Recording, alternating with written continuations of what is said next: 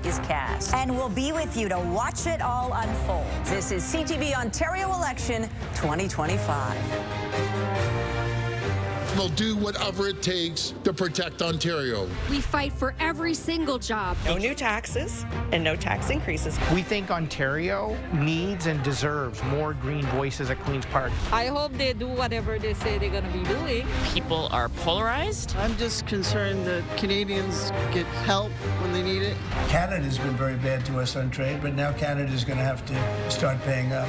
We need a mandate from the people to fight against Donald Trump's tariffs. The Ford government is wasting so much money. Is your life more affordable today than it was before Doug Ford? And clearly the answer to that is no. Doug Ford has quit his job, and Bonnie Crombie has quit the fight.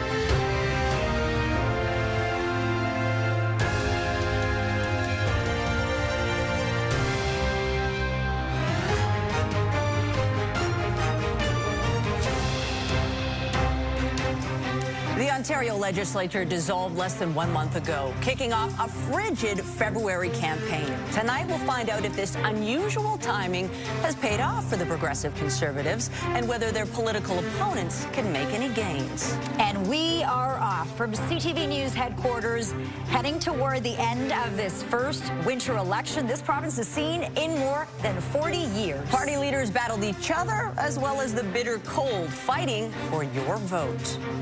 Good evening, I'm Michelle Dubé. And I'm Lena Latafat. Whether you're watching, listening, or streaming, this is the place to be. Results, reaction, along with exclusive insights and data you won't find anywhere else. We have a full team here in studio. CTV's chief political correspondent, Vashi Capellos, alongside Sabrina Nanji, as well as Bill Carroll and John Moore. And they're following all the key races and the ridings as all of the numbers come in. And they will appear on the bottom of your stream once the polls close.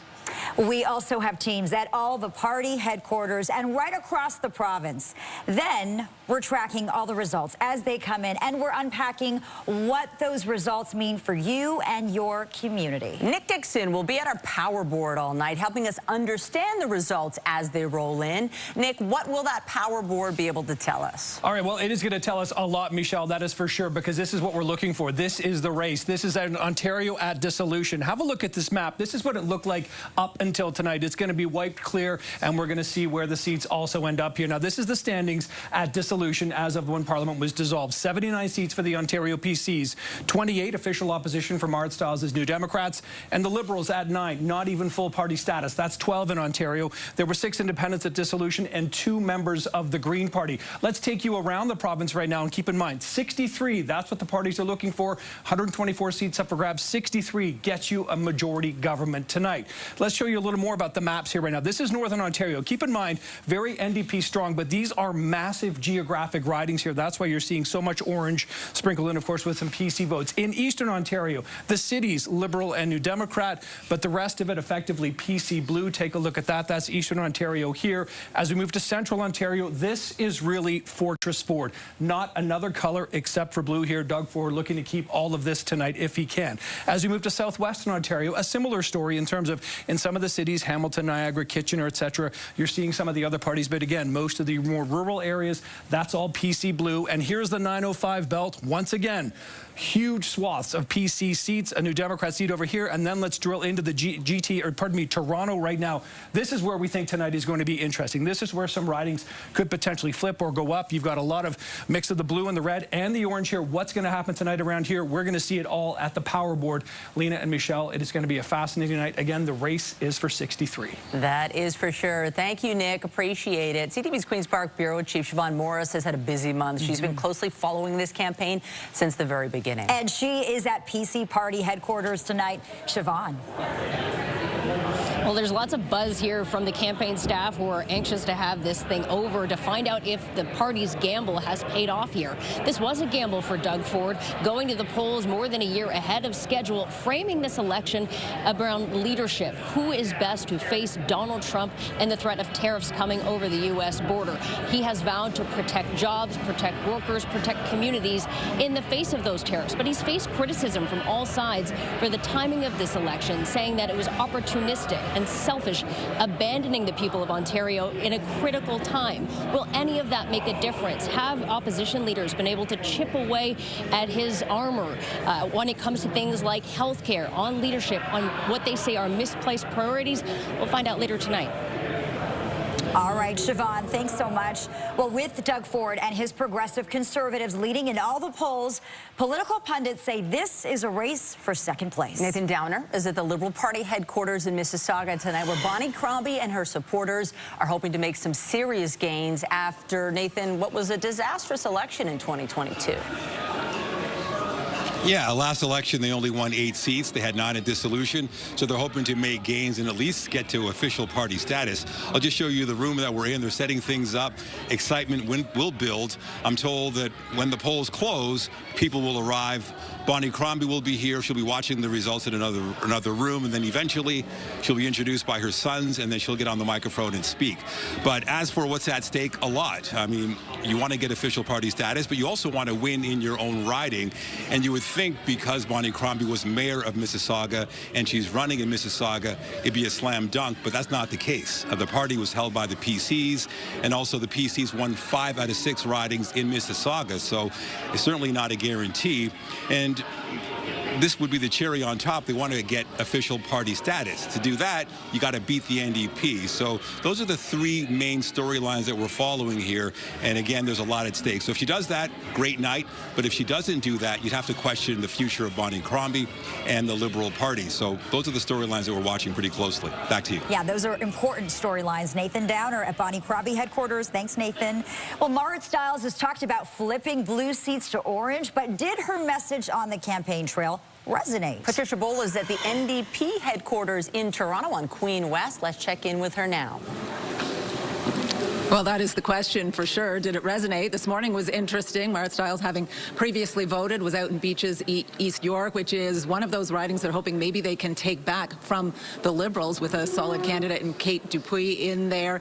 But there is concern, of course, that there is movement in the other direction, and there may be a strategy question around that. Was there too much of that targeting of blue ridings? We will see how that plays out tonight, given that this could potentially be a real bounce-back year for the Liberals, with official opposition status obviously on the line. Now, the team here is very optimistic that the message of affordability has found its way through, along with education, big spending on healthcare, and doctors being a message that Stiles has gone back to many, many times, but acknowledging what an interesting climate this has all played out in a very different year in terms of this 1-month winter election with international issues creeping in at every turn. So whether it resonated enough to have the desired effect and allow them to hold on to official opposition party status, we will see. People are invited in here around 8:30 tonight, just ahead of the polls closing, and the team very optimistic that it will be an upbeat evening, but it'll be very interesting to watch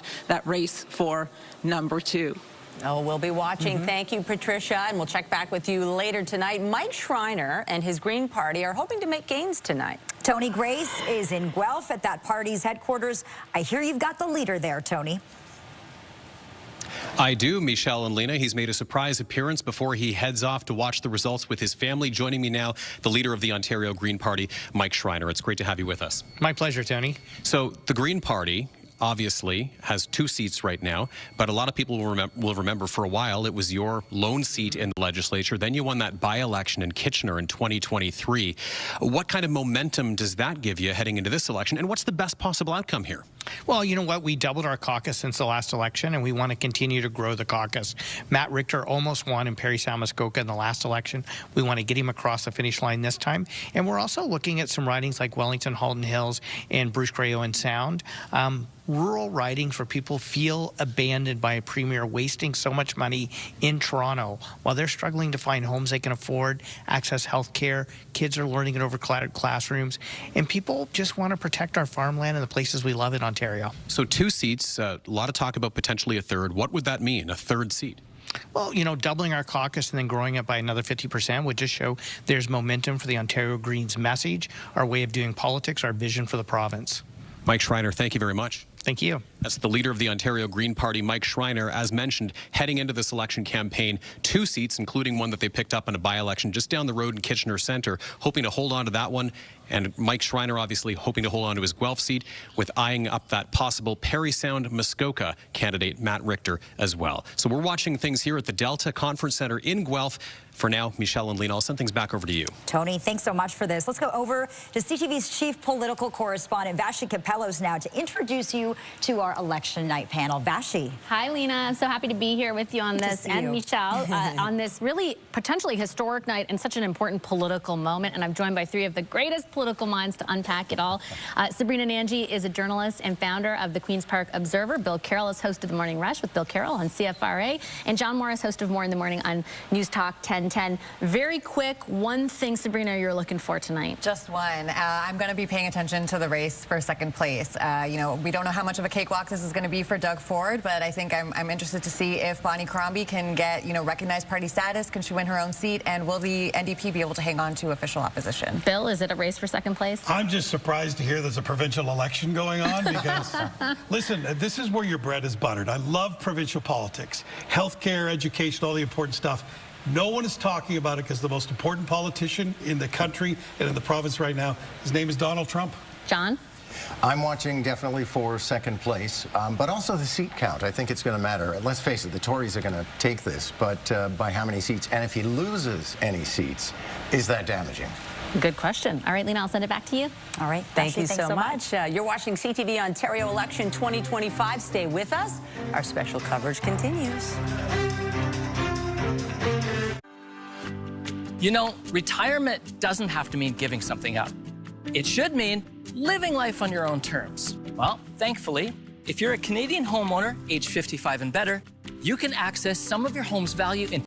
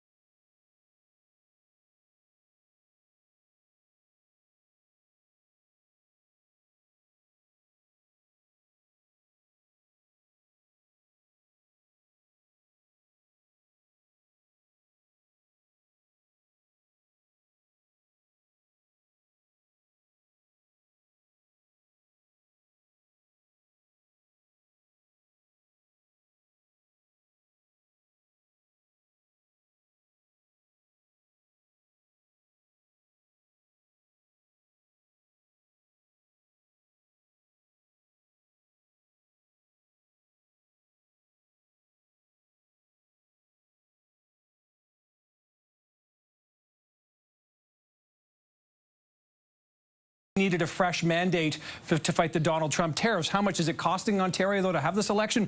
$189 million.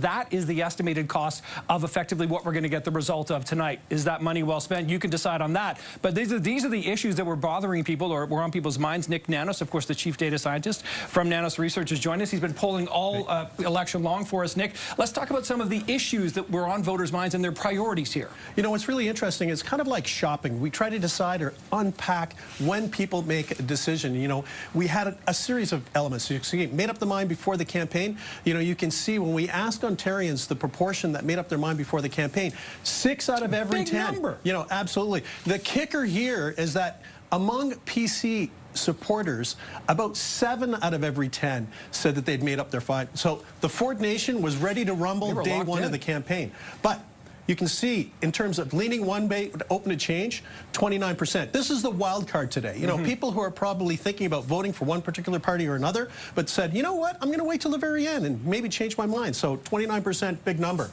Waited for the debate, 6%. So Debate wasn't a big, the debate wasn't really a big factor. Only about 1 out of every 20 Ontarians had the debate as a big item. Okay, Nick, really appreciate this. It's going to be interesting to drill down on this. Lena, Michelle, we have lots more data with Nick Nanos, and also we're getting into some really granular detail with and Veronica's analytics as well. So much more to come here from the Power Board. Right now, back to you. And looking forward to all of it. Nick, thanks so much for this. We're going to take you back to Liberal Party headquarters now. That is where we find CTV's Nathan Downer. Hey, Nathan.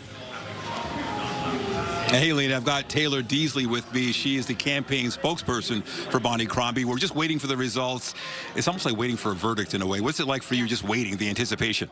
I think we're all very excited to see the result tonight. It's pretty exciting. It's been a short campaign, but we've covered a lot of ground. We've spoken to a lot of voters. And so we're all very eager to see the result tonight, and we feel confident and we're feeling good about where we are right now. Good. And what would you say would be a successful night? What would mark that? I think winning would probably be considered a successful night, but I think if we're thinking about the successes that we've had so far, we have successfully defined this race as a Bonnie versus Doug race. And that is no small feat. It's been a big, a lot of challenges to overcome in terms of all the attention is going to the south of the border right now. And then you've got the federal Liberal leadership race going on at the same time. It's a really crowded media space. It's really hard to break through. And so for us to really resonate with voters in such a short period of time and define ourselves as the alternative to Doug Ford was a big win for us. Right, and it was a snap election, not a lot of time. How do you think you did in Mississauga? We're feeling very confident about how we've done in Mississauga. I mean, Bonnie's been living in Mississauga for decades. She was the mayor for almost 10 years. She won 3 straight majorities, so we feel very confident. We have a lot of people on the ground right now that have been pulling vote all week, all month, that are actively organizing to knock on as many doors as possible. So we're feeling very confident about the result tonight. All right, thank you, Taylor. Of course, there's a lot at stake tonight. Bonnie Crombie will be speaking to the audience a little bit later. That'll be probably in a few hours. Back to you. Thank you, Nathan. The Liberal Party, no doubt, has been busy over the past 28 days. All right, stay with us as we continue to bring you live special coverage of the 2025 Ontario election. Lots more to come. We'll be right back. Being a dad and granddad means ensuring I've got all the tools to make the right choice. And now I'm in my 50s. That's more important than ever. That's why I'm choosing to look after my family, just in case. Welcome to Seniors Choice, the #1 direct choice for Canadians over 50. How can I help? Hi, I'd like a quick quote for Canadian seniors life insurance, please. If you're a Canadian resident age 50 to 80, you can choose the right amount of coverage for you and your family up to $250,000. That kind of money would help a lot. You can choose to apply over the phone now in just a few minutes with no medicals or blood tests needed, only a few health and lifestyle questions. Okay, great. Depending on the coverage you choose, it could be as little as $17.02 a month. That's just 56 cents a day. That's less than I thought. And that money could help cover my funeral costs, settle debts, or help my wife with retirement planning. I'll do it. Now that's done, I can get on with something much more interesting. To get a free, no-obligation quote, call one of our trusted insurance advisors today at 1-844-808.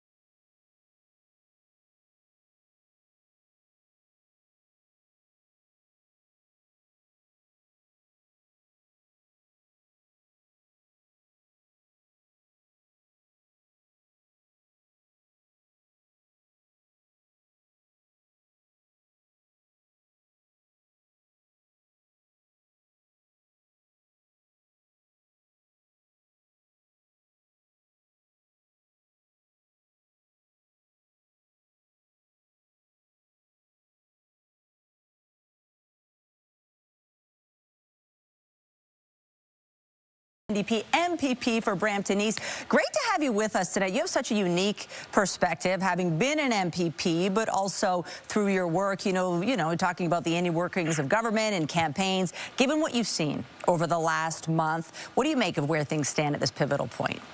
This has been a really interesting election cycle.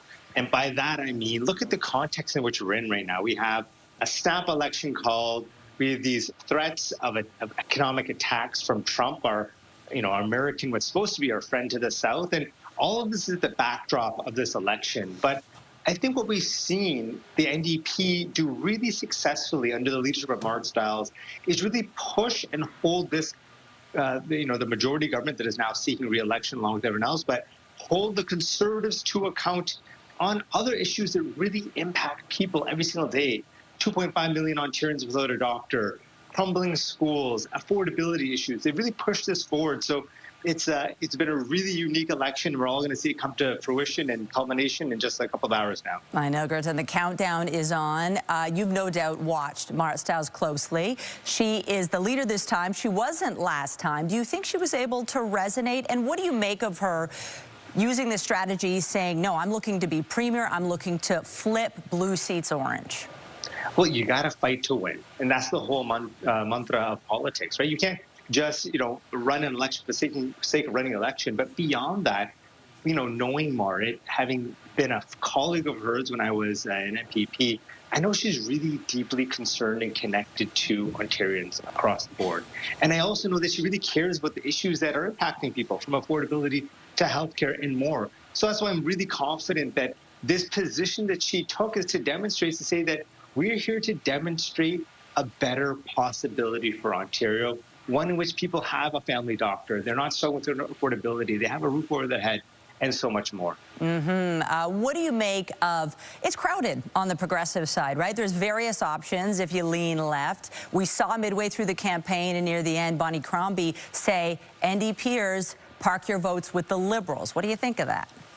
I think it demonstrates how the Liberals in this election really were just kind of, running it to try to regain a party status, to try to build back their party, and really at the cost of the NDP. That's their strategy. They're not going after Ford, they're going after the NDP. While for the NDP, they kept their eye on the prize. They're focused on defeating this Ford government and showing Ontarians that a better government is possible, that it's not mired, a government that's not mired with corruption, a government that's focused on investing in healthcare, education, and working to make sure your lives are affordable. Gertin Singh, VP Crestview Strategy. Great to pick your brain tonight. Appreciate your time. Thank you so much. Happy Election Day, everyone. Whatever you believe in, just get out and vote these next couple hours, because it's so important for our democracy. I love that message, and there is still time to get out and vote. We're heading over we're heading over here. That's right. Patricia Bull is at the NDP headquarters in Toronto. Gertin Singh was talking about Mart Stiles fighting for the progressive vote. Patricia's going to pick up on that now. Hey, Patricia. Yes, exactly. In it to win it, and that's been the approach, trying to fight for that vote and trying to pick up those ridings from the Conservatives. Whether that is a strategy that will play out, we'll have to see. Melanie Richer is with Earnscliffe Strategies. You were actually on the bus with Andrea Horwath back in 2022. Where do you think the message has gotten through, has resonated? How has Mart Stiles fared in her first election campaign as NDP leader? Right, it is her first election campaign, and of course she's only been elected leader a few years ago. So the introduction of Mara, the way that she talks about people's issues and the way that she really connects with people and understands what they're going through and really takes that back and how she's going to fight for people, I think is what I've taken as where the message is landing, and people like what they hear. And people have found her likable and found that she did very well in the debate, but this is such a crowded environment right now, and tariffs has been just hijacking everything else. Did she respond to that in time or in the right way? Right. I think people are focused on obviously what President Trump is saying, but I think they're also worried about what happens when he inevitably, hard word, does what he wants to do. And I think the what next, how do you help people when that happens, I think is a good spot where Merritt was able to deliver a message. And I think people understood that when this does happen, somebody like Merritt is good to have your back. We have to go, but they're going to hold on to official opposition status tonight? I'm thinking so, yeah, for sure. Okay. If not, getting the premier seat for sure. That's the other option. We'll send it back to the desk. All right. Patricia, thanks so much for this. This is CTV Ontario Election 2025. More live coverage is coming up next. Winter. When Canadians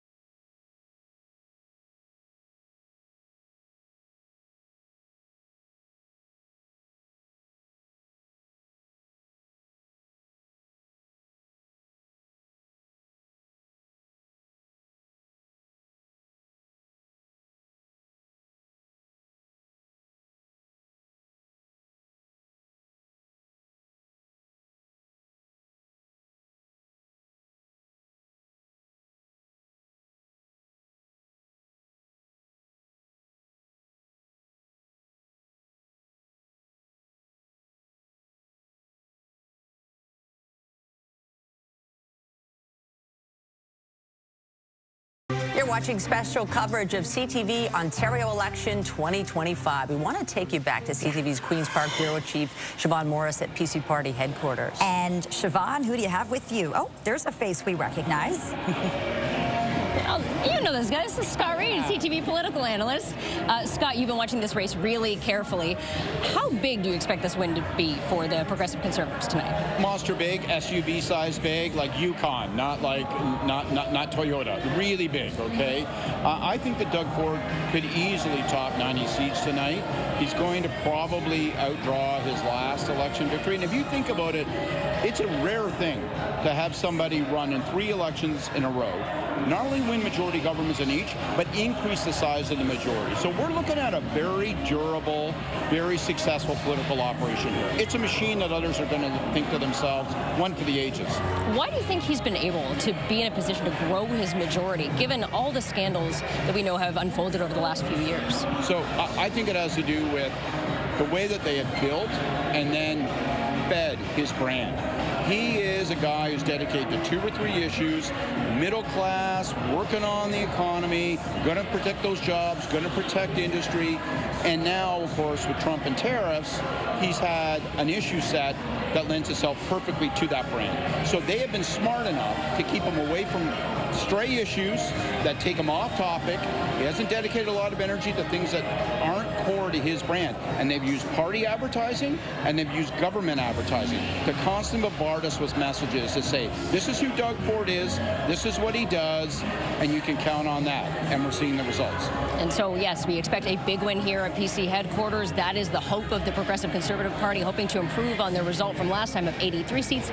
We'll see if it happens. We'll send it back to you. All right, the PCs are looking for another majority. Siobhan and Scott Reed, thanks so much for this. We have just an hour and a half until the polls close. There's still time to go vote, and you can keep watching us on your phone. This is CTV Ontario Election 2025. More live coverage is coming up next.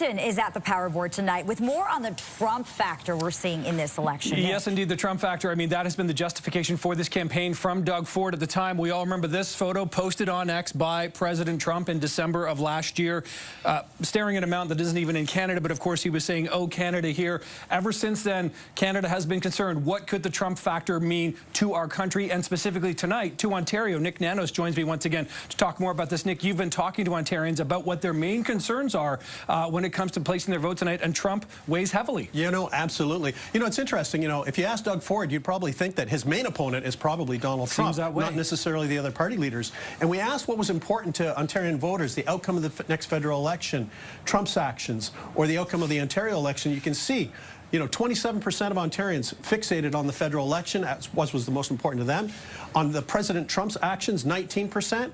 The outcome of the Ontario election, this might surprise you, 6%. That is low. Pretty low. I think one of the reasons why that's low is because these top two items, Trump and the federal election, are big unknowns, uncertainties. That's why they have that fixation. While for the Ontario election, it looked like, you know, Ford had the advantage from the beginning, but you can see all equal, about 45%. So a lot of people concerned about that. But then there's also really interesting, Nick, a real gender breakdown in terms of where men and women fall on this. Yeah, you know, when we ask and break out men and women on all of these different variables, you know, you can see some differences, you know, on the outcome of the next federal election. You know, when we ask men and women on both of those factors, you know, you can see men are more focused on the federal election than women. On the Trump front, you know, pretty well equal, factoring the margin of error for the survey. The outcome of the federal election, you know, fairly similar numbers, absolutely similar numbers, 27. But here's where the numbers pop, where all these are equal. 53% of women say all of these are equal, 37% of men. What does this tell us? Women have the big picture view, much more so than men, when it comes to a lot of these political issues. And I know most men were sort of locked in on their vote even well ahead of tonight, or well ahead of even the election, right? Yep. Yeah. Okay. So that's part of the Trump factor. We're going to be talking a lot about Trump, border communities, and the potential impact all night long. Lena, Michelle, remember this picture. That plays a big part of tonight. That feels like so long ago now. Nick Dixon live at the Power Board. Thanks, Nick. Let's check in with our election night panel. CTV's chief political correspondent, Vashti Capello's leading that discussion. Let me pick up on what Nick was talking about there, Vashti. You know, so much has been said about why this election was called. Does this feel like a referendum on Doug Ford's leadership, or is it a referendum on Donald Trump's tariffs? I think it's a little bit of both, but certainly informed, Lena, by Donald Trump's tariffs, and in particular the threat that poses. I'm here with John Moore, Bill Carroll, and Sabrina Nanji, and I'll pick up on that point because we were listening, John, earlier to the spokesperson for the Liberal Party tell Nathan that, you know, they thought they had created a ballot question of Bonnie versus Doug. I think Doug Ford would say it's Ford versus Trump. What do you think is true? You know what? I think it is very much a referendum on Doug Ford's 7 years in office. And Bonnie Crombie was quite effective, actually, in picking away at all the things that he actually got wrong. But I also think when it comes down to, is it a ballot question, the tariffs? I'm not convinced. I think it's more, is Doug Ford the right guy to deal with Ford? Yes? Okay, now let's keep moving. Yeah, Bill, your thoughts on, like, whether or not I don't know if it's the ballot box question, but what's informing all of our questions right now is the bigger picture, the threat that's posed, and ultimately, as John points out, like the way in which these leaders would navigate that threat going forward. You know, every time I saw anybody on TV, the campaign leaders, I thought to myself, you guys have never been more wrong and failed to read the room. Time to stop listening to the party strategists, put away the graphs. This was a time to feel what those of us in talk radio were feeling on the phones from day one, as soon as tariffs were mentioned. I mean, they're talking about healthcare, normally a winning issue, right? Everyone's concerned about a lack of family doctors, but we're not thinking about healthcare in that way anymore. It's an existential question about healthcare. Will we even have healthcare? Is it actually possible that he will wage economic war against us and we will lose our country and our health care with it? Same with housing, usually a great issue. They're talking about it at the micro level. The question people are asking is, will I lose my job because of this tariffs? Can anyone afford to buy a home? So any politician who was hammering away at those things missed it entirely. Doug Ford did not. His instincts were perfect. He immediately became Captain Canada, and the minute he did, and they failed to challenge him on those grounds only, they were in big trouble. I think, Sabrina, the strategy the opposition parties thought they were employing was talk about the other stuff that matters, because if we so-called take the bait of the ballot box question that Doug Ford wants, it's feeding into essentially, you know, the narrative that he would like. The problem, as Bill points out, is that narrative is basically an existential threat to our sovereignty, among a whole other things, our economic livelihood. So it's hard to punch through otherwise. Yeah, I think you're right. And it was also hard when, you know, everyone was talking about healthcare or housing, that Doug Ford kept bringing that back to the economy, right? And so he was really just sticking to his message. And, you know, that's obviously worked out in his favor. But I think he's also gotten lucky, too. I mean, even Trump himself has been bringing up tariffs like every other day, keeping this issue alive, front and center in the headlines. And it's really just sucked up all the oxygen in the room, making it difficult for people like Marit Stiles and Bonnie Crombie to get their message out there. But I do think that it was lucky, because we saw in 1990, you know, David Peterson then called a snap election. It backfired on him and he got punished. And it seems like the complete opposite is happening for Doug Ford and the Conservatives right now. But it could have gone the other way, because look how it's backfired on the federal Conservatives. What a that could have happened to Doug Ford as well. Yeah. And yet it didn't. So what's the difference? John, quick last word to you. Yeah, one of the things I'm finding interesting about the programming up until 9 o'clock when we get the results is every time we talk to a representative for the parties, they're all winning. It's kind of like radio. We're all number one. Right, right. Probably not going to be the case. That comes to a crashing end in about, where's the countdown clock? 80 minutes time, something like that. Lena and Michelle, back to you. Well, when we talk about the concerns or the actions of our friends below the border, I think this is the perfect time to take you to the border, the town of Fort Erie, where CJ Liu is taking the temperature of residents there tonight. Lena, Michelle, when I talk to the people here in the Niagara region, they say there are many pressing issues when it comes to this election, but there is one that takes center stage, and that is Donald Trump's tariff threat on Canadian imports. The Greater Niagara Region Chamber of Commerce,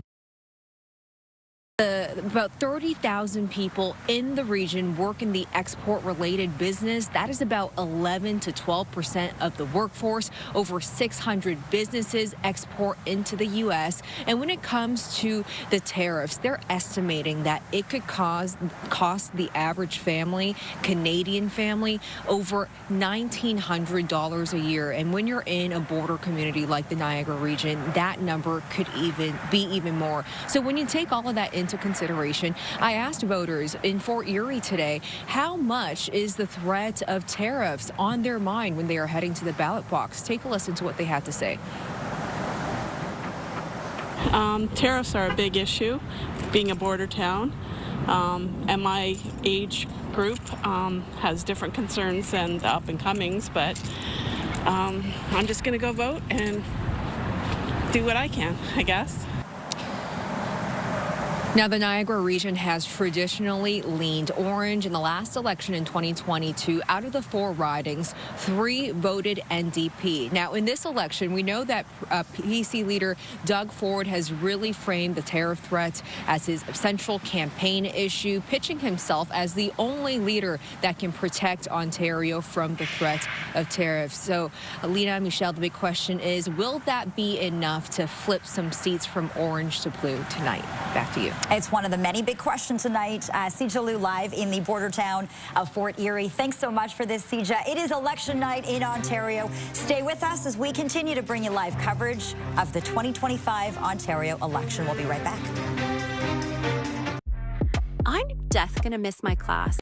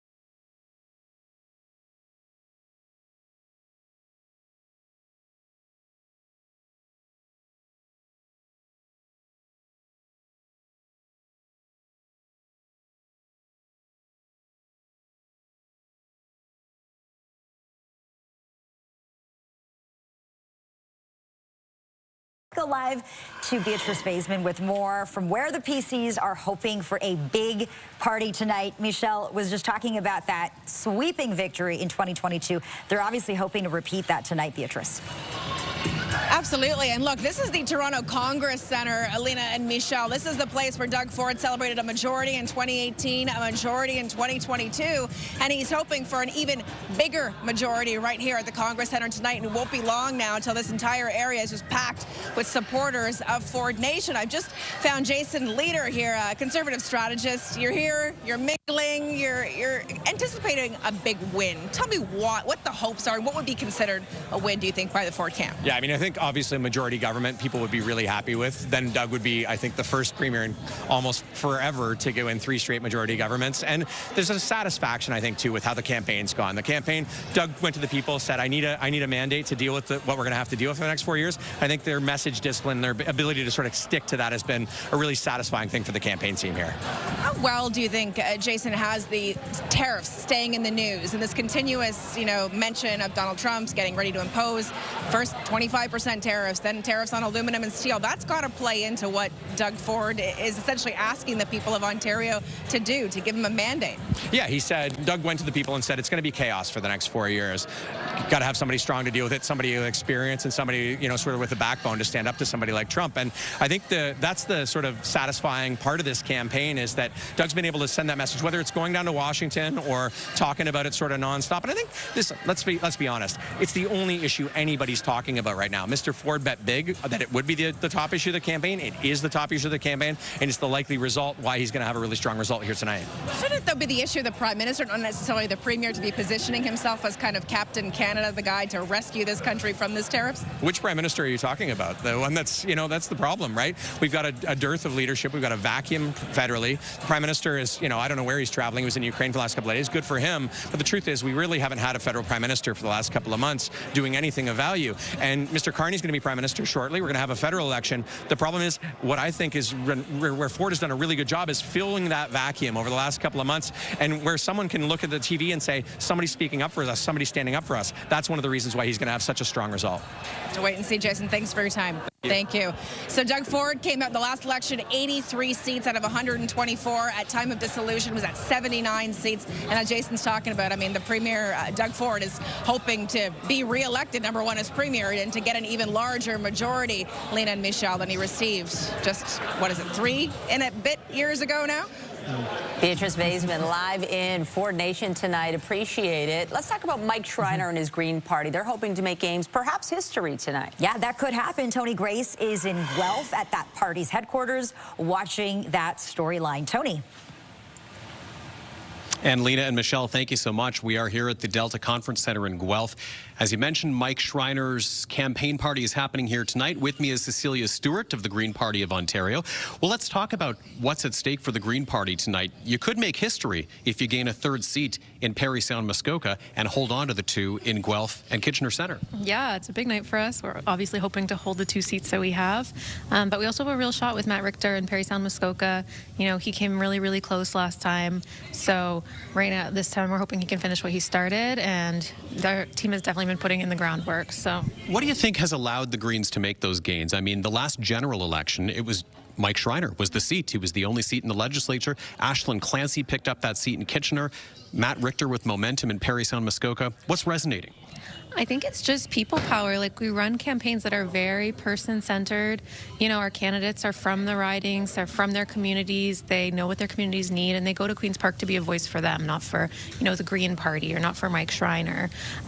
So that people like that. And also we have an amazing supply of volunteers on the ground who are willing to work hard, put in the effort. With Ashlyn's by-election campaign, we had volunteers knocking on doors for 6 months before the by-election. With Matt, they really haven't stopped since the last general election. So it's just that slow, constant putting in the effort.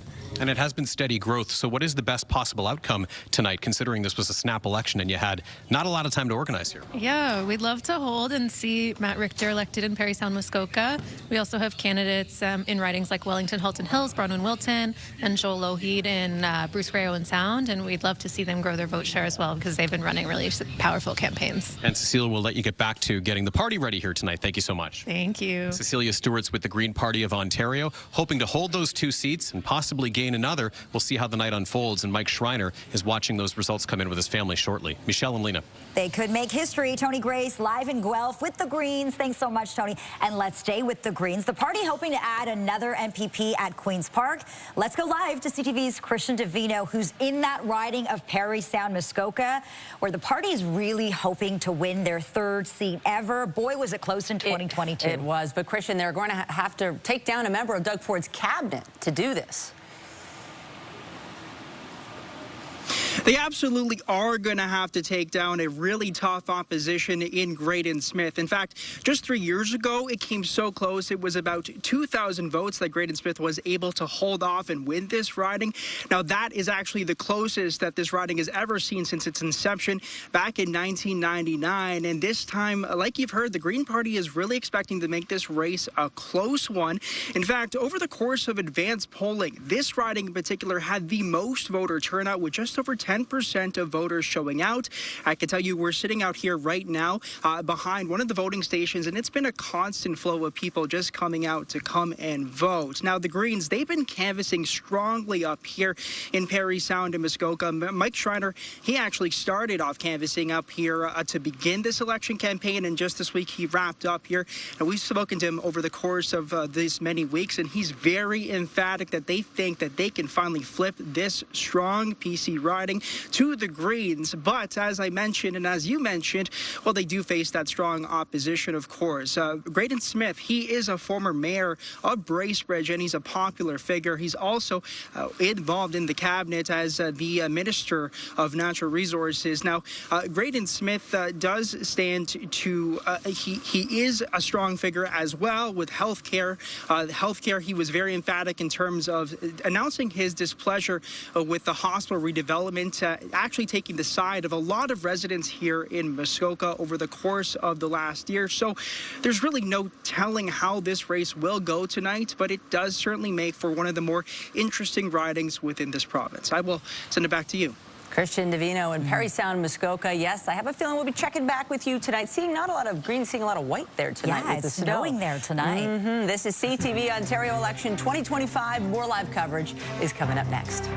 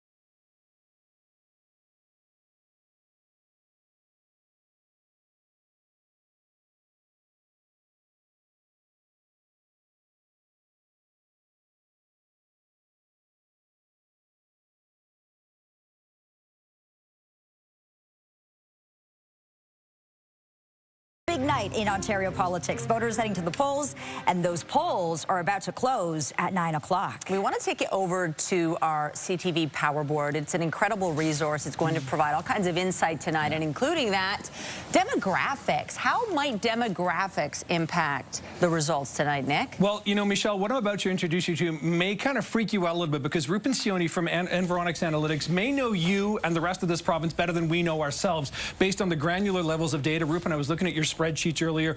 They are incredible, showing us really a great breakdown of what Ontario is made up of. What are we going to be looking at this evening? Nick, we've taken thousands of data points and modeled them down to the postal code to give us a really intimate portrait of Canadians. Now, when we cross-reference that with voting data from the elections authorities, we get a really good picture of what drives different voters. So we've got 15 segments here in that cover Ontarian voters, and just a couple of examples. The largest one is called Big City Burbs in the province, and they are multi-ethnic families doing reasonably well in the 905 belt particularly, so they'll be ones to watch for sure. Last time they tended to vote Conservative. Okay.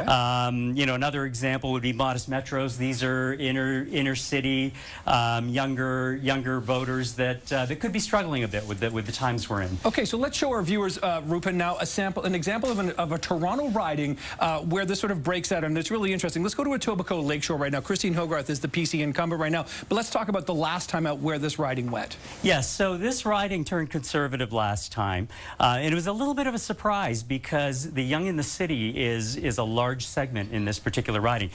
This is a young segment. They tend to be left of center voters. Provincially, they tend to vote NDP. But in this riding, they voted Conservative. So the Conservatives were really good at convincing them to do so.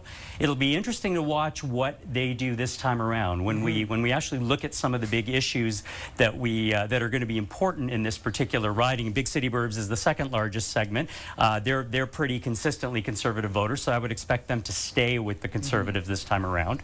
But if we look at the riding, you can see some of the finances. It's a reasonably affluent riding. $148,000 is the average household income compared to about $130 for the province as a whole. And you know, some of the numbers here, they're on reasonably solid ground. What I think is one of the really interesting issues is transit and transportation. Remember the bike lane controversies that were going on? A lot of people here take public transit to work, and a lot of people bike to work in this riding. They don't drive as much. So it'll be interesting to see whether those young voters actually stay with the Conservatives this time around. So let's quickly refresh everyone's memory, Rupen, from last time out. The PCs win. Christine Hogarth, 37% to 36%. The New Democrats finishing a very distant third here. Looks like to be a race like that. And again, Rupen giving us an example of the exclusive data and breakdown you're only going to see on the CTV election special. Michelle, Lena, back to you. Okay, we love a good political rematch. Nick, thanks so much for this. Stay with us as we continue to bring you live coverage of the 2025 Ontario election. Lots more to come.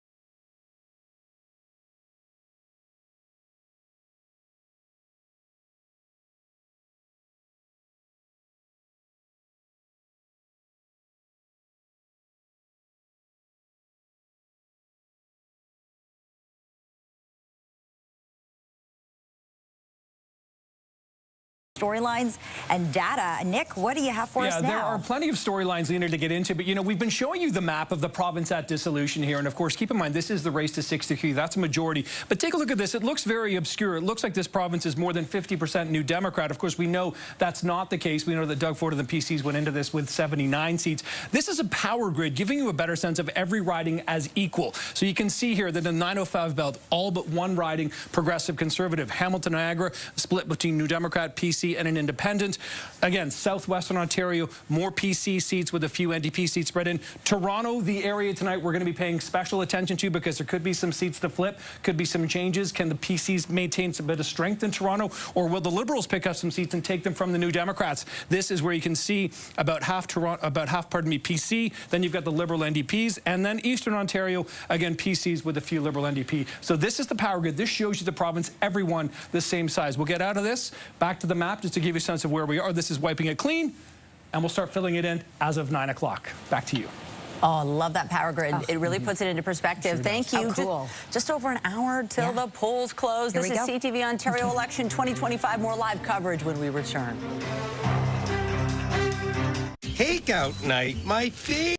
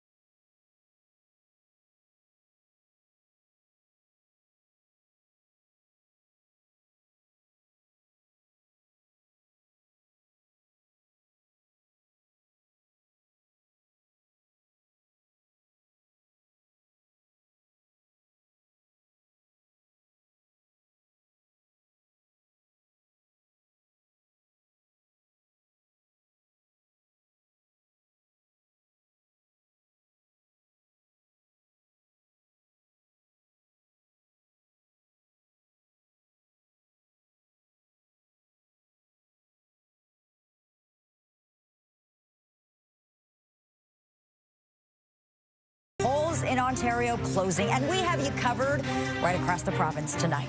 We're joined live now by former Ontario Liberal Premier David Peterson. Peterson served as provincial premier for 5 years between 1985 and 1990, and he was the last premier to trigger an early election. The gamble did not pay off for him, but Doug Ford is hoping for a different outcome tonight. We're just waiting to get David Peterson on the line. For now, I'll throw it over to you, Lena. Michelle, thanks so much. We're going to send it over to CTV's Queen's Park Bureau Chief Siobhan Morris, who is hanging out at PC Party headquarters. Siobhan.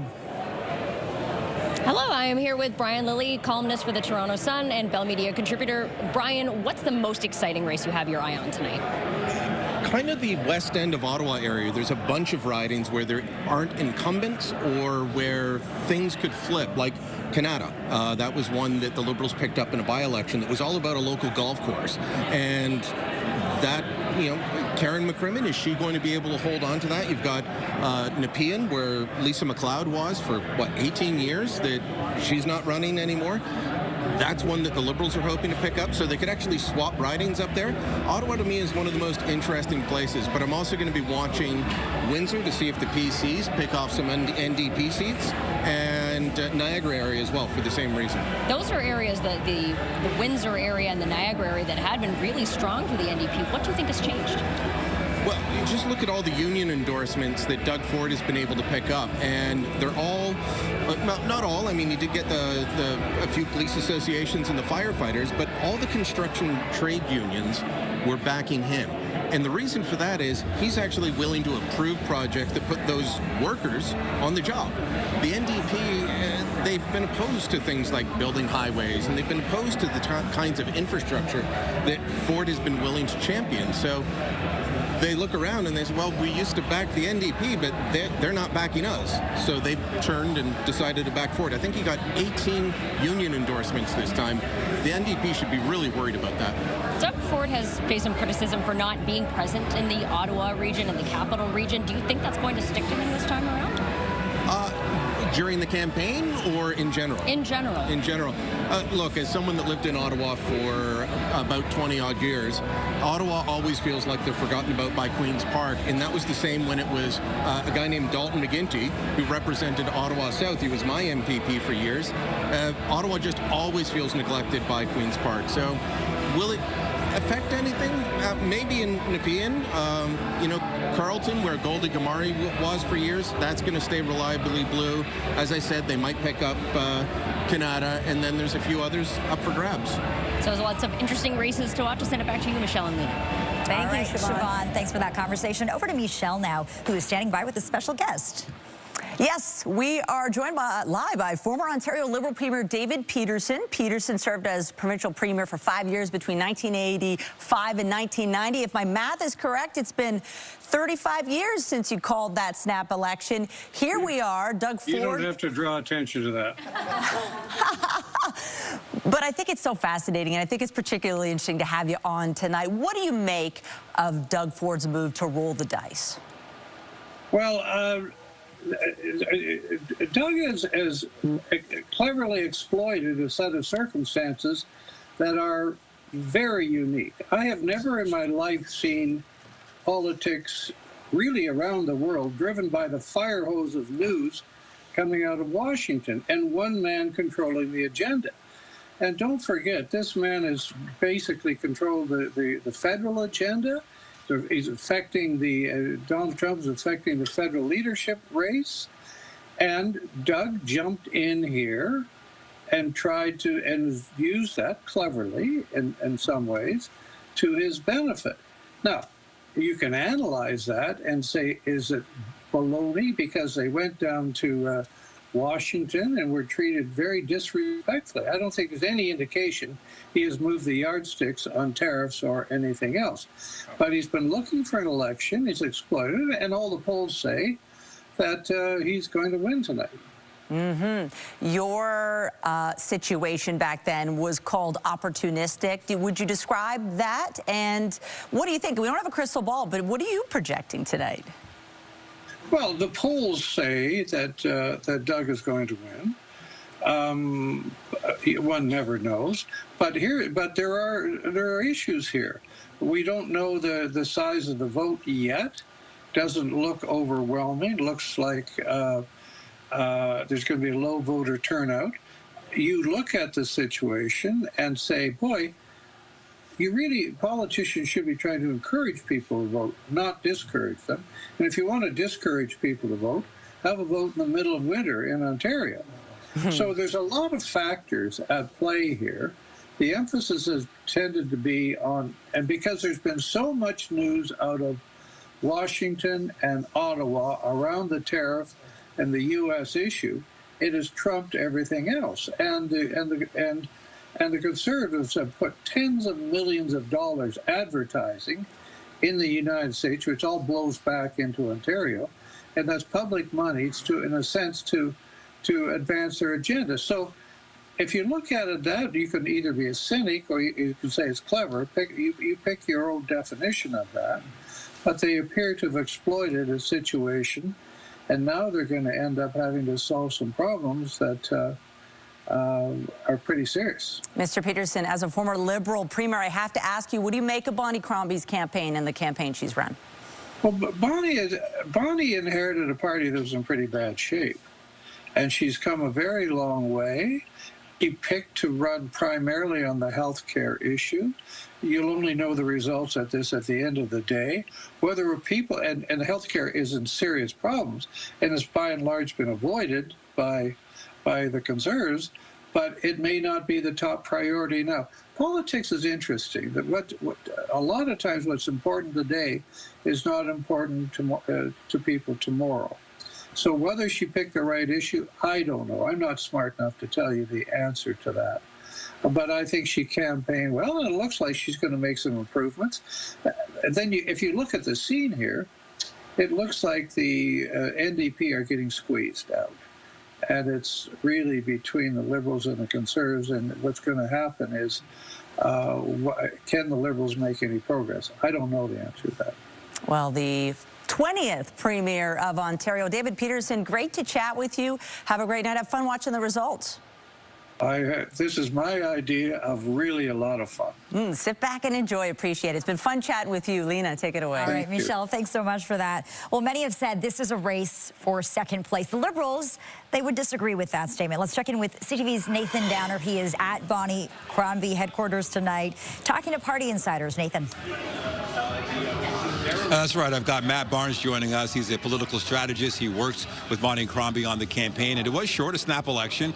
Were you able to accomplish all the things that you wanted to accomplish in just, roughly a month?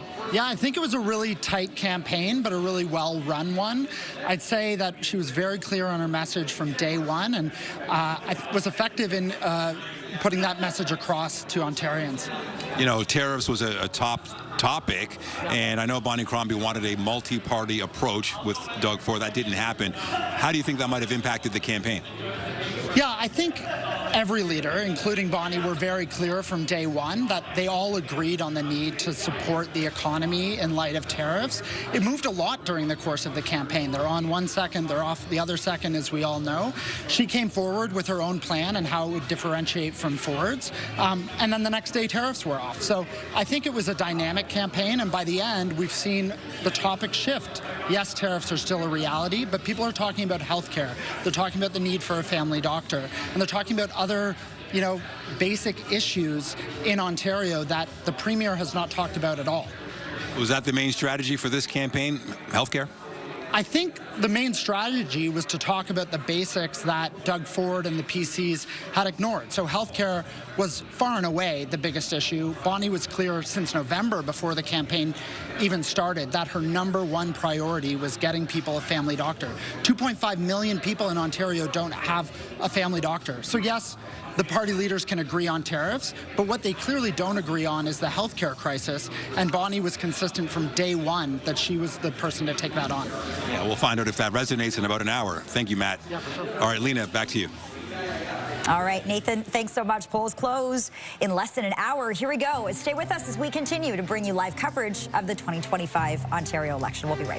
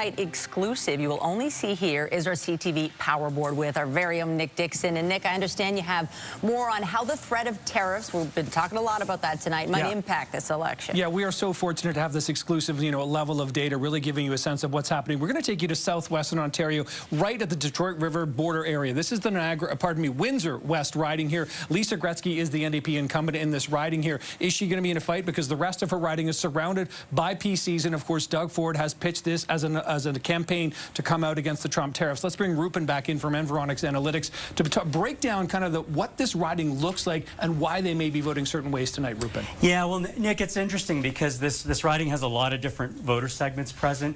It did go NDP last time. We're going to focus on a couple of segments. The modest metros. These are struggling younger people in the downtown areas in the riding.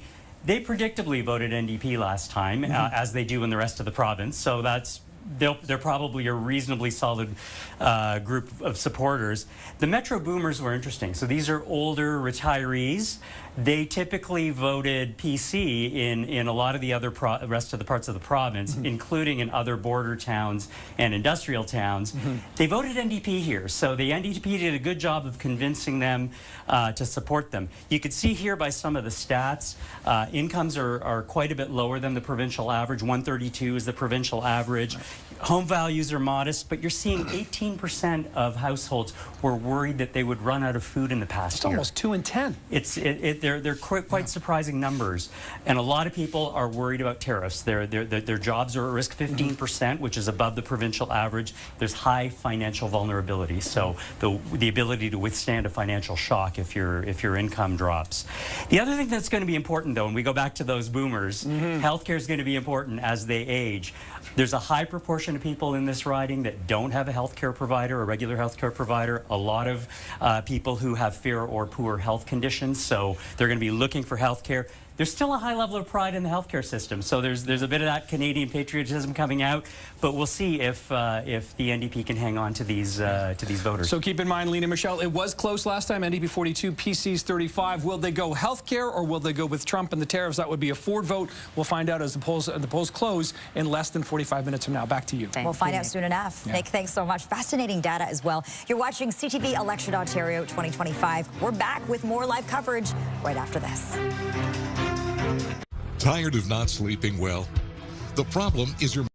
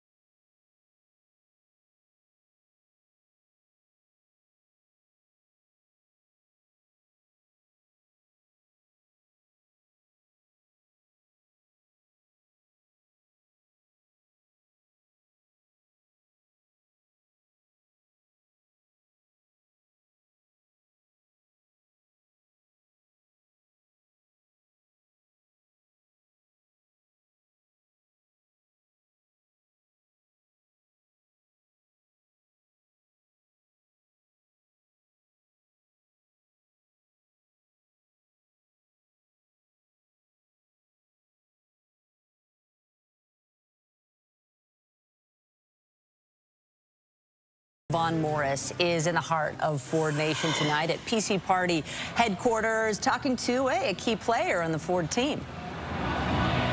This is the man who has run this whole operation. This is Progressive Conservative campaign manager Corey Tenike. Corey, how did you approach this campaign?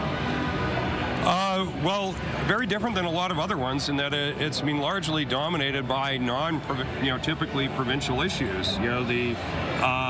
The sort of economic crisis and perhaps even sovereignty crisis associated with Donald Trump's presidency was sort of something I think most people didn't anticipate, and it's really dominated, I think, a lot of the campaign, and that's pretty unusual.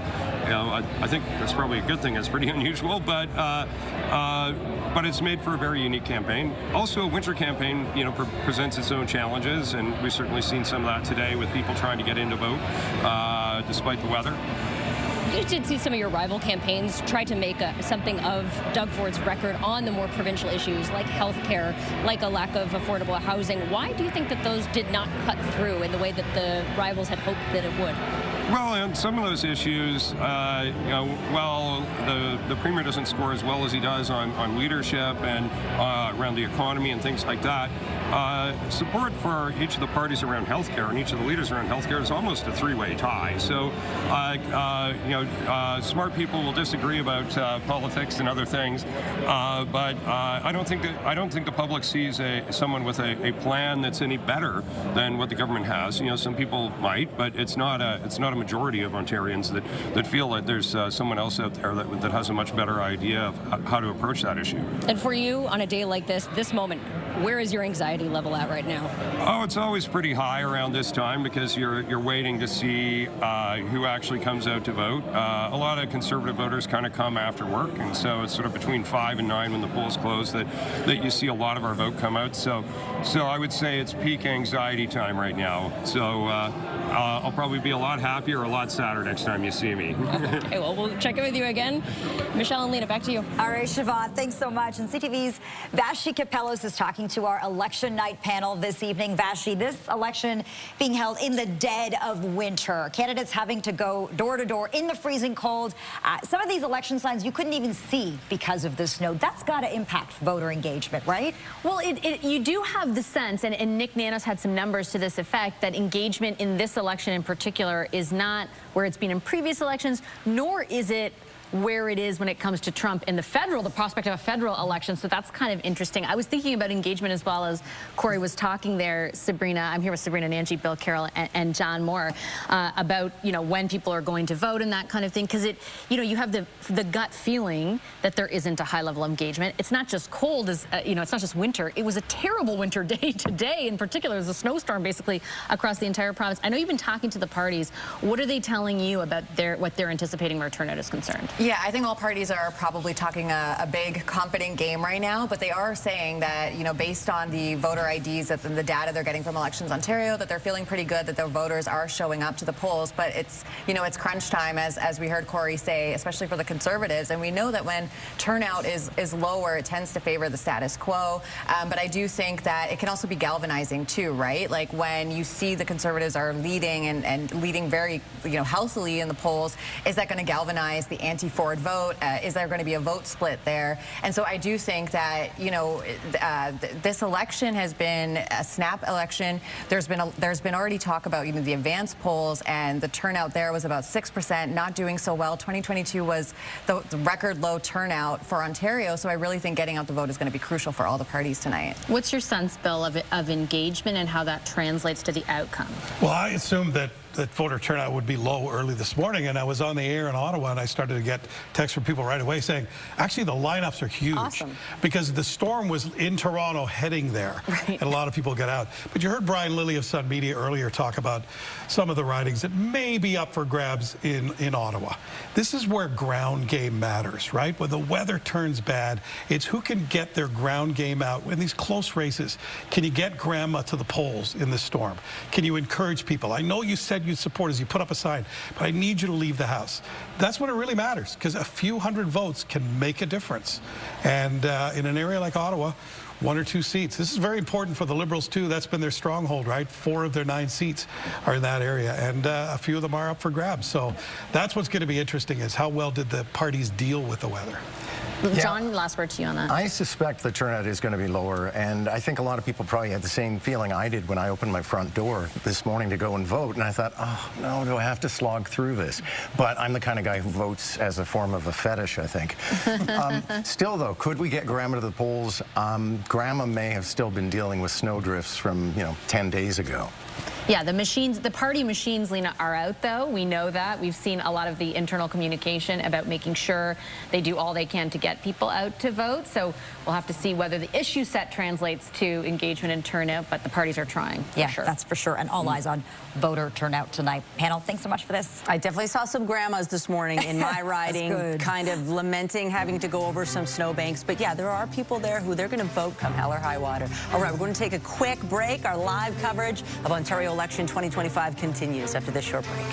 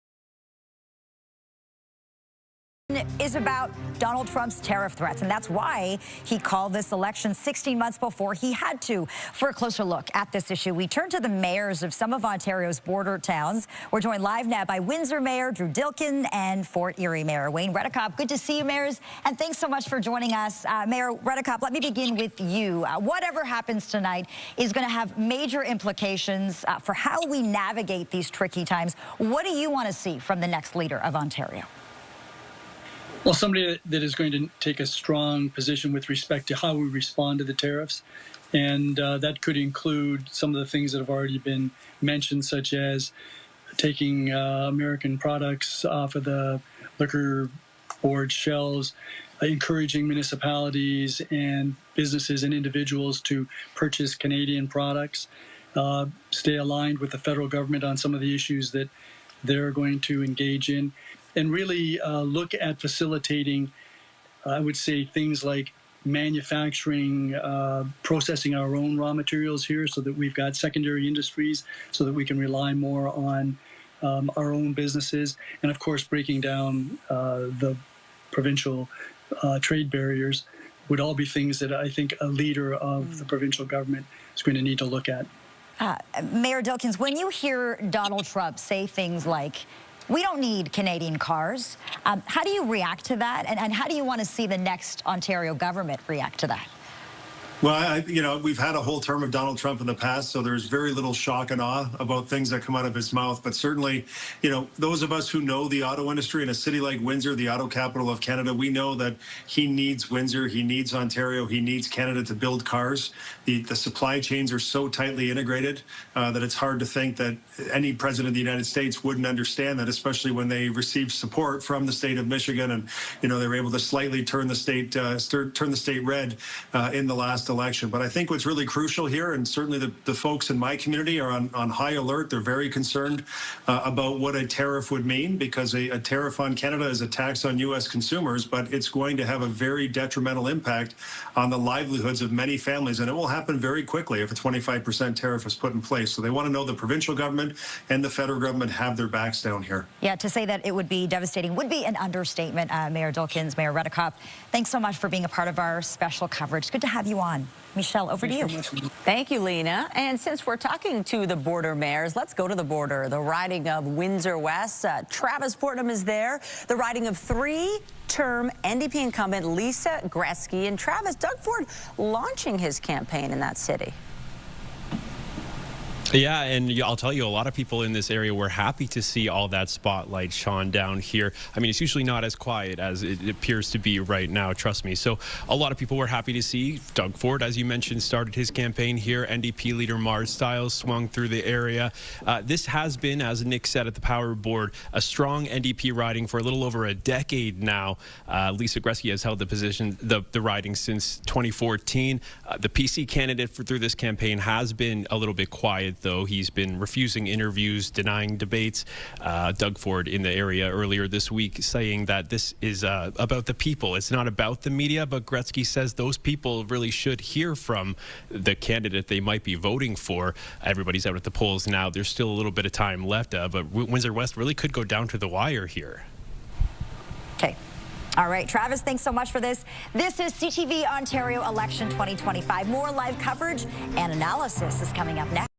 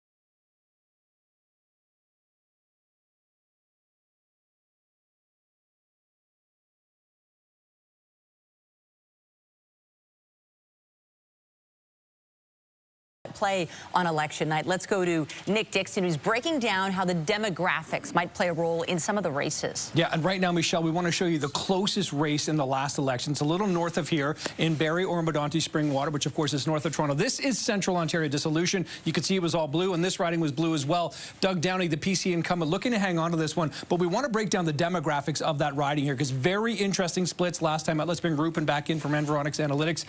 This was a nail-biter 3.5 or just over 3 years ago. At one point, between the two parties, it was between the Conservatives and the Liberals.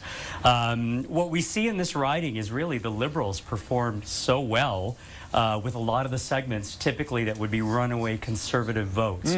So the largest segment in the riding is called Second City Suburbs. These are young families with big mortgages trying to make ends meet, but they've actually done it they're doing it on a fairly good grounding.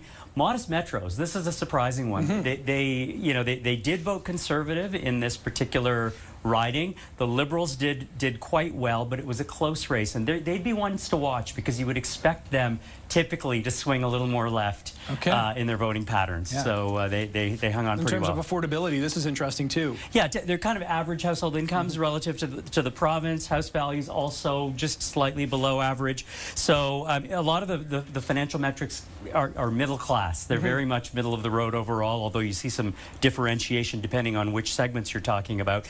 Healthcare is an issue here. So, a fairly high number of people without a regular healthcare provider, a lot of people requiring healthcare in fair or poor health. That's above the provincial average. And pride in the healthcare system is well below the provincial average. 2/3 of Ontarians say they are proud of the healthcare system.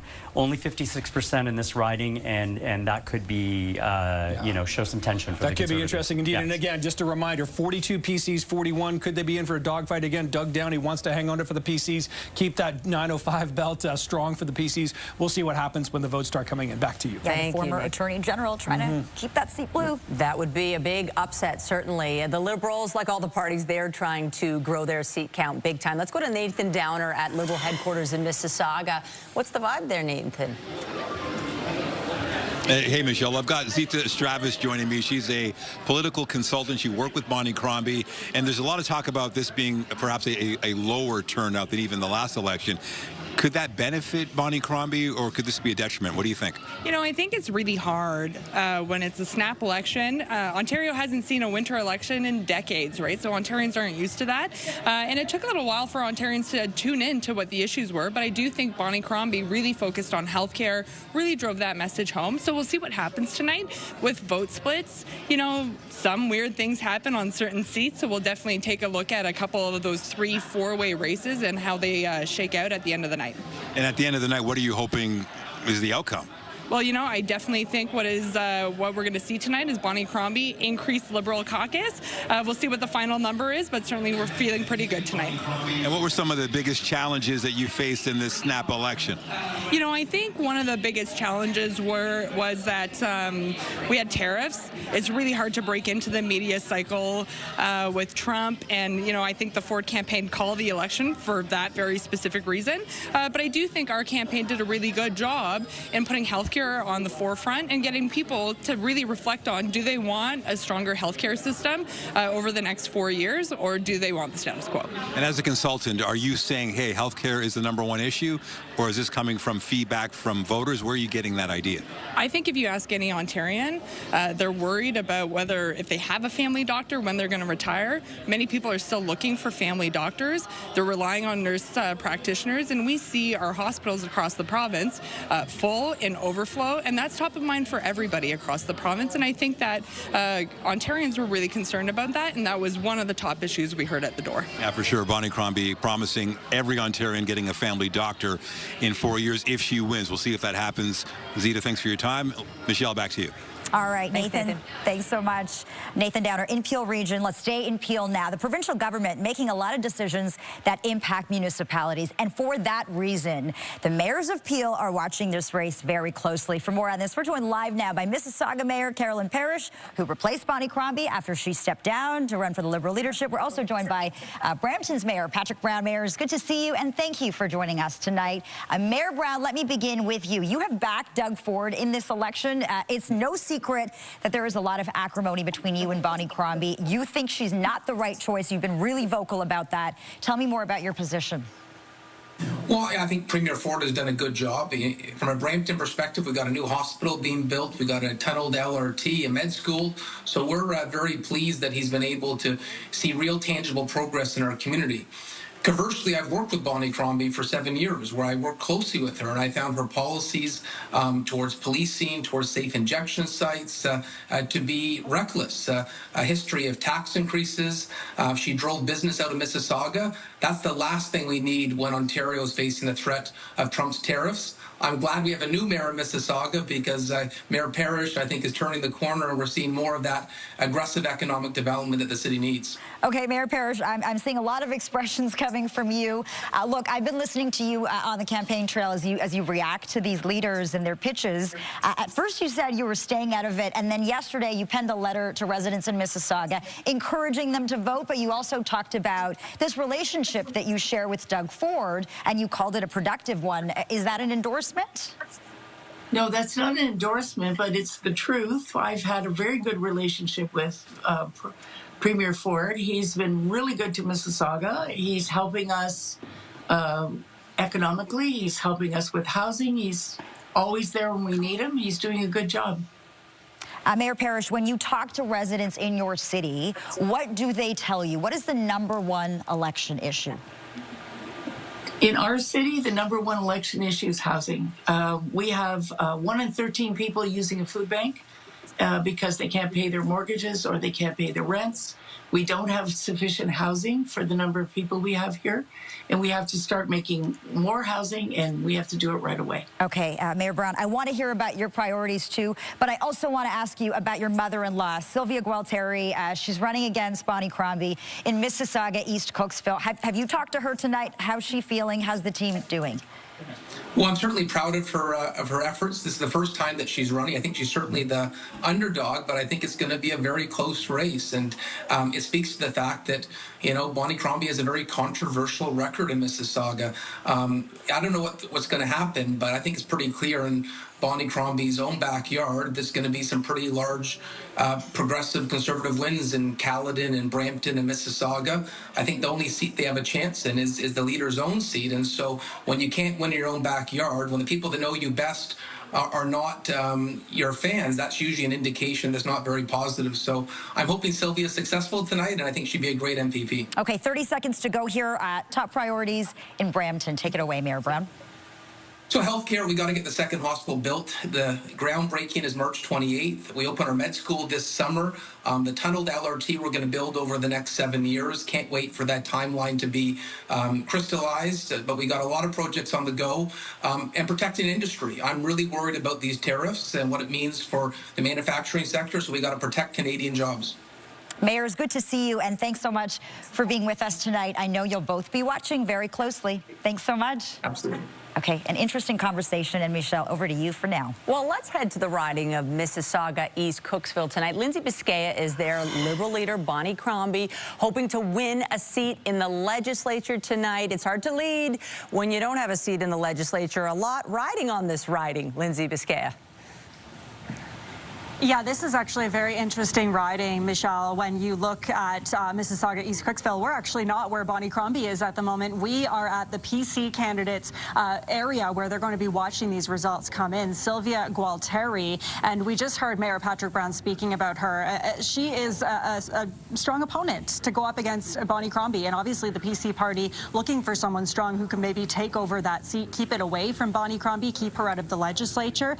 Sylvia Gualteri has very deep roots in the PC party. She is the mother-in-law to Brampton Mayor Patrick Brown. She is the sister of Rudy Cazzetto, who is the former sitting member in Mississauga Lakeshore. He also is seeking re-election tonight. And she's been working with the PC party for a very long time in organization and funding. She also has a very long background in investment as well, just aside from politics. But it's going to be really interesting to see how this all shakes down tonight. You heard Mayor Patrick Brown saying that she is the underdog, but obviously obviously a strong contender. We saw PC leader Doug Ford in this riding yesterday with Sylvia Gualteri campaigning in the Polish community. Obviously, Bonnie Crombie very vocal about her Polish roots.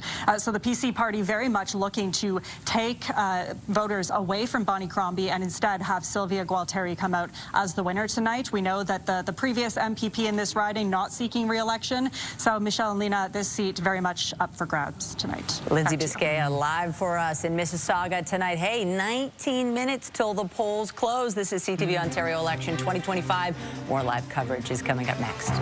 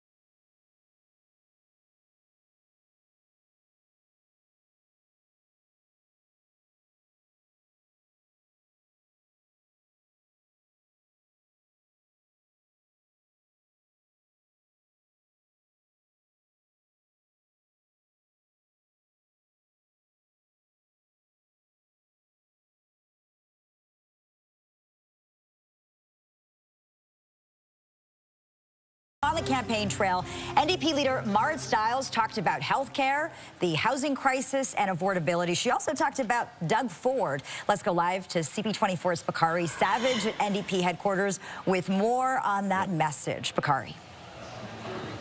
Okay, good evening, Lena. So we are here. I'm standing right by our Joe. They're waiting to open the doors right now.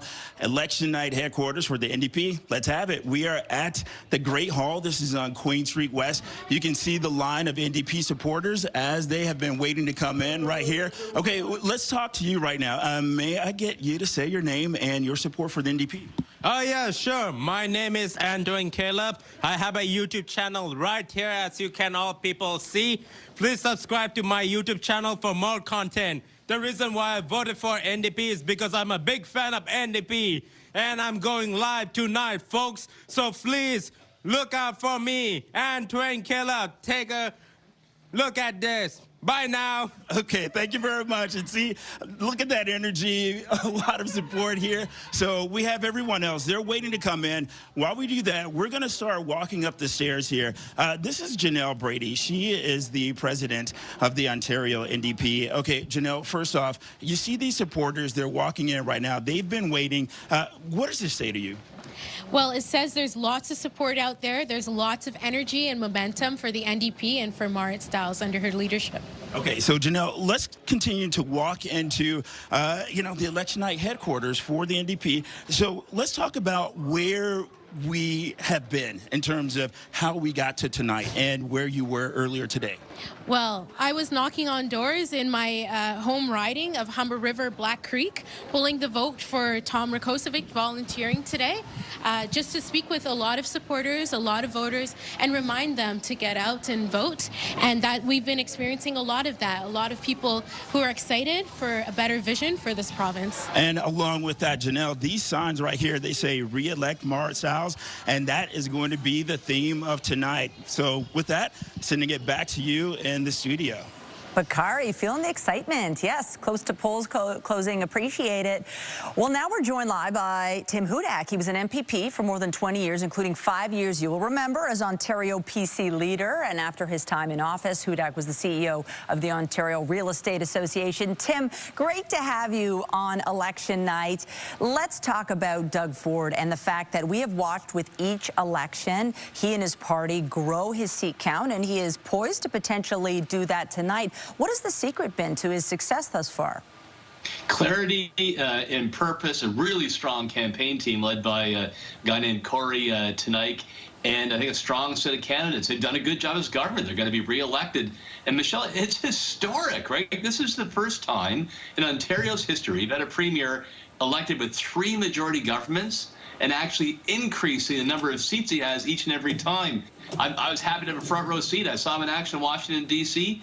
I think he's the guy to lead our province going forward during some pretty tough times. Well, you mentioned the trip to Washington, D.C. There's been a few during this, what is a short campaign. Do you think that helped just, you know, get his image out there as somebody who's doing something about this tariff threat?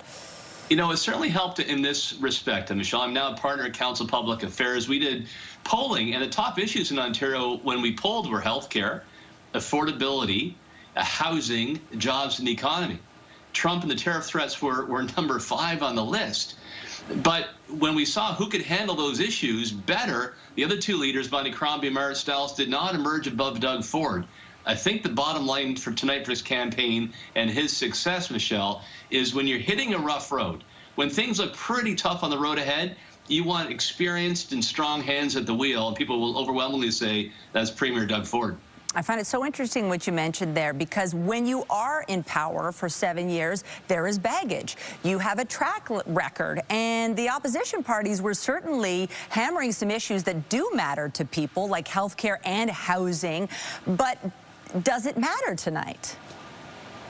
You know, often we see after election campaign that media and political pundits think their job is to walk down the hill and shoot the wounded.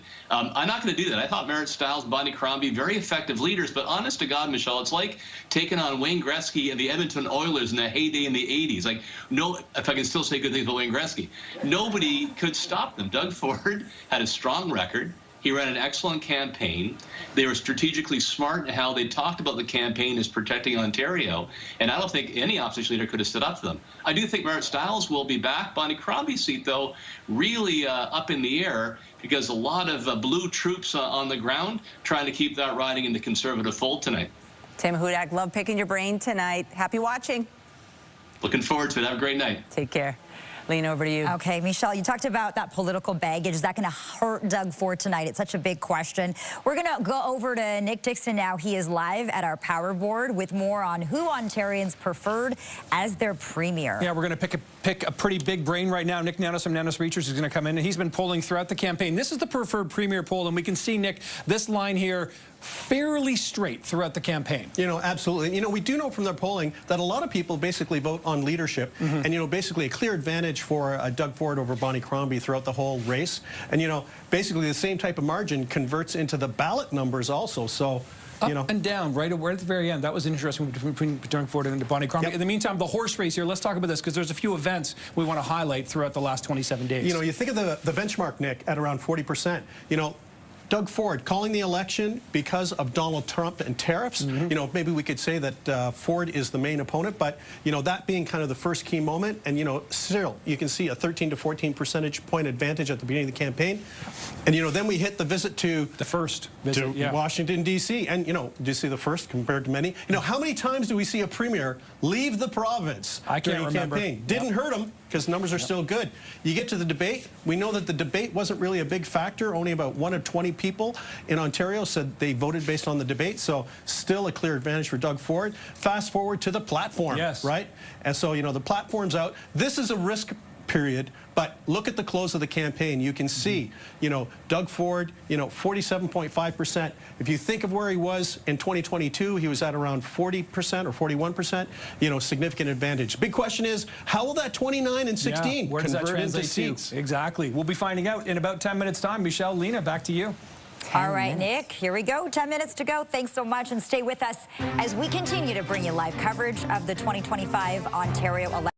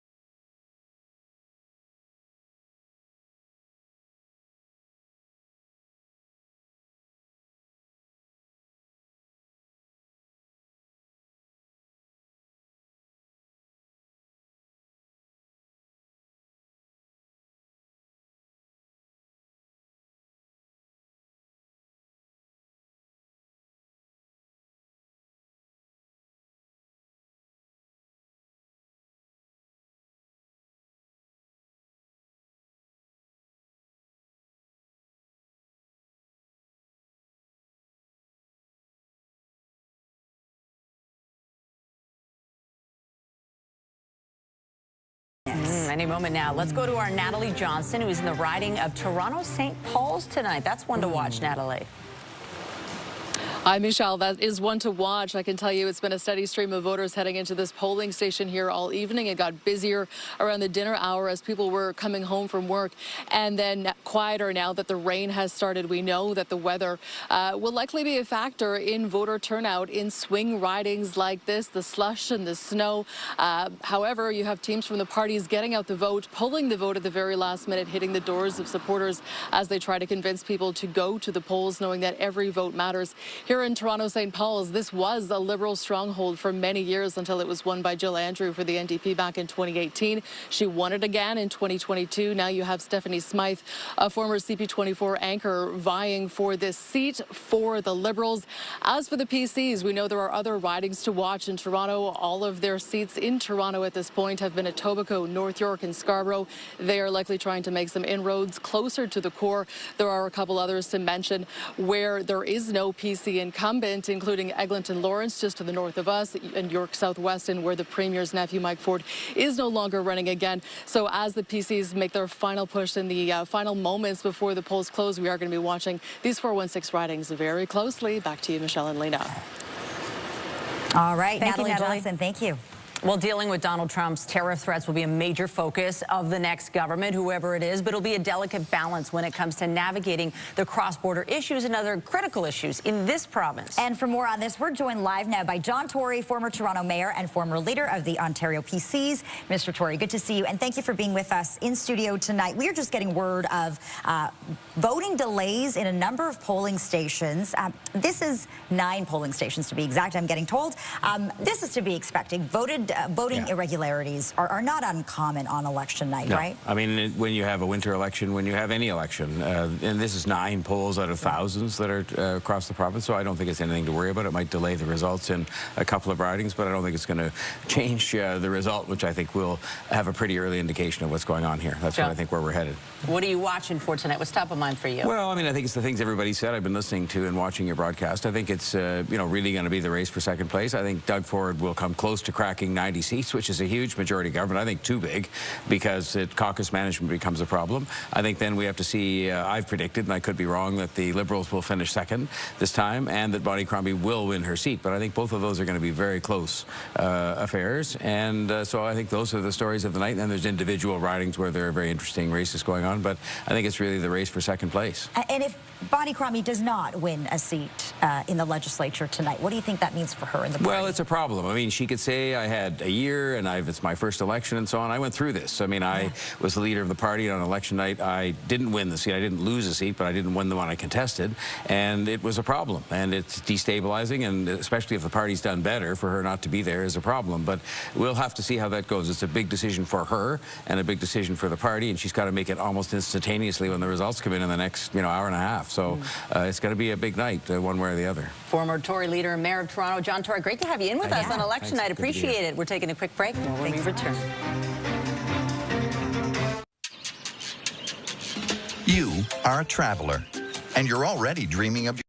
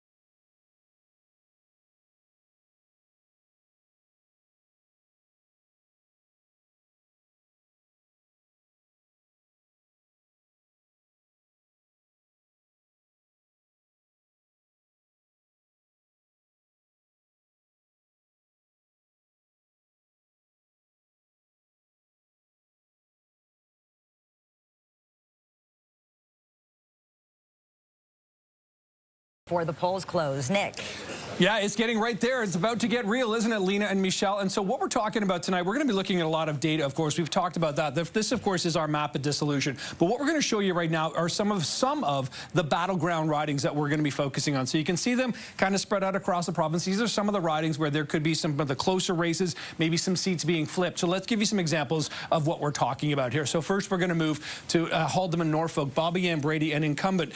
She actually was associated with the former MPP, but the party chose Amy Martin instead. That's going to be an interesting one. Could an independent actually win and retain a seat? So that's Haldimand, Norfolk in southwestern Ontario. Sarah Jama was kicked out of the NDP caucus a couple of years ago by Marit Stiles. Robin Lennox taking the NDP banner there. What's going to happen in Hamilton Centre? That will be interesting to follow as well. Also in the 905, Lena, of course, you were just talking to Sylvie Galtieri. She, of course, is Patrick Brown's mother-in-law, and she is taking on Bonnie Crombie, leader of the Liberal Party. Keep in mind, Doug Ford was campaigning in that riding just yesterday. Vince Caspera, Michelle Cooper, and Eglinton Lawrence. That could be an interesting riding to watch as well. We'll be watching this race very closely, likely to be one between the PCs and the Liberals. And as we take you over to our following riding in Etobicoke Lakeshore, we highlighted this one a little bit earlier. This was a very close race last time around. Lee Fairclough, pardon me, back at it again, back in the running. She has stayed very politically active since the 2022 race. So could she try to take it out from Hogarth? We'll find that out as well. And Alexa Gilmore, not the incumbent, but this is an NDP seat in Parkdale High Park as well. As the results come in, we'll see if Alexa Gilmore holds that orange banner for the New Democrats. Michelle, Lena, back to you. Minutes to go before polls close. Nick, thanks so much for this. And our coverage continues right after this.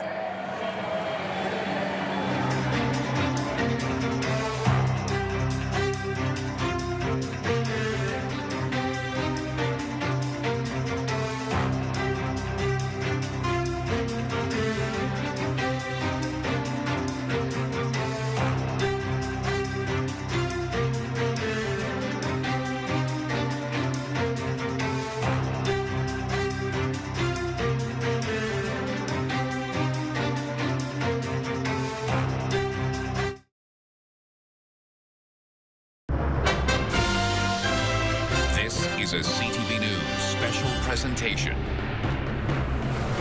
It is 9 o'clock and polls are now closed across all of Ontario. The political landscape in this province is about to take shape. And we'll be with you all night to watch it unfold. This is CTV Ontario Election 2025. We'll do whatever it takes to protect Ontario. We fight for every single job. No new taxes and no tax increases. We think Ontario needs and deserves more green voices at Queen's Park. I hope they do whatever they say they're going to be doing. People are polarized. I'm just concerned that Canadians get help when they need it. Canada's been very bad to us on trade, but now Canada's going to have to start paying up.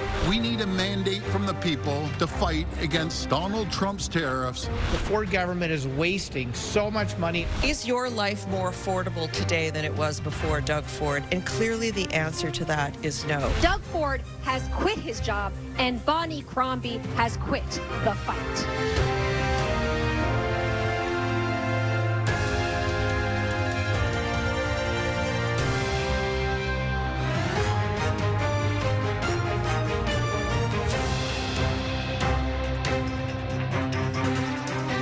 The Ontario legislature dissolved less than 1 month ago, kicking off a frigid February campaign.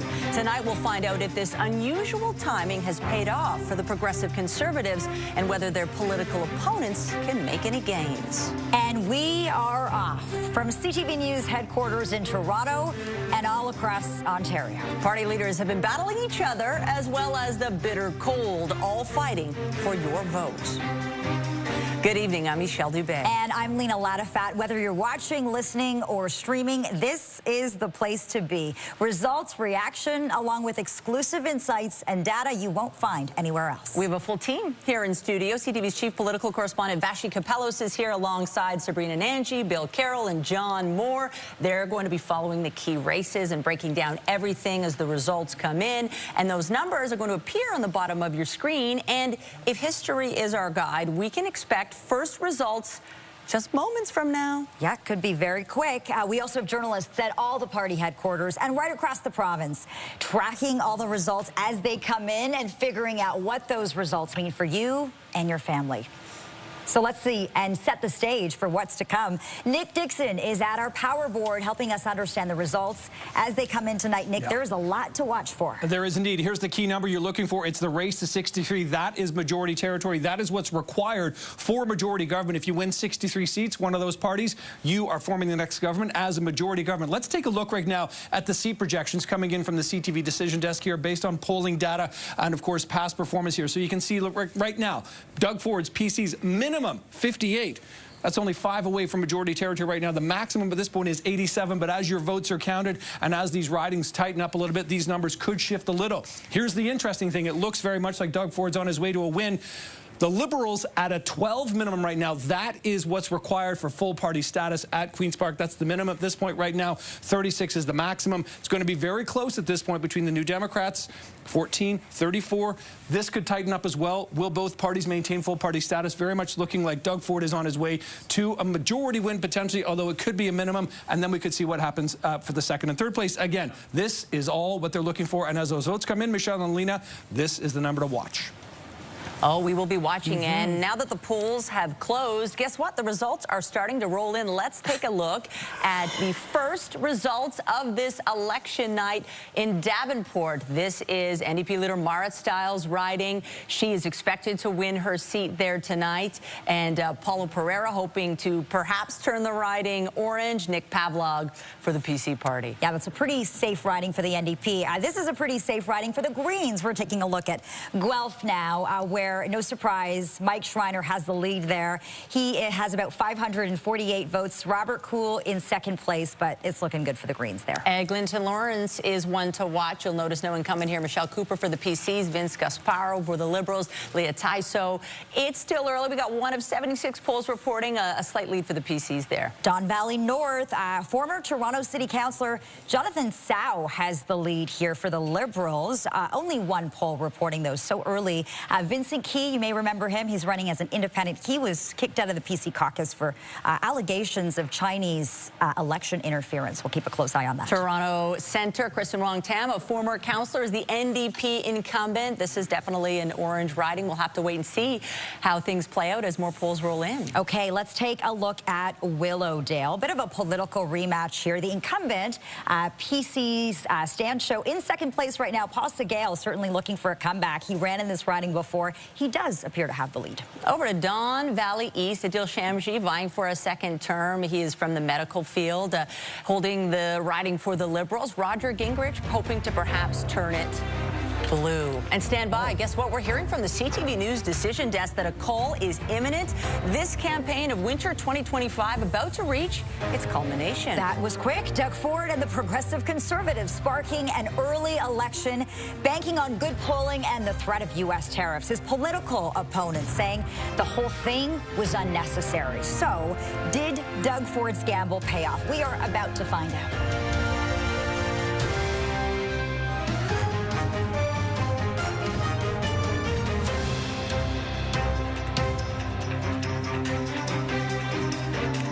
And we have breaking news. The CTV News decision desk is already declaring a PC win.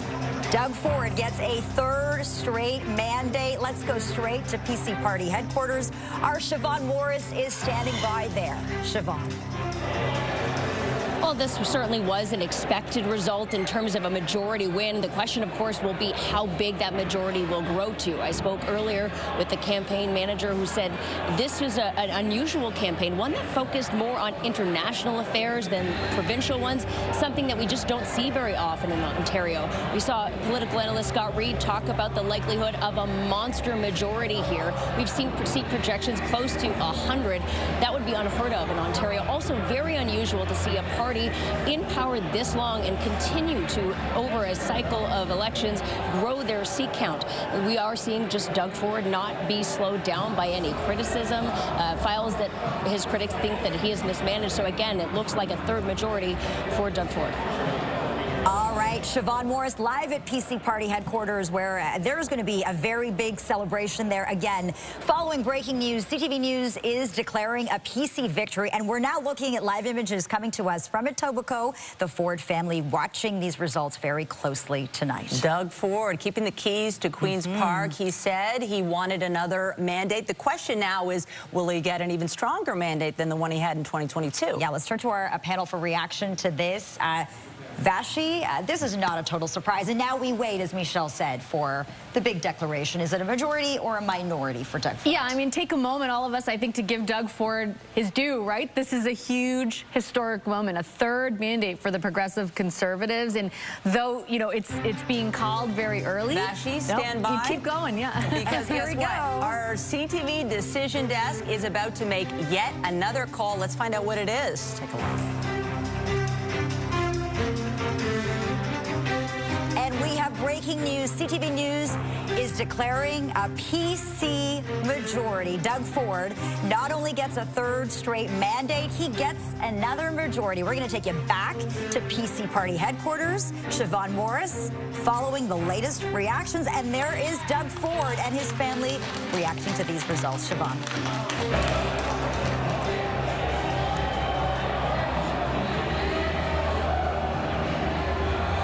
We just saw a round of applause, cheers go up here at PC Party headquarters, as you can hear it now too, again with those images of Doug Ford on the screen here at the PC Party headquarters. This is what the PCs had been hoping for in calling this election early, that they could strengthen their majority and return themselves to Queen's Park for a third majority, extending their ability to hold power in the province of Ontario. You heard Doug Ford talk about wanting to have a mandate to outlive and outlast Donald Trump, his presidency. He will get that tonight with a mandate from the people of Ontario, something that he says he needed to unleash tens of billions of dollars in stimulus, all kinds of economic help, should tariffs hit, as we are expecting them to, whether it be next week, next month, who knows when, the way Donald Trump talks sometimes. But Doug Ford says that's part of why he thought this election was necessary, to really give stability to the people of Ontario so they know what to expect here at home. Siobhan Morris in Ford Nation tonight. And wow, was that a record? Ooh. Let's go over to the panel, because what was that? 908. Yeah, 908, 906, you made the first call. Yeah. I think we had some people on the panel winning some bets over that one. Yeah, it was early, but like I was saying, you know, give Doug Ford his due. I'm with Sabrina Nanji, Bill Carroll, and John Moore. A third majority. We're just waiting to see how big of one, Bill. This was a gamble Doug Ford took, a big one, and it paid off. Yeah, well, we'd heard for months that he was thinking about it. At least he was getting a lot of pressure from the political people, excuse me, to call an early election. And my understanding was that it was the Premier himself who was saying, I'm not sure I want to do that. But this idea that you're going to be punished for calling it early is actually pretty overrated. And his timing was perfect. This story out of the United States and tariffs started to break. He'd already positioned himself as Captain Canada.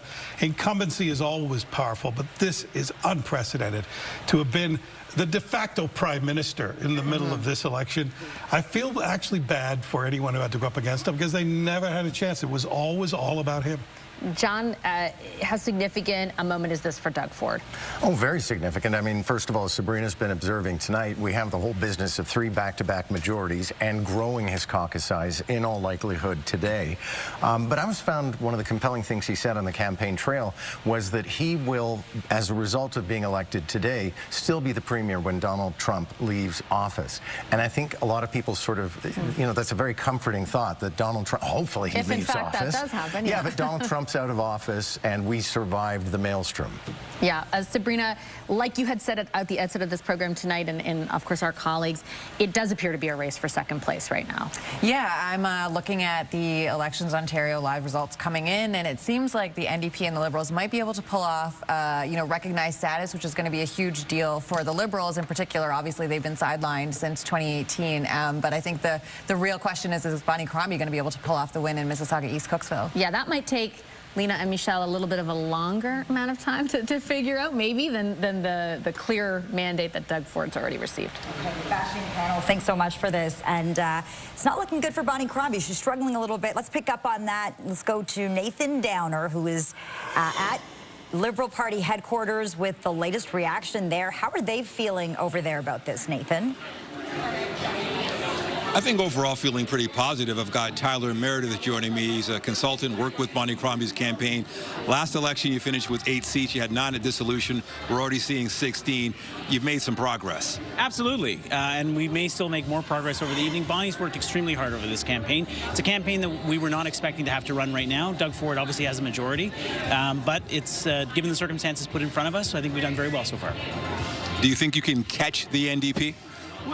We will see. There's still a lot of seats to report. There's going to be some important vote splits in Toronto. But look, I will tell you, I've worked in many campaigns fighting the NDP. They're down 9 seats, and they're certainly struggling. They've been trailing in this campaign. Bonnie Crombie is the only leader in the course of this campaign that has increased her support in audiences and on issues all across the board. She's done very well over the course of this campaign. Of course, Ford wins another majority. Are you surprised? Were you expecting this? Well, he held a majority going into this election. Remember, we're spending $190 million for this race in order so that he can go back with a majority, right? I'm not sure why we're having this election. It's an election that we're having effectively 2 years early. But look, I think given a very difficult circumstances for this race, just because obviously with tariffs and with everything else going on in the rest of the world, I think we are very proud of our results so far tonight. And as far as number of seats you're hoping to win, what number are you guys trying to hit? Well, look, we're happy right now with the fact that we're official party status, and we could be knocking on over 20 seats. We'll see at the end of the night. But look, we've picked up official party status. We've at least gained potentially 7 or 8 seats, maybe more, and I think the night is still young. All right, thanks, Tyler. Yeah, you can't argue progress has been made tonight, and they're hoping more progress will be made. Back to you.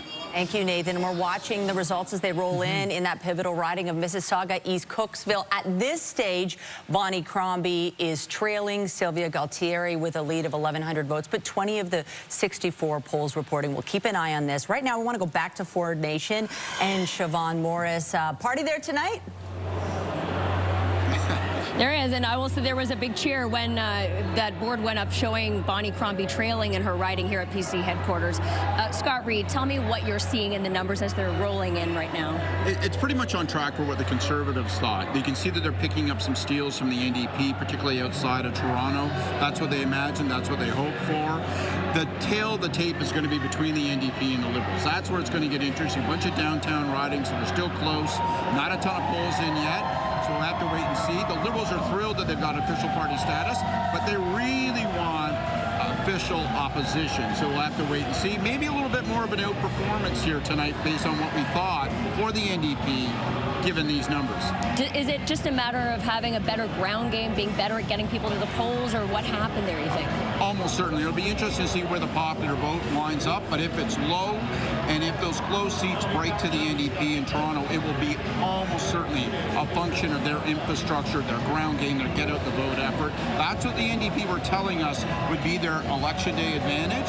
We'll have to wait and see. There's still a lot of night to come.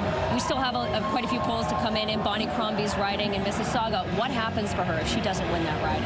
Well, it's a giant question mark. I mean, listen, if she returns the party to official party status, much less if she were to put them in official opposition, I don't know that there's going to be a giant run at Bonnie for leader. I mean, she will have brought the party literally back out of the graveyard, but it's going to be a disappointing result. I mean, the campaign genuinely believes she would win a riding on the basis of her personal poll, her past as mayor and as a member of parliament federally. So they'll be watching it closely. Their fingers are crossed. They want her in the legislature. So that's definitely one to watch as the night continues to unfold. Michelle and Lena, we'll send it back to you. Siobhan, thanks so much. And again, we're following breaking news here. CTV News declaring a PC majority. We're going to take you to Nick Dixon now, who's standing by with some House projections for us. Nick. Yep, so we know, of course, PC majority, Doug Ford, 4 more years. He got what he was looking for here. Let's take a look, though, at potentially what the House could look like when Queen's Park does resume here. So at this point, according to the CTV decision desk and the polling data and voting numbers that are coming in, we're looking at a minimum number of seats of 74 for Doug Ford and the PCs. That would be shy of where they were at dissolution of 79. Maximum at this point, 83. Remember how we talked about how the numbers are going to tighten? You can see how they're tightening already. Interesting, though, in this race for second place, currently the New Democrats on top at this point, maybe retaining official opposition status. We'll have to wait and see to find out that. But this is a very close race.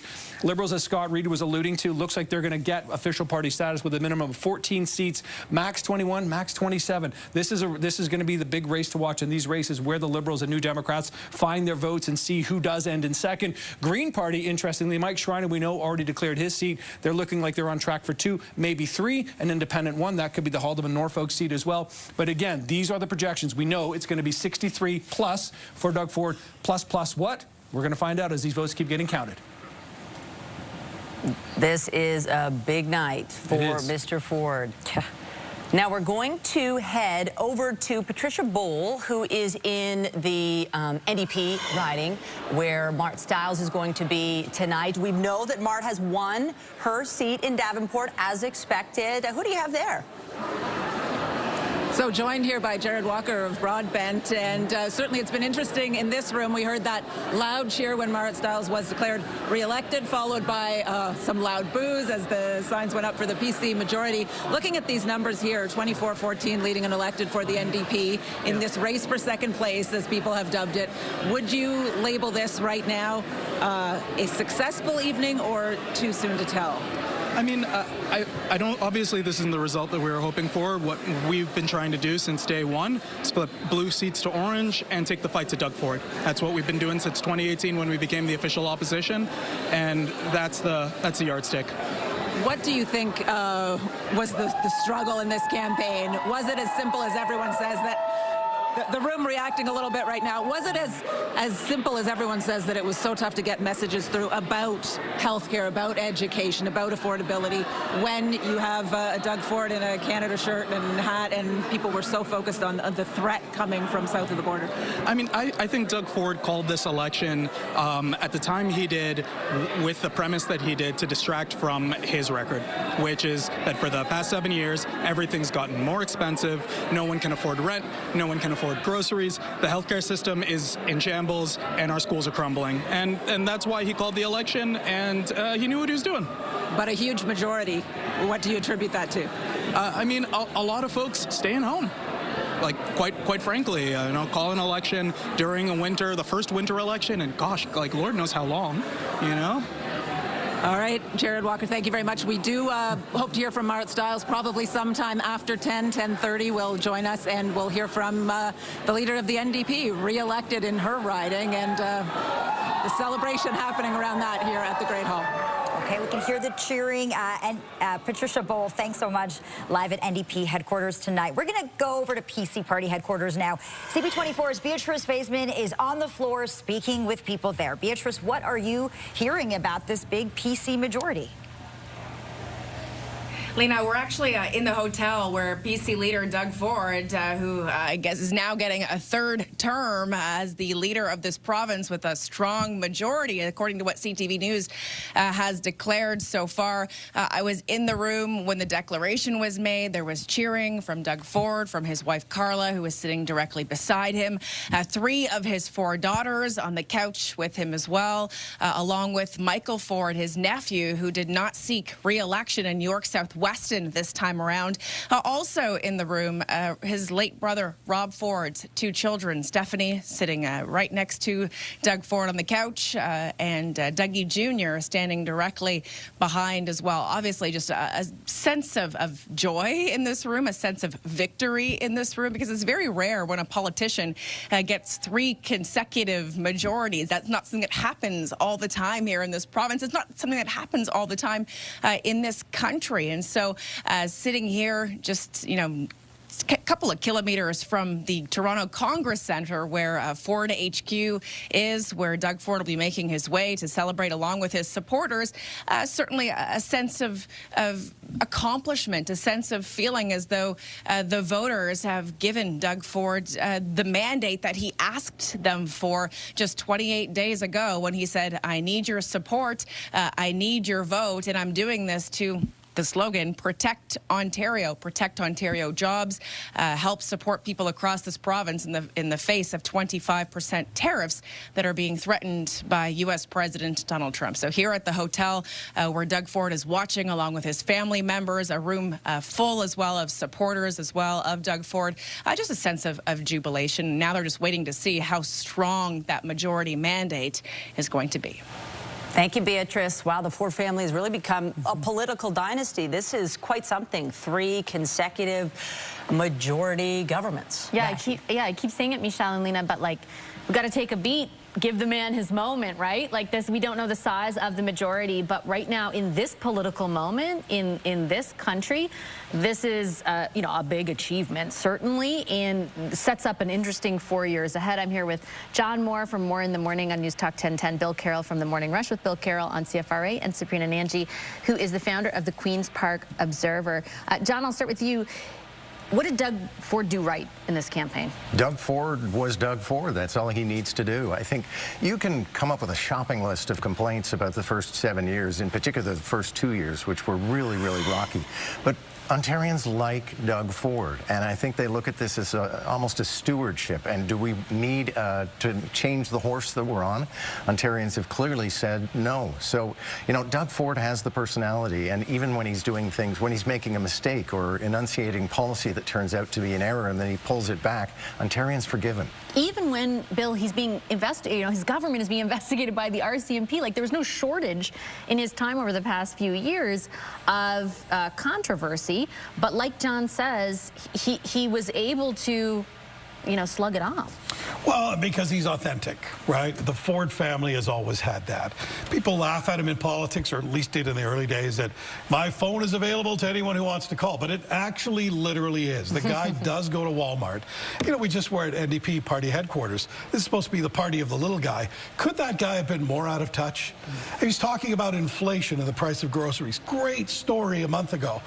I go to the grocery store and people, even if they don't have a lot of money, take this with them, and they're Googling the tomatoes, and they're willing to pay more for the tomato if it's Canadian, as long as it's not American. The world changed. Doug Ford got that.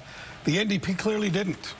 Let's talk a little bit about both the NDP, Sabrina, and the Liberals, and maybe even more so the Liberals, because a big storyline here was, would they get official party status? It looks like that will be cemented. The secondary story is about Bonnie Crombie's leadership, in whether or not she's actually going to be able to win her seat, we've been watching closely. Obviously not all the polls reporting, but she is trailing her competitor, happens to be Patrick Brown's mother-in-law. Like, this is just a savage political drama going on here. What are you going to be watching for as far as how that goes? And does she, you know, can she stick around, let's be honest, if she loses her seat? Yeah, I mean, I think there will be questions, but I do think that the Liberals will be happy at least getting recognized status. That's going to make their job a lot easier at Queen's Park. You know, you get more resources, more money, more speaking time in question period, but the big question for them is, you know, will their leader be in the House? And the Conservatives have not made this easy for Bonnie Crombie. You mentioned that Patrick Brown's mother-in-law is running there, Rudy Cozzetto's sister, and they, you know, the Conservatives sent like their heavyweight ministers, or, you know, ministers at dissolution there to the riding, like there to fundraise, to canvass, and so they really were going full tilt to make this difficult for Bonnie Crombie. But again, you know, she was a popular Mississauga mayor there. It's not over yet, but it looks like this is really going to be a tough one for her. She can get busy shopping for a bigger van. It'll be like a bus now. There'll be a tariff on it, probably. They've got enough MPPs. Yeah. All right, we're going to throw it back to the desk, guys. Okay, Vashi and panel, thanks so much for this. Look at this. We're looking at results from Mississauga East Cooksville, where Bonnie Crombie is currently trailing, currently in second place. Lindsay Biscaya is in that riding of Mississauga East Cooksville tonight, where Liberal leader Bonnie Crombie is hoping to win a seat in the legislature. Vashi was just talking about whether or not she'll survive this if she doesn't win tonight, Lindsay. Where Bonnie Crombie is. Yeah, I mean, this is really turning into possibly the story of the night, Lena. And I keep looking up because we are all watching our special, eyes glued to the screens up here as these results are coming in. Every time it shows that Sylvia Gualteri has more votes, people are cheering. It gets so loud in here. I think it's really interesting because when we first got here, the mood was more kind of like, yeah, you know, we'll see what happens tonight. Now it seems to be shifting. Of course, it's showing 30 out of 64 polls counted, but many people here are saying, you know, it's just early, everyone recognizing that, but very, very much excited that Gualtieri is pulling ahead in this race. She, of course, was a bit of an underdog, but the PC party put her in this riding. It was no accident. They obviously felt that she was going to be a strong contender to try to keep the Liberal leader, Bonnie Crombie, from getting a seat and getting into the legislature. So it's still early, but again, we're going to have to wait and see what happens here, because this could change a lot of things for the Liberal Party moving forward. We know even PC leader Doug Ford was here in this riding campaigning yesterday. So obviously the PC party putting a lot of resources into this riding to try and ensure that Sylvia Gualtieri comes out on top. I've been told that Sylvia will be arriving soon. Her campaign manager also expected to arrive soon. So we'll try to grab them and speak with them and bring that to you live. But for now, back to you. All right, thank you so much. And it is worth noting the Liberals tonight are making gains in Nepean. That riding has gone from blue now to red. And I understand we have a new result. Oh, look at this. Stephanie Smythe elected in Toronto St. Paul's for the Liberals. She has now defeated the NDP incumbent Jill Andrews. Stephanie Smythe, of course, former broadcaster, former CP24 anchor. This is a big victory for the Liberals. They've defeated the NDP there.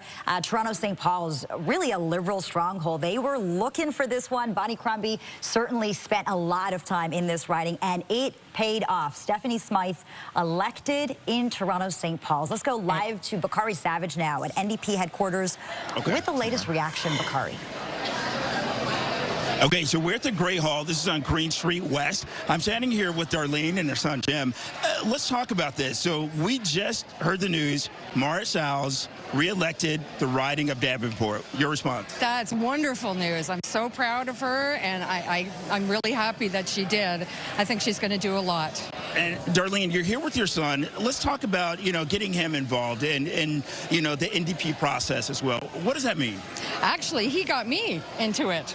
Believe it or not, he's always been into politics, and he started showing me all about Marit and what she stood for, and I caught right on, and I believe everything that she stands for, and she's wonderful. She's wonderful. And let's talk about, looking around this room, there are a lot of young people in this room. What does that show to you about the future of politics? I think it's great, because you need those young voters to come out in numbers, because a lot of times they don't. It's usually the older folks. So it's great that the younger ones are stepping up and starting to vote now. And, when it comes to the numbers, we see, Doug Ford, the PCs, so have that majority. What does that mean to you? It's not good, but I'm hoping it was just that because a lot of people didn't get out and vote, which they should have. But it's not good, but I think, he's going to have a battle with Marit beside him there. I think she's going to still push for a lot of things.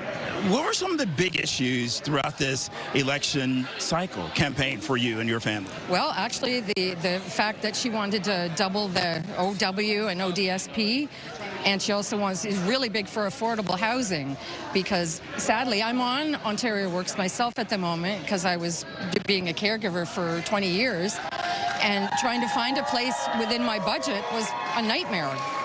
So her being able to, to come up with some kind of affordable housing. There's so many people homeless out there. It's scary. And what does your future look like now? Well, we still haven't. Hopefully, he'll call another election and decide that we can get him out again. Yeah, I really don't. I can't believe he's actually got a majority government, really. Darlene, thank you very much for your time. I really appreciate it. Thank you very much. And with that, back to the studio. Thank you, Bakari. Some disappointment there. There are about 24 ridings up for grabs in voter-rich Toronto with party leaders. They spent lots of time over the course of the campaign. Let's go right now. We're just being told we're going to go to Nick Dixon at our power board. He's been watching basically this province, the colors change and take shape. Although, yes, Nick, there's a lot of blue tonight. There is a whole lot of blue out on the map right. Let's go to Natalie Johnson, who is there. You're in Toronto. Tell us exactly where you are. She's in Toronto St. Paul's, where Stephanie Smythe was declared the winner. Natalie. Yeah, that's right. A big cheer right here. 24 anchor, declared the victor here in Toronto St. Paul's. This was a very contentious riding. We knew it was going to be close between Stephanie Smythe and Jill Andrew, the NDP candidate.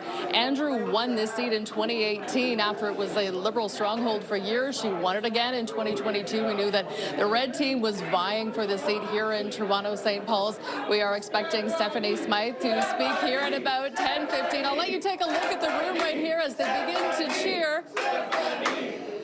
Very exciting for Stephanie Smythe and the Liberals as they reclaim this seat that was a stronghold for many years. It was, of course, also a federal Liberal seat for many years. They lost it last year in the by-election, so a turning point for the Liberals here in Toronto St. Paul's. Back to you.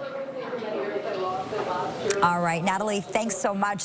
Let's set the stage now for what is to come. Nick Dixon is back at our power board now, helping us understand these results as they come in. They've been fascinating so far, Nick. What do you have for us? They certainly have. And yes, again, so we have to mention PC majority for Doug Ford, so 4 more years of the Ford Conservatives in charge at Queen's Park and in Ontario. But we want to take you to some of the nail-biting ridings right now, some of the closest ridings in this province where there are really, in some cases, just a few votes between some of the candidates here. So we're going to start to drill into this right now. So here's what we're showing you. Leading and elected, in fact, at this point, you can see 79. That is exactly where the PCs left off at dissolution. 75. New Democrats down at 24. That would be a drop for them. And as you just saw there as well, the Liberals are up 5 right now to 13. 12 is what you need for minimum party to maintain a party status here. Independents down, and the Greens right on 2 right now. Now let's talk about the closest races at this point, because this is where things could get interesting. You've got people on the edge of your seat. Sault Ste. Marie up to the north here. Chris Scott and Lisa Van Allen. The lead is only 67 votes with 54 of 60 polls in. This one is going to go down to the 60th poll. Just take a look at those numbers. Let's move into the GTA right now. Greater Toronto area. Show you another really close riding in the 905 belt. That being Ajax, a little east of where we are tonight. Rob Cernajek from the Liberals only has a 70-vote lead over Patrice Barnes. She's the PC incumbent, hoping to bring out Team Blue in the final 11 ridings or so. 9, pardon me. Hamilton West, Ancaster Dundas, a little west of Toronto tonight. John Demick for the PCs, trying for an upset here. He's got just over a 100-vote lead over the incumbent Sandy Shaw for the New Democrats here. So giving you a sense of just some of the close ridings. And in Mississauga, Aaron Mills, we've been watching Bonnie Crombie's riding closely, yes, as well. But the PC incumbent here, Sheriff Subaway, has an 83-vote lead over Kassir Dar of the Liberals. Again, this is a close one, about half the vote in there as well. So these ones are going to be an example of some of the ridings that are going to come down to really, it looks like the last several votes counted. Again, it's a PC majority. Is Doug Ford and Doug Ford and the Conservatives on their way to 79 or more? We're going to find out, but there are, Lena, Michelle, some extremely close races out there. You know what? There always are. Every election yeah. night, without fail. Let's go over to CTV's chief political correspondent, Vashi Capello, is over with our panel. Anything surprising you so far tonight? Well, I think one thing that, listening to Nick, that might be interesting to get into a little bit is the fact that they have not yet been able to increase the size, Sabrina, of the majority. Like, clearly a win, clearly a majority win, a 3rd straight one, you know, a big and successful mandate. But they left things at 79 seats. If they end up with another 79, that's an interesting story. Yeah, and I guess you could say it's technically even like a smaller mandate, because in 2022 they had won 83 seats, right? And so now we're at less than that. But, you know, the night is not over yet. No. And I think the big question for Ford, who has been saying this entire campaign, he wants a bigger mandate. He needs a stronger mandate to deal with Trump. You know, what is that going to mean for him if he ends up with, you know, a less strong mandate from tonight? My guess is, Bill, they're going to say, well, it's a majority government. It's a mandate. Your thoughts on what's happening below the graph a little bit, below the big number, meaning you see the NDP losing a few seats, the Liberals picking up a few, but still a lot of things in flux there. Yeah, and if the Liberals don't have a leader in the House, the size of the mandate is going to matter even less, right? Because, you know, if Bonnie Crombie gets elected, she's in the House, she's increased the size of her party, there's a little more powerful opposition. But still, a majority is ultimately a majority, and Doug Ford can pretty much do what he wants to do, and I think he will. The popular vote will be interesting, too, though, to see what the mandate looks like when you look at it that way. Well, and even with the popular vote, I mean, you could see, for example, the entire election campaign, John, the Liberals were outpacing the NDP, and the vote efficiency, just as the NDP had signaled, certainly did. It looks at this juncture turn out in its favor. Nick Nanos was showing us that poll, and the lines were virtually flat, and then the Liberals Liberals started to go up, the NDP going down. But clearly the NDP has always been said to have a really solid ground game, so they got out the vote. I think this has to be a bit of a bitter pill for Bonnie Crombie, because they can crow about lifting the seat count to enough for party status in the House, but this is not what she wanted. It's not what the party asked her to do. No, I think, Sabrina, you know, talking to people on the campaign, as I'm sure you were, their idea of a win was official party status and official opposition. Yeah, they were gunning for, 20 seats at least, and they had been, feeling confident. I mean, we saw in the last days of the campaign, Bonnie Crombie appealing to NDP voters, saying that you've got to pick Liberals if you want the anti-Ford vote. So I think it might have paid off for her in a couple of ridings, especially Toronto. I mean, we saw St. Paul's flip.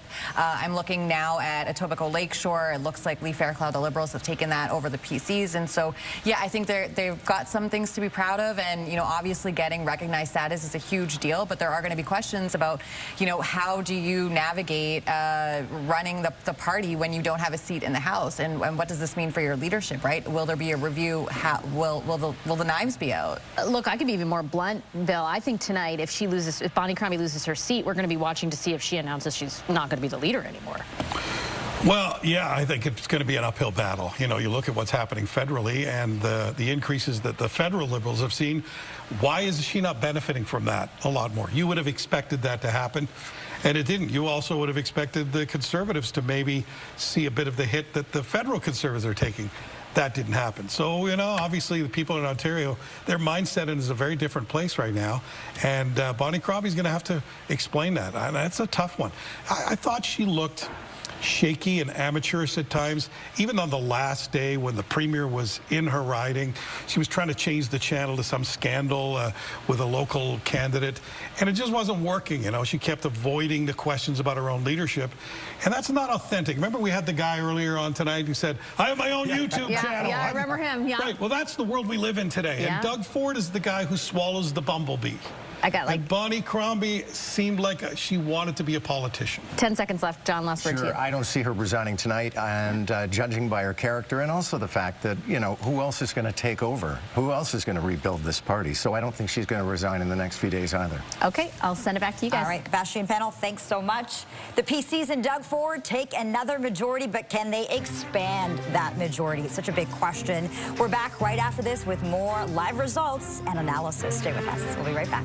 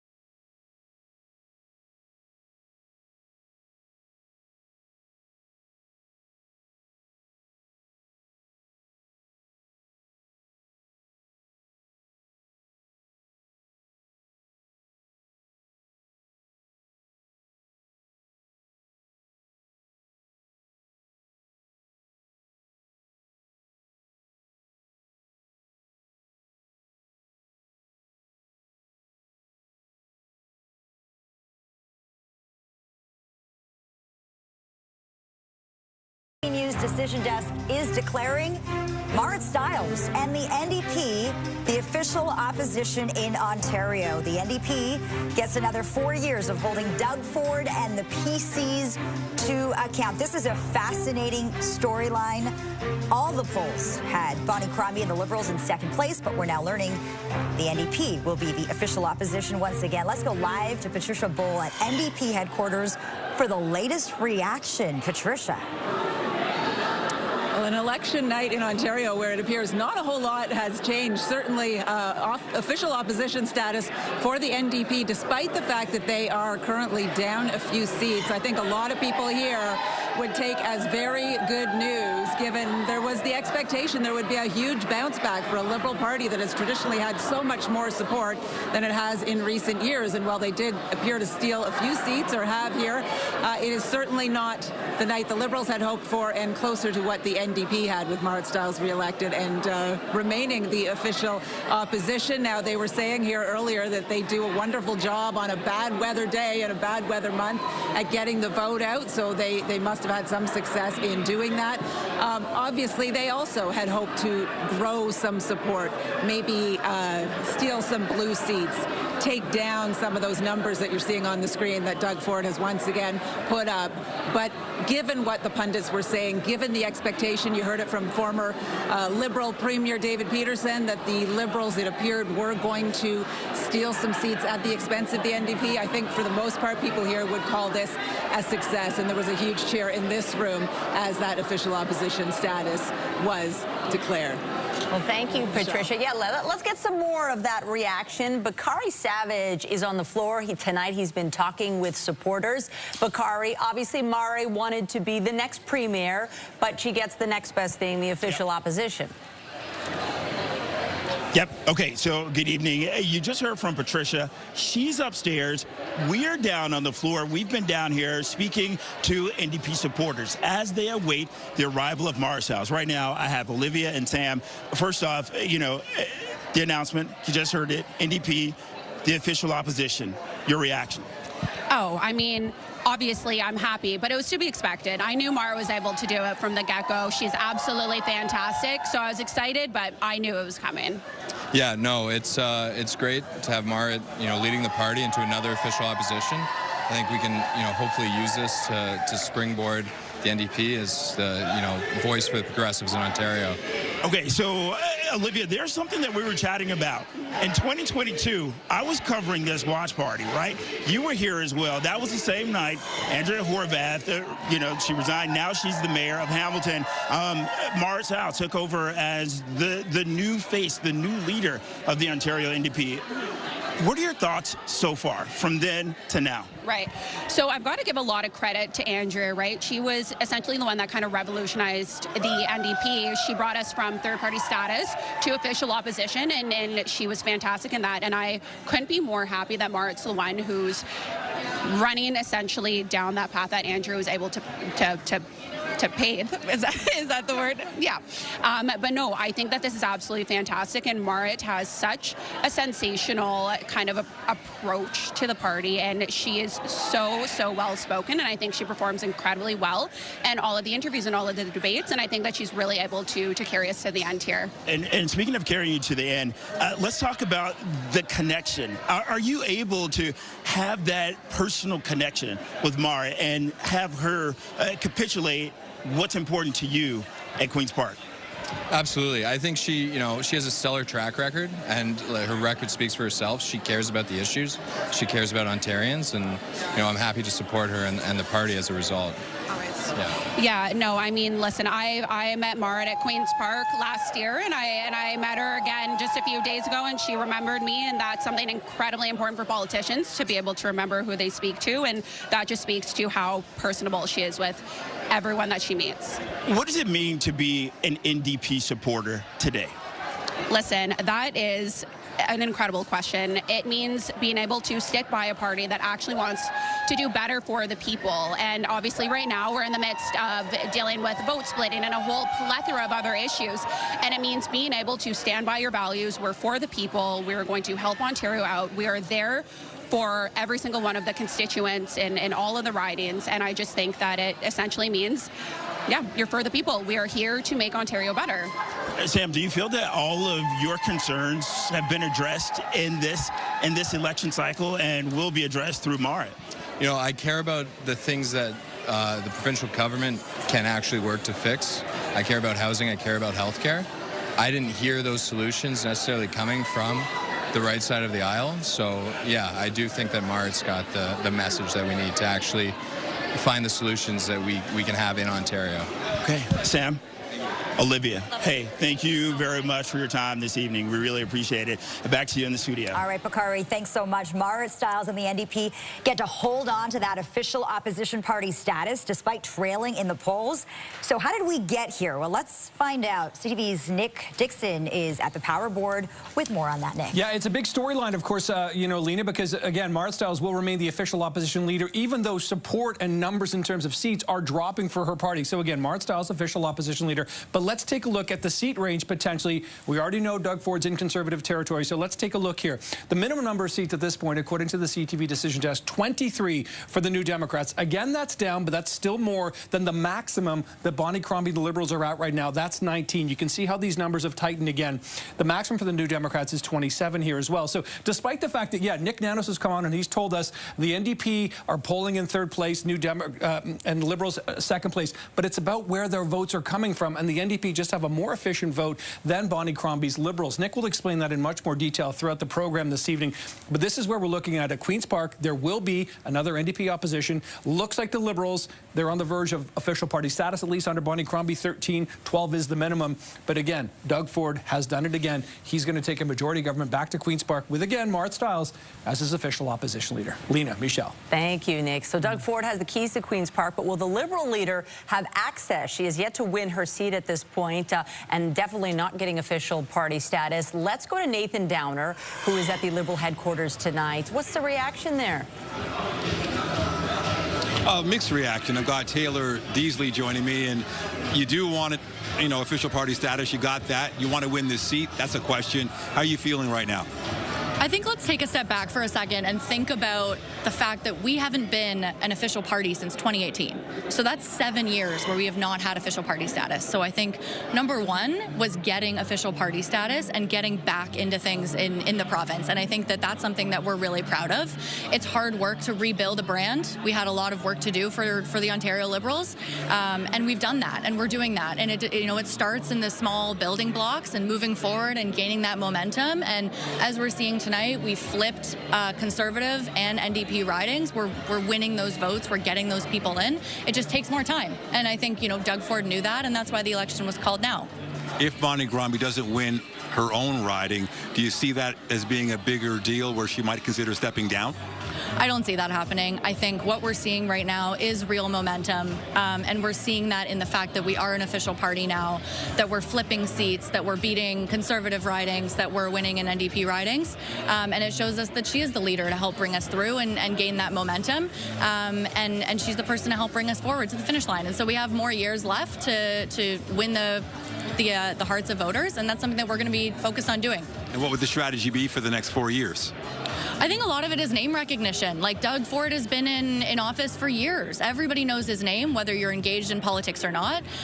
Marit Stiles has been the leader of opposition already, and so they have that name recognition. Bonnie's really well known in the GTA, but we have a lot of work to do in getting her more well known in the more northern ridings and different parts of the province, and that's something that we've really focused on doing. But we only had 28 days, and it was a snap election. There's only so much you can do, but it's really building that name recognition and traveling across the province and making sure that as many people know who Bonnie Crombie is and what she stands for. So that'll be our priority. So if she doesn't get a seat in the in Parliament, but at the same time she has official party status, was this a scenario that you talked about and you were considering? I mean, we always talk about every possible scenario in anything. That's just a part of the strategy, is being aware of every possible outcome. And we were determined to, build up that momentum and rebuild the Liberal brand, and that's exactly what we're doing. It takes work, it takes time, and this is something the Ford government knew was going to happen, and they called a snap election for that reason, because they knew that this is the highest they're going to be in the polls, and strategically for them, they had to call an election in the dead of winter. And so we're aware of that, and we're going to work hard to to regain the trust and hearts of voters over the next few years. All right, thank you, Taylor. Thank you. And of course, the race not over for Bonnie Crombie in that riding, Mississauga East, Cooksville. And of course, we're all watching that very closely. Back to you. Oh, yeah, it's looking real tight over there. Nathan, thanks so much for this. Back in 2022, the PCs picked up 83 seats. Can they do that again this time? Can they pick up even more? Let's go live to PC Party headquarters. Beatrice Faisman standing by with reaction. Beatrice. Lena, we're just at the hotel where Doug Ford was watching with his family when CTV News and CP24 declared this third straight majority government for him. I've got former leader of the PC Party, Tim Hudak, joining me now live. Tim, what are you looking for now that we're seeing the results come in? It's the number, right? This is historic. Not only has Doug Ford won 3 majority governments, but it looks like he's going to increase the seats every time. That's never happened in Ontario's history, and deservedly so. He ran a strong campaign, but a very effective premier. And when Ontarians are thinking about, okay, who is going to have the strong hand at the wheel, we got a really bumpy road ahead. Overwhelmingly, they said Doug Ford. We're looking at Marit Stiles now. She's been officially declared the leader of the official opposition. You know how difficult that job is. It's a job that you did for 5 years. What happens for her now? What does she have to do so that going into the next election, potentially 4 years from now, she really is an even better communicator? I think Marit's got a lot of talent. I think she's a very energetic, positive communicator, and you know, the second big winner tonight, right? People thought the NDP would be lower. They're coming in a solid second place, so they build for next time.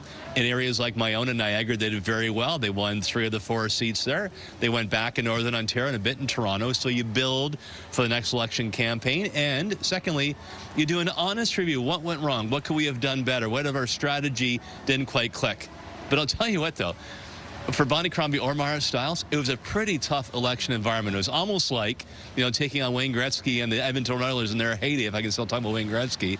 It was pretty inevitable Ford was going to win, but Marit Stiles, number 2 winner tonight. How tough of a gig is it to be the leader of the official opposition, where you're essentially, your job is quite literally to oppose? Whatever the government's doing, you're supposed to say, no, actually, that's not right. We'd suggest looking at this a different way. Yeah, I mean, look, it's an honor to have that pleasure to serve, and I wouldn't trade my days, even though I didn't win and become premier. I wouldn't trade my time in politics for anything. But it is demanding, because your duty is to oppose, to hold the government to account, to point out a different way. It can get you down being negative sometime, but the chance actually to be on the stage, to fight for what you believe in, and your vision for the province of Ontario, lead a team, incredibly rewarding. It looks like the voters bought into what Doug Ford was selling this election, the third election in a row. I mean, when you look at Doug Ford when he was elected leader 2018, what does the evolution of Doug Ford look like to you, Tim, as the premier of this province? Yeah, it's certainly different Doug Ford than when you saw elected in 2018 and each subsequent election. He's really risen the occasion. Like, these are times that we have not seen in our lifetime. We're under threat to our greatest trading partner, 500,000 manufacturing jobs that could be lost in our province. Every day you don't know what the president's going to put out on his phone. And we've had a leader here that stepped into a vacuum, not only for Ontario, but for Canada, who has a vision that I hope will catch on in making Canada stronger and the Americans stronger, creating jobs here and there, making life more affordable and stronger defense around our continent. I really hope now that he has an even stronger majority, that Doug Ford's voice will catch on across Canada and help bring us together with the Americans later on this year. Certainly a unique campaign, Tim Hudak. Thank you so much for your time. Thank you so much. So we're standing by, see if we can get a word in with Doug Ford as he leaves the hotel and heads over to the Toronto Congress Centre, where Siobhan Morris has been reporting all night long over at PC headquarters. And then we'll be heading that way, too, to continue the coverage live here on CP24 and CTV News. Back to you. Thank you, Beatrice. And speaking of our Queen's Park Bureau Chief, Siobhan Morris, let's check in with her at PC Party headquarters. We are watching to see if the PCs grow their seat count. It's very possible at this stage in the game, Siobhan. It is. I just saw the number slip below where we were at dissolution, so that would be a disappointment, I think, to the PCs who've been hoping to grow that number. I want to bring in Scott Reid, though. Scott, you had said that you've noticed something kind of funky about the proportion of the vote and how it's translating into seats looking at the NDP and Liberals. Well, the big battle that people were watching for tonight was that for official opposition. We know now the NDP have won, and here's the reason why. The NDP received 18%, as of now, 18% of the popular vote across the province, right? That's more or less in line with what a lot of the polls are saying. Liberals, almost 30, just a niche under 30%. And the Liberals are trailing by a dozen seats. So that tells you, we've heard this phrase, and people say, well, oh, the NDP have a more efficient vote. Well, you're sure shoot they do, because to pull out twice as many seats on 12% less in the popular vote, that tells you that the NDP machine in those critical ridings came through. Tough number for the Liberals. It's really tough to see 30% and not be able to cash those in terms of seats in the legislature. How much of that is a result of what we've seen the Liberals really suffer through the last number of years, not having party status, being a party that's building back from the ground up? It's 100% owing to that, because the party doesn't have any of those sinews. It doesn't have any of that muscle. So when you've got a close riding and you say, well, if we could just get 100 workers to pull people to the polls, we have our vote ID'd. We know we're going to get 30% provincially. We know we got 42% in this riding, and yet they can't actually get that job done. That's the challenge. In the places where they needed to pull that vote, they didn't have the machinery, and that's a legacy of 7 years of being out of government, or out of official party status.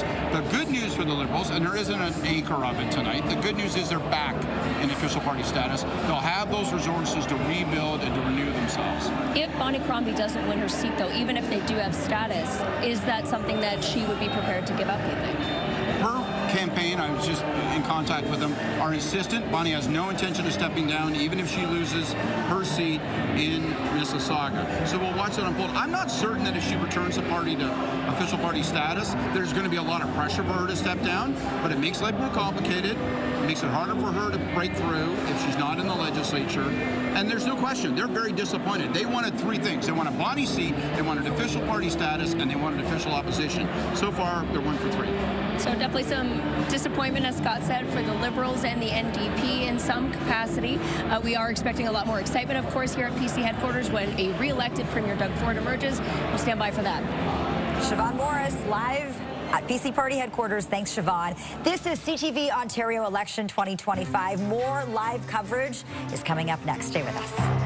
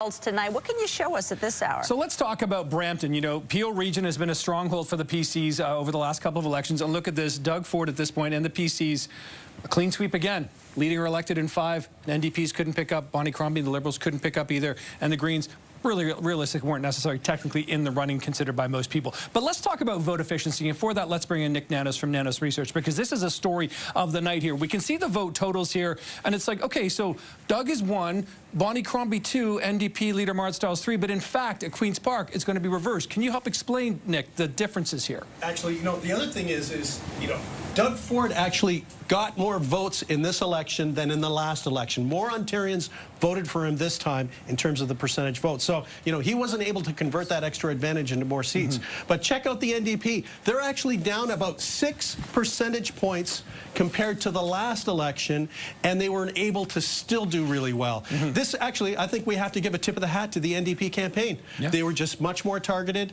They were on point, and they were able to kind of, why don't we just say, they had lemons, and they made lemonade. They made lemonade. They made lemonade. This graph, I love this one for Greater Toronto, Nick. Yeah, absolutely. And, you know, when you look at the Greater Toronto area, you know, basically, you know, almost like a coin toss, very close race between the PCs and the Liberals and the NDP. But, you know, what a difference in seats. Yeah, absolutely. We're, you know, in terms of the conversion.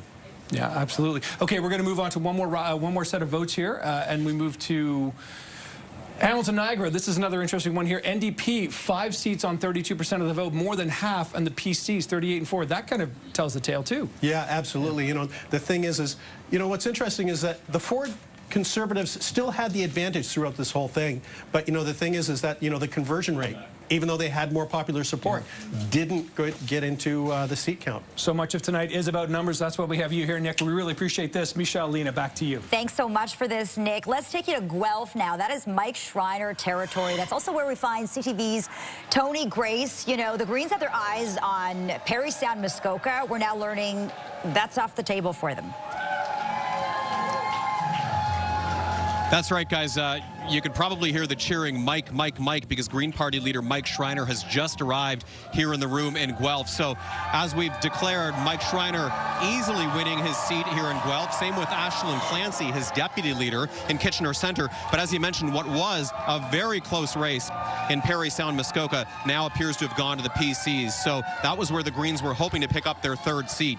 But, you know, you wouldn't sense any disappointment based on the sounds and the sights here in the room in Guelph, because as soon as Mike Schreiner walked in, this is what you heard. And this is what you heard as the campaign workers were sort of rallying the troops ahead of time before Mike Schreiner's arrival. Look, they're very, very proud of holding on to those 2 seats. It was a big deal for the Greens to get that 2nd seat in the Kitchener Centre by-election at the end of 2023. Mike Schreiner is on stage now. In 2023, the Ontario Greens made history by electing the 2nd Green MPP in Ontario's history. And I just want to say to Ashlyn Clancy, from the day you decided to run until the moment you joined me at Queen's Park to be the 2nd Green MPP, I've been inspired by your courage, your intelligence, your tenacity, your passion, and your commitment to the people of your riding and to this province.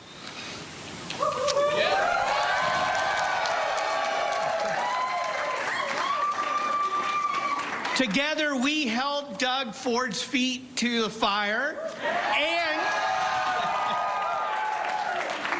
and delivered for our communities.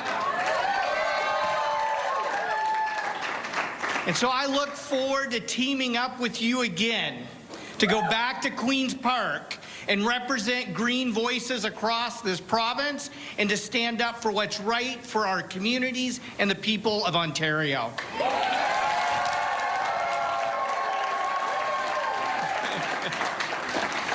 You know what? Anyone who thought Ashlyn Clancy's by-election win in 2023 was a fluke was wrong, and we proved them wrong tonight. And we will keep proving them wrong as we build momentum for the Ontario Green Party across this province.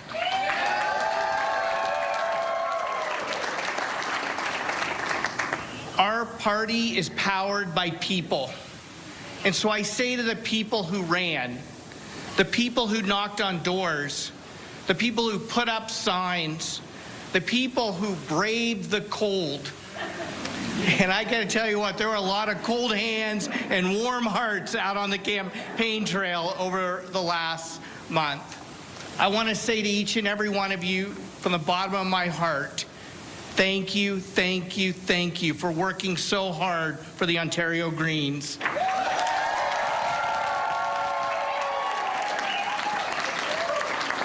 Each and every one of you is a local champion, and I'm forever grateful for the work that you do. I also want to take a moment now to thank a good friend, Matt Richter,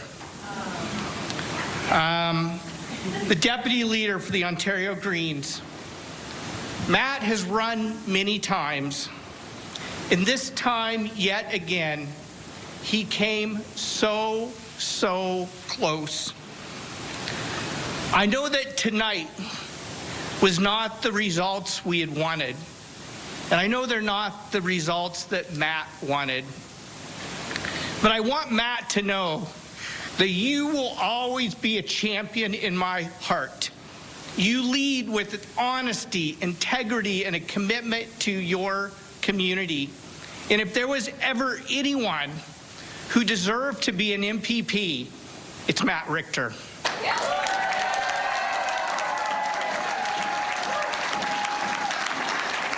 Matt, yeah, let's hear it for Matt.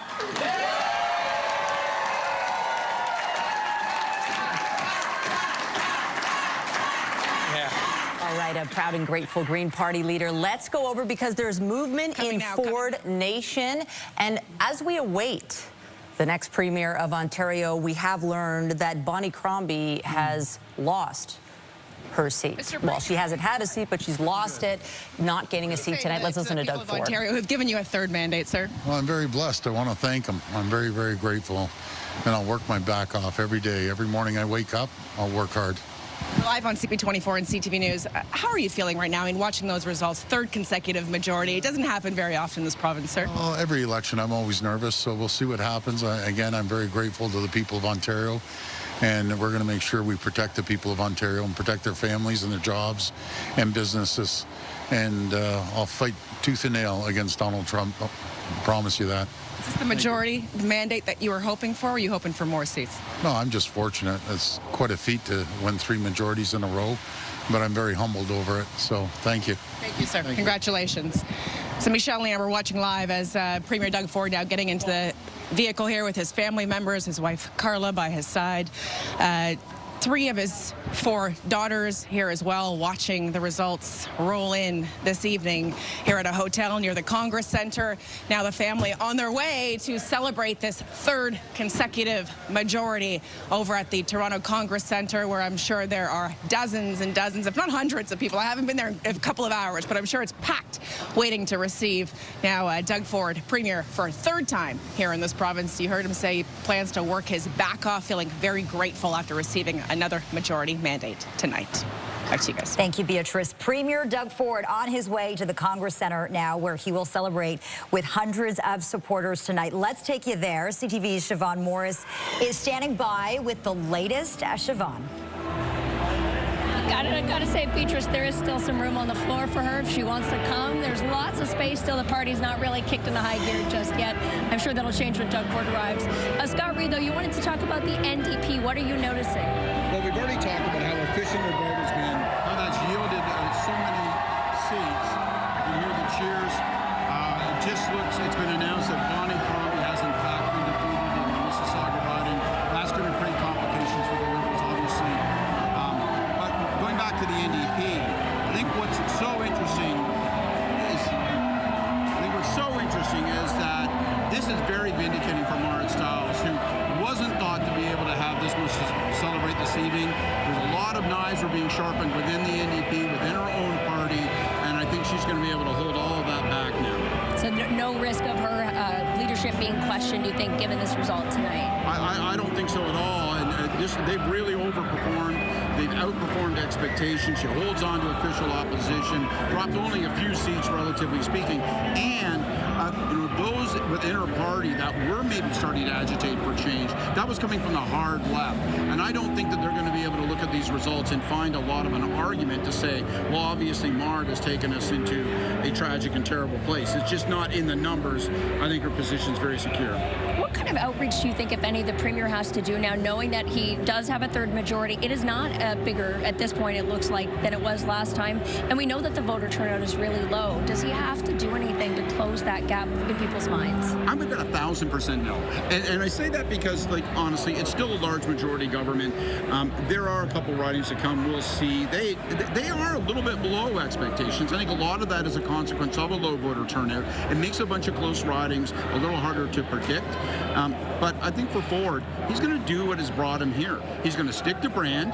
He's going to be the guy who, as we just heard, I get up every morning, I work hard, I'm there for you, the little guy, the working man, and you know what, by golly, we're going to build, build, build. I think he's going to stick to those things. I don't think you're going to see much difference in terms of his conduct among his, within the legislature with his opposition. I don't think you're going to see him apologizing for the voter turnout or suggesting that this mandate isn't as bulletproof as he believes it. So we are waiting for the man of the hour to arrive at his party. Everybody's waiting for him, so stick around. We will check in with him again when he arrives.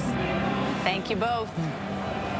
And as we await, let's swing over to our panel, because I think the big story this hour, Liberal leader Bonnie Crombie, she wanted to be the next premier. She has now failed to even win a seat. What does this mean? Yeah, a fascinating turn of events when you compound that with the fact that the Liberals were actually able to be so far ahead of the NDP in the popular vote, Michelle and Lena, but as Nick Nanos was pointing out and Nick Dixon, unable to convert that into a seat count that would even preserve Bonnie Crombie's seat herself. John Moore, I'll start with you. What's your read on that? It's not unprecedented that the party leader doesn't win, but because John Tory did that, actually. But at least his party was elected with the second largest caucus at Queen's Park. So it was something where he could go and run in another riding and then take his seat in the House. For Bonnie Crombie, it's, perhaps humiliating is too harsh a word, but this is not the outcome she was looking for. And people, of course, tomorrow, all of her proxies will go out and say, but look at the vote, look at the popular vote, look what she did to the vote. But it's another 4 years of being a rump caucus. I got to quickly say, I just got into my inbox a statement from Prime Minister Justin Trudeau on the outcome of this election, congratulating Doug Ford on his re-election. At this crucial time, he says, we must work together to defend Canadian interests, protect workers and businesses, and grow our economy. This includes making progress on the top-of-mind priorities of Ontarians and all Canadians, creating good-paying jobs, building more homes, and investing in health care and affordable child care. Together, the Prime Minister writes, we can build stronger communities and a stronger, fairer province and country for everyone. Kind of an interesting alliance that developed between those two individuals, Bill, over the years. As far as Doug Ford goes, we are standing by. We expect him to speak pretty soon. We just saw him talk to us right here. What was your take on his mood? Well, it was actually kind of surprisingly low-key, but listen, he's been seeing his inside party polling. He knew what we all knew, that he was going to win this election, and he was probably going to get a majority, and I think he's probably sincere that he may be a little disappointed he didn't get a few more seats. The night's still not over, but I think he'll be very happy with that. And, you know, you look at the NDP, they're trying to put on a brave face today, but the reality is they haven't had a chance at the official opposition position for so long now, and they haven't made a real dent in him. Despite, as we talked earlier, it's not like there haven't been scandals on the green space and all of that. There have been opportunities, and they haven't been able to dent them. So, and if you're the Liberal Party, you have to look at that as well and say, if we can't bring this Premier down even a little, then maybe we need to rethink our strategies. We're looking right now at some of the really close races, Sabrina. What do you have your eye on as the night continues? Yeah, I'm just looking at Eglinton Lawrence, where there wasn't an NDP candidate there, and Vince Caspero was facing, you know, the Liberal Vince Caspero was facing off with Michelle Cooper from the PCs, and we had the NDPer drop out of that race for strategic voting reasons. The margin right now is about 152 votes away. I mean, I wonder if that's actually going to go to a recount. It could make a little bit of a difference. Maybe Doug Ford would be happier, obviously, if he gets a couple more seats. He did seem pretty somber there. But yeah, it just seems like the makeup of Queen's Park is already laid out now. Speaking of somber, we're looking at Bonnie Crombie now entering headquarters, greeting some supporters. But Lena and Michelle, certainly a disappointing night, at least as far as her own electoral outcome is concerned. Absolutely. And Bonnie Crombie is, as you mentioned, Vash, she's just arriving at party headquarters. She's got to do this, right? Put on a brave face for the cameras, hug the supporters, thank the voters, her team. But this is a devastating night for the leader of the Ontario Party. John, you talked about, the fact that this is humiliating might be too harsh a word. What do you think is next for the Ontario Liberals? Like, how do they bounce back from this, or do you expect that they'll try to reframe this tomorrow? Oh, they'll try to reframe it, but they've got to figure out what the way forward is going to be for them. And I was thinking about this as like a sports team. There's Bonnie Crombie getting ready to speak. Yeah. Let's listen in live. And thank you for being here. I want to thank each and every one of you for everything you have done in the last 28 days. Oh my gosh, those snowbanks, the salt, how many pairs of shoes have you ruined? You've really stepped up. And many of you put your name on the ballot that are in the room here tonight. So, listen, running for office is no small thing. So no matter who you ran for, or our province and our democracy are better because of the hard work, right? Yeah. So thank you. I know tonight isn't exactly the result we were looking for, but you should be very, very proud of what we did tonight.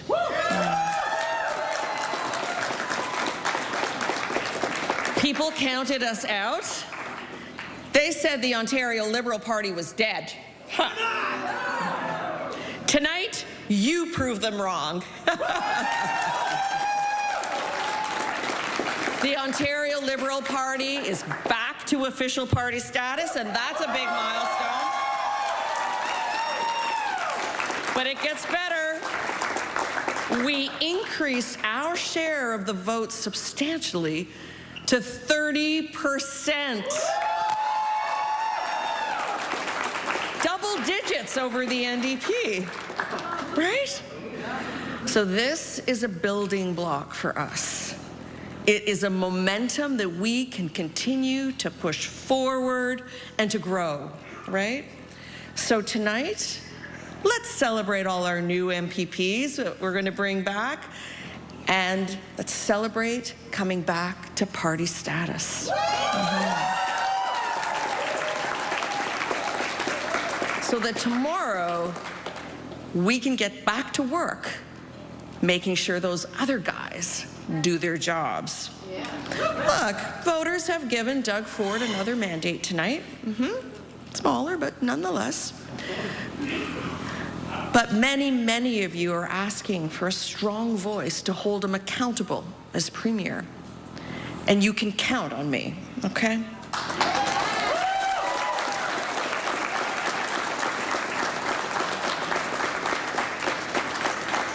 So I'll say this tonight, Doug, we'll be watching. Yep. We know Ontario can do so much better, right? And you know I'm not going to slow down, not for 1 second, when it comes up to standing up for the people in this province, right? I'm going to continue to fight for our public health care system every single day, right? Doug, you promised a lot of things during this campaign, and one of them was to get people more family doctors. And I'm going to hold you to it. The Ontario Liberal Party is going to hold you to it, right?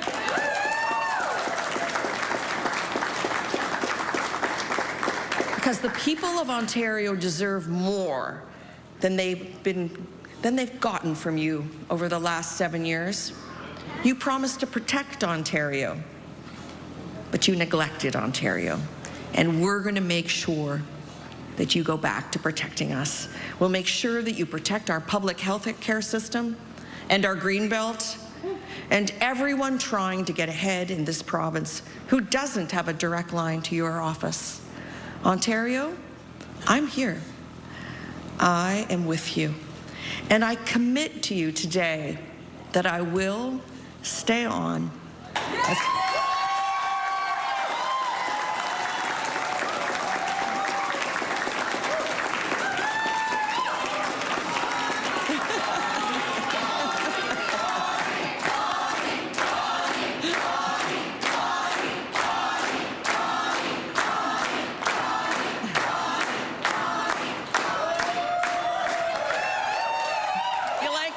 I'll tell you again. Okay. I commit to you that I'll stay on as Ontario Liberal leader so that I can keep fighting for you. Thank you, everyone. Thank you. Let's enjoy the night. You're watching a passionate Bonnie Crombie revealing a question we've been asking tonight. She will stay on as Liberal leader. She only took on that job in 2023, choosing in her speech to focus on the positives, the fact that the party has gained official party status and some seats. Let's go to Nathan Downer, who is in that room. Nathan. Yeah, I think the room is a little bit mixed. A positive note, though, Bonnie Crombie making the big announcement. She's not going to step down. She will stay with the party. And they did make some gains. They have official party status. So to recap, she says it wasn't the result that they were looking for. They were hoping to do better, and they were thinking big. They were hoping to be the official opposition. They were also hoping Bonnie Crombie to win the riding that she ran in, Mississauga East Cooksville. That didn't happen. So, yeah, a little bit of disappointment, but I think the big takeaway, of course, is the fact that Bonnie Crombie is going to stay on for 4 years. And I was, asking one of her strategists before this speech, what's Bonnie Crombie's plan? And she said with confidence, they did consider this scenario, gaining more seats, getting official party status, but not winning in the riding that she ran in. And they had decided that she would continue on anyway. So the fight's not over. It was a snap election. They're looking at the positives. They did get 30% of the popular vote. So again, that's another gain. And they're going to use that as momentum to move forward. So I think for the first time since I've been here, things have kind of picked up. There's a bit more of a buzz, a bit more of a positive feeling. And that's because of what their leader, Bonnie Crombie, just had to say. All right, Nathan Downer live in Mississauga. Thanks for this, Nathan. We're going to take you to Ford Nation now. That's where we find CTV's Siobhan Morris, and we understand the Premier is about to address that crowd. Siobhan, what are you hearing? Any minute now, we are expecting that to happen. You saw him with Beatrice speaking, leaving a hotel where he was watching the results come in. Scott Reid, what do you think that Doug Ford needs to do in this speech, re-elected Premier for a third time? I think first and foremost, he's going to claim the mandate that he said he was looking for. So I expect him to say, I went out, I called this election, I asked people to vote for me, they have, and that means I have a mandate to take on Trump, to put in place the protections for our jobs, for our industry, for our workers. I think that's what you're going to hear from him. There's going to be a lot of thanks, there's going to be a lot of applause, there's going to be a lot of dunking on the 10-foot rim, and he's going to be very happy. But I think most of all, he's going to say this is a mandate, and I intend to embrace it fully. What kind of things do you think he's going to dunk on? You don't underestimate this guy. He's got 3 majorities in a row. I think he can probably dunk, at least on an 8-foot rim. Look, I also think you're going to hear him, not tonight, but now the question is, well, what will he do with that mandate? And we know that there are going to be tariffs imposed next week. Will we see him, starting to hear the crowd start to rev up, he's coming soon, but will we see him start to talk with the federal government about packages, about spending, about rescue expenditures to try to help maintain jobs in industry here? For example, to keep industries from relocating on the other side of the tariff wall in the United States. So I think you're going to actually get a pretty full dose of policy, not tonight, but very soon, given what Donald Trump is about to do next week. How quickly would you then expect him to call the House back? It's not expected to reconvene for a couple of weeks at this point, but what do you expect? Their habit politically has been to let the House not return all that often, but I think there's an argument to be made since he asked for this mandate to deal with this crisis, and if that crisis is going to intensify next week, then he may want to move it back a little bit quicker. So we'll wait and see, but I would not be surprised to see if he tries to reconvene it end of March, April, certainly by May. I don't think we're going through to the fall without the legislature being in session in order to address some of these issues and the spending that will be required. We talked about this international component to this campaign, although, again, I think Doug Ford might be very, very close now.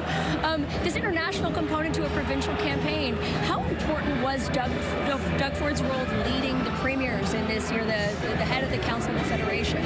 I think it played an important role because it allowed him to consistently position himself, not just as a Premier of Ontario, but a leader on the national stage and in the international context. It built out his brand. It allowed him to build upon his classic brand as somebody who fights for jobs, fight for industry, fight for a stronger economy, but to do so in the context of challenge, as I say again, like in an international context. I think it really helped. I mean, look, throughout the campaign, he called a campaign hoping that he would be able to keep the focus on tariffs and Trump. And almost every darn day of this campaign, Trump was right in the news cycle, stuffing the conversation about tariffs right down our throats. I got asked today, maybe you have a better answer to this than the one that I gave, was people wondered what is it about Doug Ford that allows him, after all the scandals he's been through, to be in this position, returning his party to a third majority consecutively. How is that possible? He's very comfortable in his skin. As a political player, as a political character, he knows exactly who he is. He communicates it, he reinforces it day by day. His campaign and his government builds and fortifies it constantly. Just think about this. No government in the history of Ontario has spent as much money advertising, reinforcing these economic themes, hammering away time and again. And the same thing on the party operation. They're raising money and they're spending money doing partisan advertising in support of Doug Ford, his brand. And I think you're seeing the effect of that with these three majority governments. People know who Doug Ford is, and I think Doug Ford can make the case that he knows who he is as Premier and as a politician. You talked about those political ads. What do you think has worked so well with those ads? The ones that are not, the ones putting Doug Ford front and center, the party front and center. Why have those government ads worked so well to the party's advantage? Well, shout out to my buddy Dennis Matthews from Creative Currency, who is behind so many of those ads, who's here tonight. I see him walking around. I think what has happened is you got to look at it in the context. I don't want to go all nerd on you, but from a political perspective, the importance of earned media, the ability to use earned media to reach, to connect, and to influence the thinking of the average voter, it's really diminished over time. We've seen media diminish in terms of its reach. And as a consequence, paid media, having an ad on while people are watching Jeopardy at night, having an ad on during a hockey match, that matters a lot. That gets seen, that gets heard, and the osmotic effect of that, month after month, year after year, Doug Ford jobs, Doug Ford industry, Doug Ford economic opportunity, he just marginalizes and sets his opponents off to the edges, fighting for the scraps of what's left of the public debate. This is a very different Doug Ford that ran for office in 2018, right? And even the guy who was leading the province through that first very unruly summer, I would say. I just saw the Ford family walk by us here, so, and it makes you think. At the beginning of his campaign, or at the beginning, I should say, of his political career, when he was at City Hall, he was seen as, the unpredictable brother. He was seen as the bully. He was seen as the muscle of the Rob and Doug Ford duo. Obviously, Rob Ford's no longer with us, but it's almost like he borrowed his brother's popular and populist appeal and has channeled it throughout his time as Premier. There's not a hint of bully in his general disposition these days. It's all about building. It's all about popular. It's all about being the guy that you want to have a barbecue with over the backyard fence. That's what he wants. That's what he projects. And tonight, the results are visible. We are waiting to hear Doug Ford's message to Ontarians, re-elected now to a third majority government. We are waiting here at PC headquarters. I'll send it back to you. Thank you to both of you. Yes, it could be any moment now. We see someone walking to the podium as we await the newly re-elected Premier of Ontario. We can turn it over to the panel. Okay, let's send things over to our political panel now. Vashi Capello's leading that discussion. Vashi, there was a moment on the campaign trail that I want to talk to you about. When Doug Ford put on this hat that said, Canada is not for sale, and that got him a lot of attention. Is it moments like that that make him so popular? I think it's a large part of it. Yeah, I think Scott really encapsulated in some of his comments what Doug Ford's appeal is, but so did that hat, right?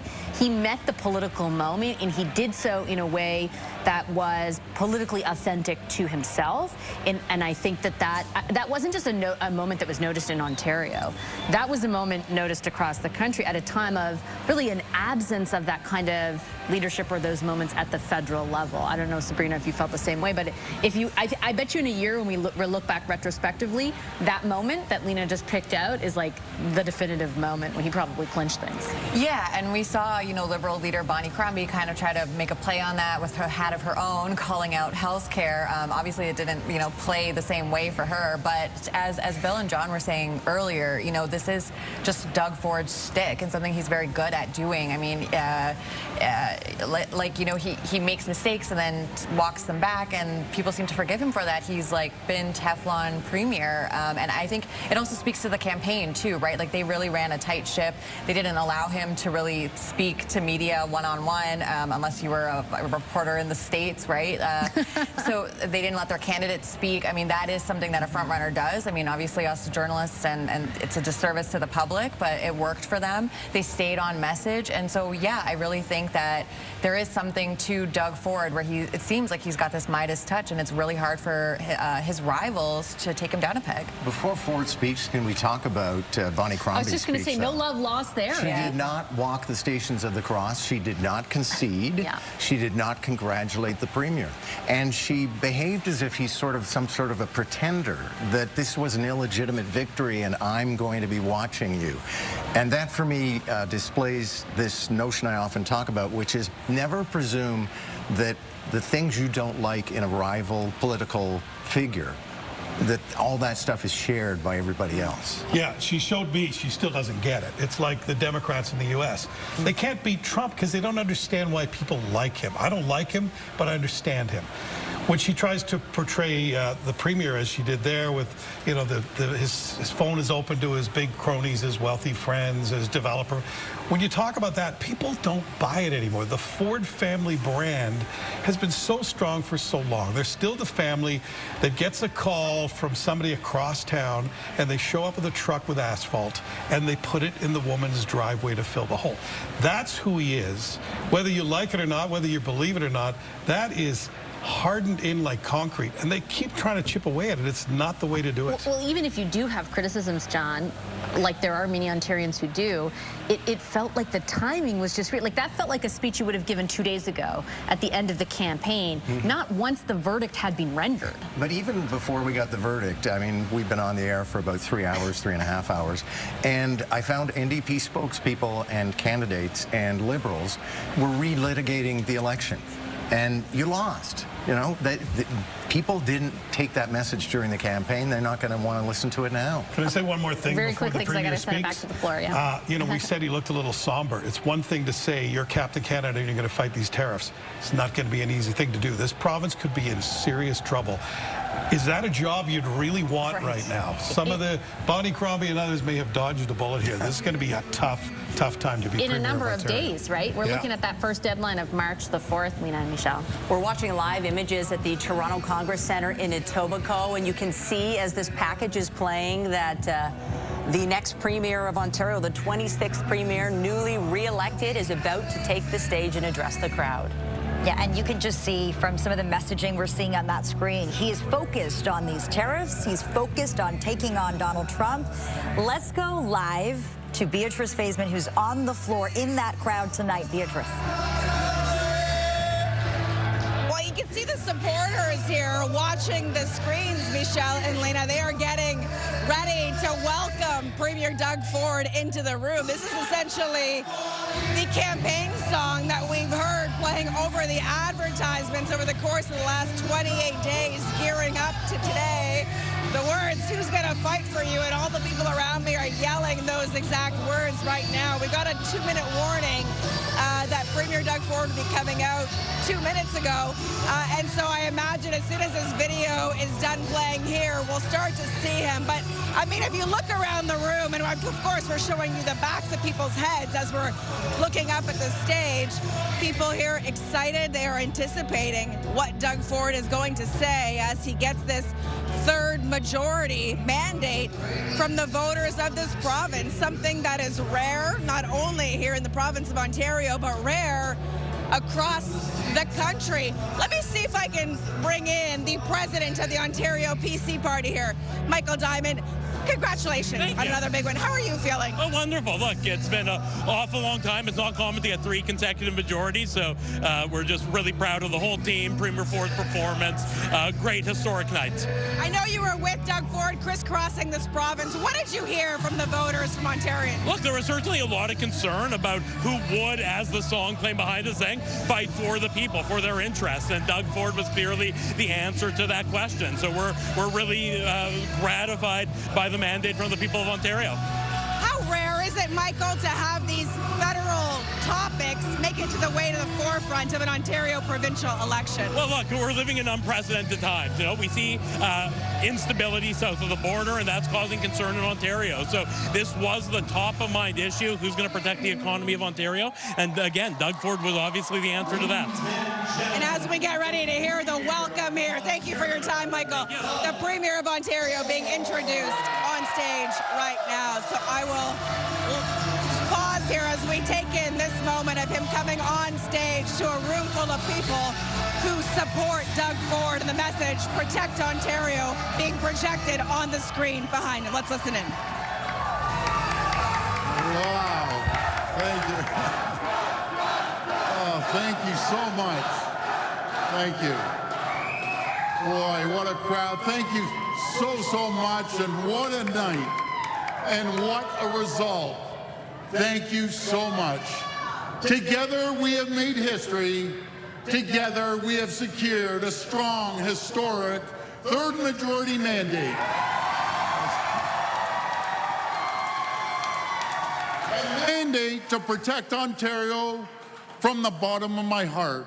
I thank you for being here, for sharing this incredible moment with me. To the thousands of volunteers right across this province who braved the cold, who knocked on over 2 million doors, tonight belongs to you. Thank you. I want to begin by thanking Carla and my daughters for your endless support. I couldn't do this without you. I also want to thank Marit Stiles, Bonnie Crombie, Mike Schreiner, and every single person who put their name on a ballot. We can disagree on policy, but there's no question at all, each one of them loves our province, and each one of them loves Canada, the greatest country on earth. Democracy only works if people are willing to step up and step forward. Our province is stronger because of your decision to do so, so I want to thank all the candidates. During my time in office, I hope I've proven I will work with anyone, I will work with everyone to get things done. Now, as we stare down the threat of Donald Trump's tariffs, I will continue to do just that. I will work with every level of government and every political stripe, because fighting back against Donald Trump, standing up for Canada, it will take a full Team Ontario effort. It will take a full Team Canada effort. Friends, over the last 7 years, we've made so much progress together. Over 1 million more people are working today than when we were elected in 2018. We've attracted over $70 billion in new investments into our economy, in new auto and battery plants, in our manufacturing sector, in new life science facilities, in Ontario's growing tech sector. Now together, we have to fight hard to protect our progress. This election, we ask the people for a mandate, a strong mandate that outlives and outlasts the Trump administration, a mandate to do whatever it takes to protect Ontario. Well, friends, the people have spoken. They're ready to stand up for Canada. This election, we asked the people for a mandate to make Ontario the most competitive place in the G7 to invest, create jobs, and do business. The people said yes. We asked the people for a mandate to unleash the awesome economic potential of the Ring of Fire. The people said yes. We asked the people for a mandate to build up our economy by tearing down internal trade barriers, and the people said yes.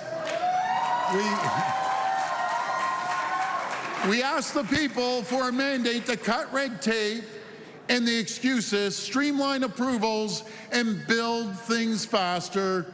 The people said yes. We asked the people for a mandate to get the federal government out of our way so we can get shovels in the ground on the projects that will build the true North Strong and Free. The people said yes. We asked the people for a mandate to build pipelines, to build rail lines and transmission lines, to diversify our trade, find new markets, new customers, and rely less on the old ones. The people said yes.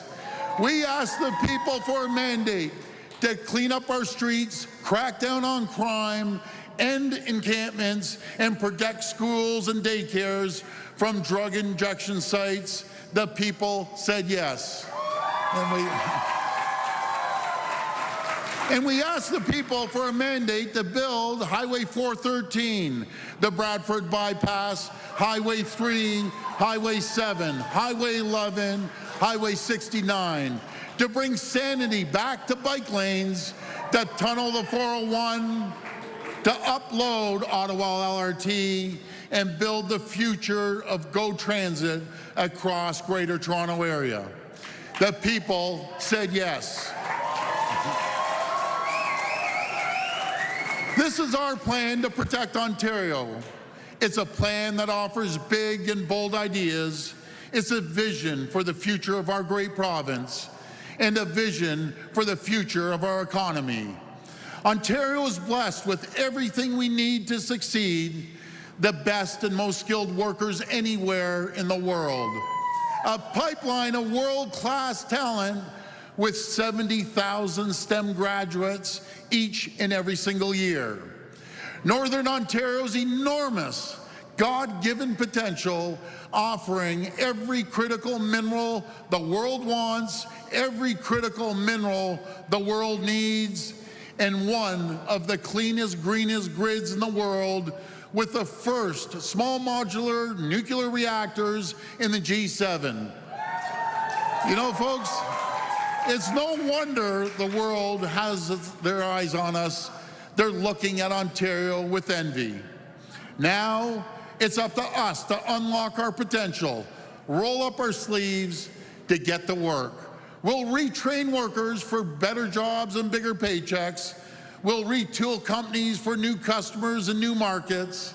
We'll reshore supply chains to bring good jobs back home.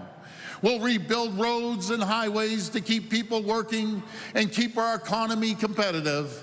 Friends, this election, we promise to do whatever it takes to protect Ontario.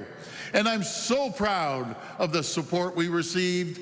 Together, we made more inroads into new communities, with more people seeing themselves reflected in our party, in our priorities. A record number of unions, including first-time supporters like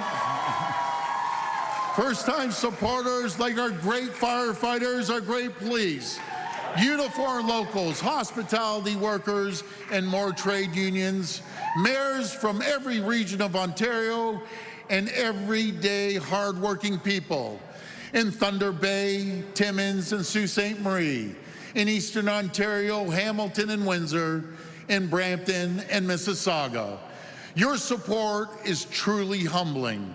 I will never, ever take it for granted. I will never stop working for you, because we're in a battle for the future of our province, for the future of our country.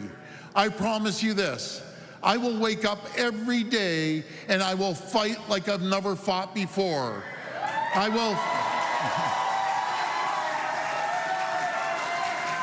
will fight for every auto worker in Windsor, Woodstock, St. Thomas, and Oakville, in Brampton, Ingersoll, Oshawa, Alliston, and Cambridge. I will fight for every miner in Timmins, Thunder Bay, and Sudbury.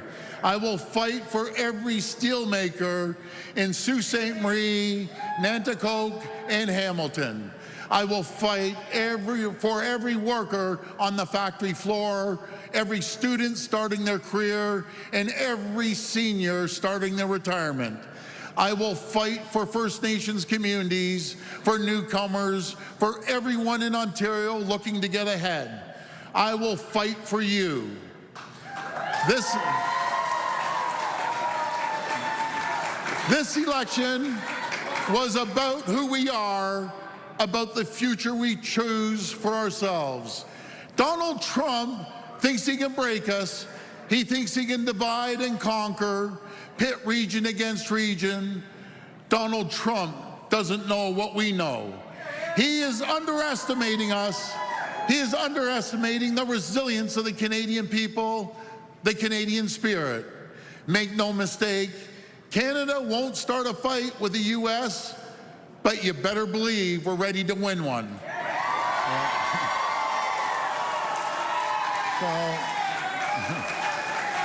So, thank you. Thank you, everyone. So, folks, let me be clear. Canada will never, ever be the 51st state. And Canada is not for sale. Over the last weeks and months, I've seen the best of our province, the best of our country. Hardworking people standing up for what's decent, for what's right. It's you, the people, who will get us through this, who will fight for our future. Together, we're going to emerge from this stronger and more united than ever before. From coast to coast to coast, we're going to stand together. We're going to fight. We're going to fight for our province. We're going to fight for our country. Together, we're going to protect Ontario. I want to thank you, and may God bless the people of Canada. May God bless the people of Ontario. Thank you. Thank you, everyone. The 26th Premier of Ontario, newly re-elected, addressing supporters in Etobicoke and the people of this province. Let's go to CTV's Queen's Park Bureau Chief Siobhan Morris as the balloons are falling. A celebration underway tonight, and definitely a familiar mantra. He is vowing to protect Ontario. Siobhan, that message resonating with voters.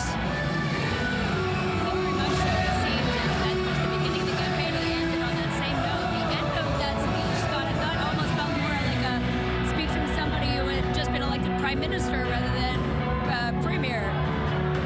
I had the very same thought as the flag was waving behind him. He was talking about the fighting Canadian spirit. Said he was going to dunk the ball, and he dunked it with both hands, and it was all fighting words. The thing that jumped out to me, he said, we are in a battle for the future of our country, a battle for the future of our province, and he made the mandate full tonight by saying he's going to take the fight to Donald Trump. It's what the crowd wanted to hear, and it's the mandate that he wanted. Any other big standout moments for you? He did talk about the union support that's been so critical to the PC party's success the last few campaigns. The wind-up at the end, where he invoked Trump and said that he doesn't understand our fighting spirit, where he pledged that he would lead that battle, again, as you say, not just a leader of the province, but position himself as a leader for the country. And interestingly, for a room full of conservatives, he positioned himself as the remedy, as the antidote, as the opponent to conservative Donald Trump, Republican Donald Trump. I thought that was interesting, and these guys lapped it up like honey. What do you think happens when on the federal scene where we're about to see a new prime minister chosen, potentially a new election there? How does Doug Ford fit into that? You're going to see a battle between all of the politicians on the federal stage to ape what Doug Ford just did tonight. Put the themselves in the position of the battler, willing to go to battle with Donald Trump. It's going to start next week when these tariffs are imposed. You're going to hear from Mark Carney. You're going to hear from the incumbent Prime Minister Justin Trudeau. You're going to hear from Pierre Poilievre. He just gave the speech that Pierre Poilievre would love to give every day.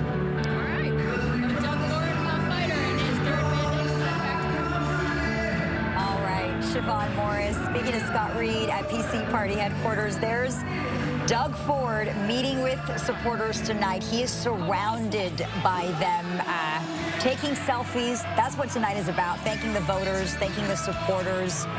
All smiles there. Doug Ford asked for a fresh mandate to take on Donald Trump and the threat of U.S. tariffs, and that is exactly what he gets tonight. We're looking at live images again of the Congress Center. I'm going to swing over to our panel here. Vashi, there's something I've been thinking about.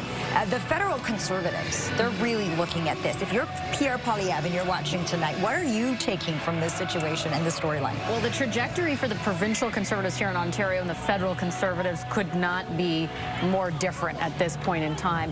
Where Trump has helped incumbents like Doug Ford, it has done the opposite for people pushing from opposition, in the case of Pierre Poilievre and in other instances, but primarily and most pronounced with Pierre Poilievre. So I think you're looking at the map and thinking, okay, look, the GTA doesn't look so bad. Perhaps, as Nick Nanos has said, that's still a ripe area potentially for federal conservatives, but you've got to acknowledge the degree to which Doug Ford met the moment where Trump was concerned and the degree to which it does not appear the federal conservatives did the same. John, you're shaking your head. You're no, nodding. I'm nodding. I'm nodding. You're nodding, I should say. And, you know, what's running through your mind? I thought that was a very solid speech. And one of the things that Doug Ford has that Pierre Poilievre hasn't until quite recently is positivity and a vision of a bright future rather than this sort of hellscape of the present that we're living in. And you would have noticed two phrases he kept coming back to, which was very good speech construction, and that was the people said yes. So he mapped out all the mandates that he had asked for and said the people said yes. And then the whole fighting metaphor is excellent. I mean, that becomes the core of the speech. This snap election, it was a gamble. Clearly it's paid off. But as we look at the results continuing to come in right now, they've definitely gotten more seats. Okay, we are going to go to, you know what we haven't heard from? Marit Stiles. So we're going to go to NDP party headquarters as Marit Stiles greets supporters tonight. Certainly she got her seat, and she definitely is of the official opposition, which is a good thing. But if you look at the seat count as the results roll in tonight, they're not where they were at dissolution. Yeah, there's Marit Stiles again, meeting with supporters in Davenport tonight. That's another really interesting storyline. A lot of people thought Bonnie Crombie and the Liberals would finish in second place tonight. And you just see a very different story unfolding. The NDP able to keep their official opposition party status. Marit Stiles, this was her first election as leader of the party on the campaign trail. She really talked about health care. She talked about the affordability crisis, the homelessness crisis. And she really tried to take jabs at Doug Ford and take him on. And there she is, Marit Stiles on the stage now in Davenport at her party headquarters as she gets ready to give her speech. All smiles tonight. Let's listen in.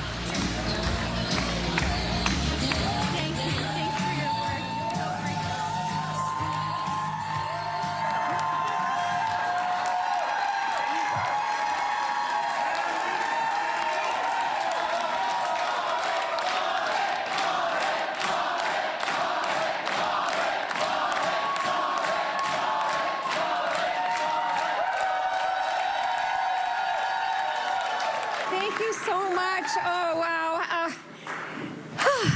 Hello, everyone. Bonjour tout le monde.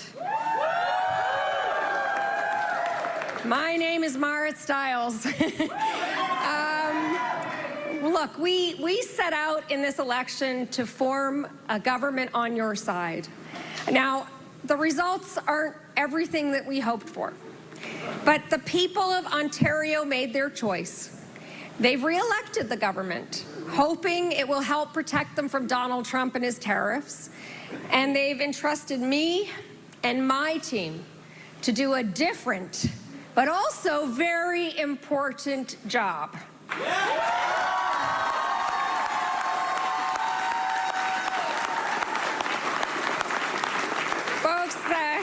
We've been tasked again to serve the people of Ontario as their official opposition.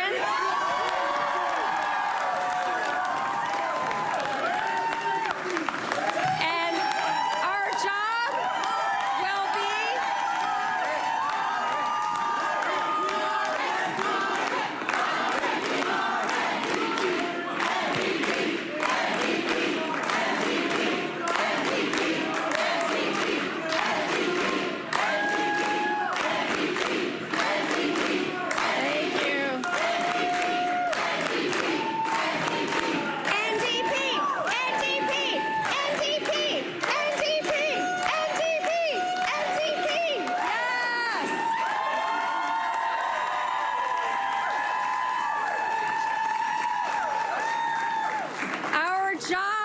to hold this government to account. And that is the job that we are going to do with our usual fight and our determination, but also with love and hope and optimism.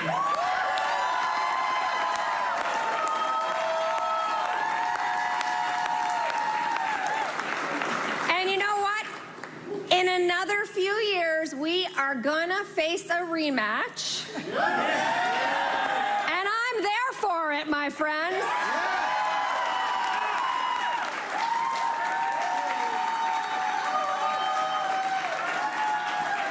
Now, listen, I want you to know that I'm congratulating tonight Premier Ford on his victory. And I really do want to offer him any possible help that we can provide in the face of the threat of Donald Trump. The threat is real. And I deeply believe that we can overcome it with a strong Team Ontario and a strong Team Canada approach. So, you know, my message to the people of Ontario is, in the face of Trump, we will stand together, and we, the Ontario NDP, will stand up for the people.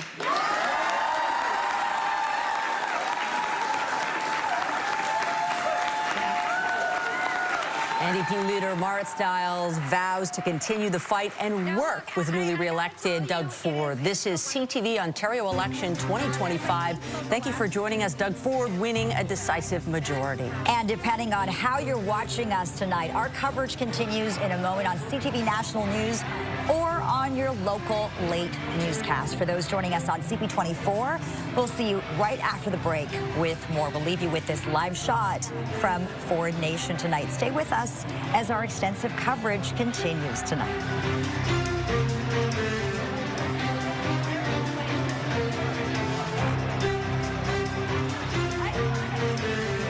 Introducing Rogers Xfinity with internet that handles it all.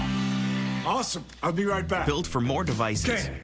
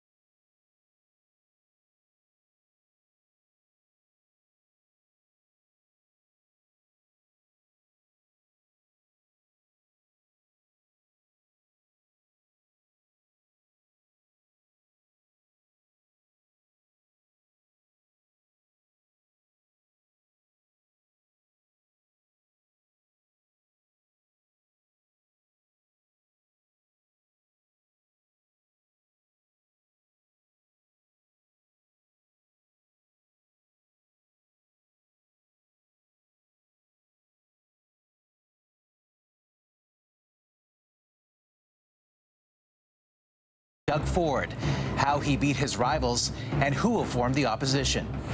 A last-minute Canadian pitch in Washington before tariffs are set to kick in, and what led to this moment in the U.S. Capitol. We're the closest of nations, and we had very good discussions today, but we didn't discuss Canada.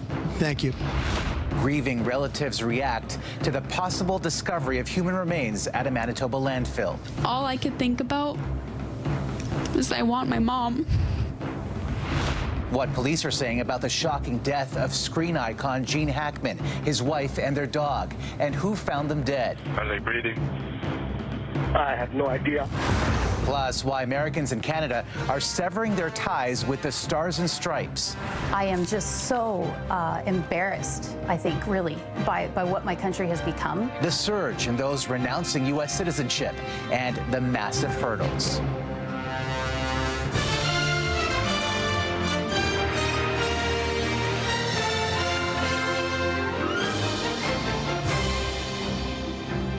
CTV National News with Omar Sachedina.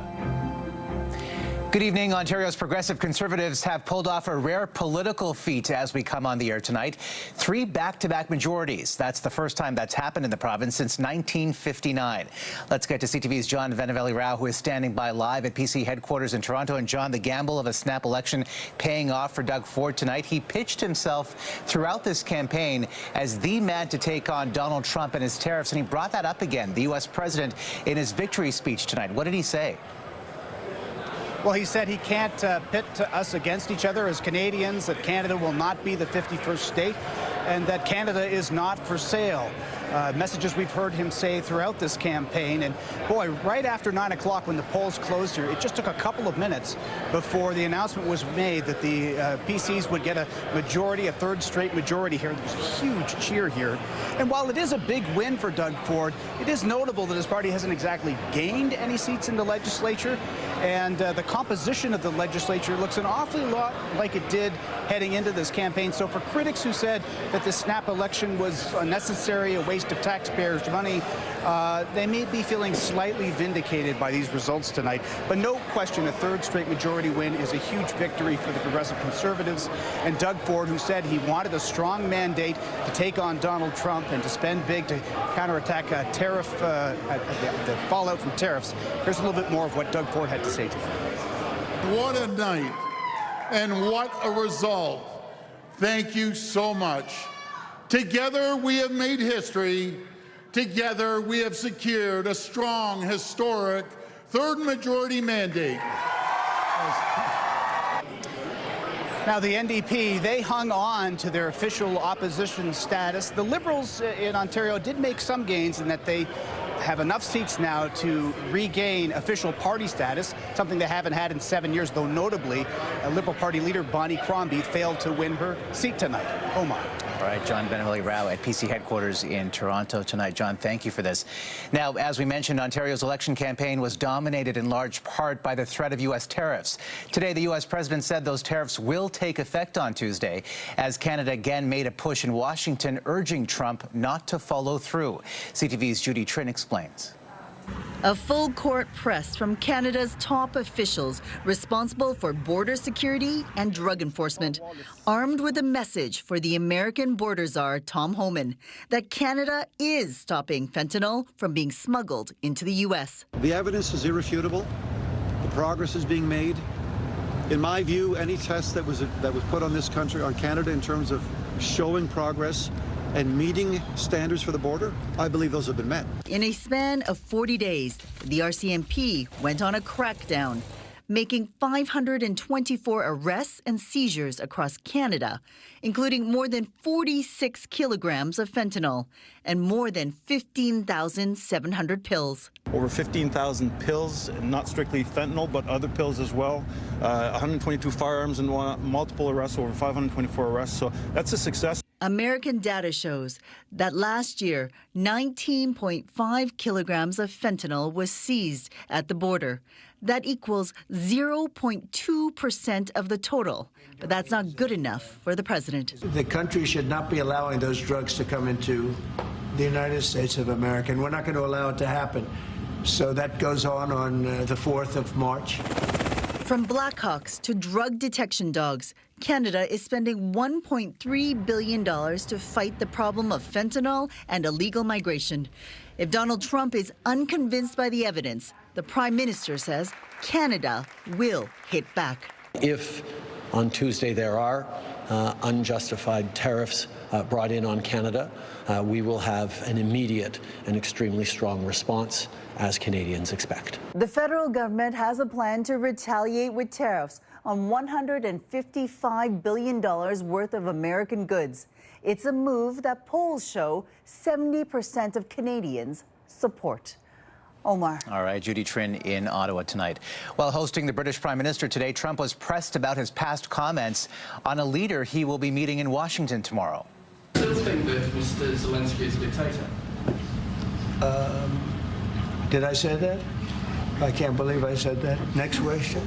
The U.S. president seemed to deny calling Volodymyr Zelensky a dictator just days ago. And later, at that joint press conference with Keir Starmer, Trump shut down a question about his annexation threats against Canada. We had very good discussions today, but we didn't discuss Canada. Thank you. And Wayne Gretzky's wife is speaking out about the backlash the hockey legend is facing from Canadians over his support of Trump. On Instagram today, Janet Gretzky posted that the mean comments have, quote, broken his heart. Last night, Donald Trump defended his friend, calling him the greatest Canadian, and that he doesn't want anyone in Canada to say anything bad about him. Gretzky, so far, has remained silent. There is shock and mystery tonight surrounding the death of Oscar-winning actor Gene Hackman and his wife Betsy Arakawa. The bodies of the couple, along with their dog, were found by a caretaker who frantically called 911. Are they breathing? I have no idea. I'm not inside the house. It's closed. It's locked. I can't go in. But I see them. She's laying down on a floor from the window. Okay. Are they moving at all? No, dude, they're not moving. Just send somebody out here really quick. Hackman, who is 95 years old, and his 65-year-old wife, Betsy Arakawa, were found Wednesday inside their Santa Fe, New Mexico home. Police say they were likely dead for some time.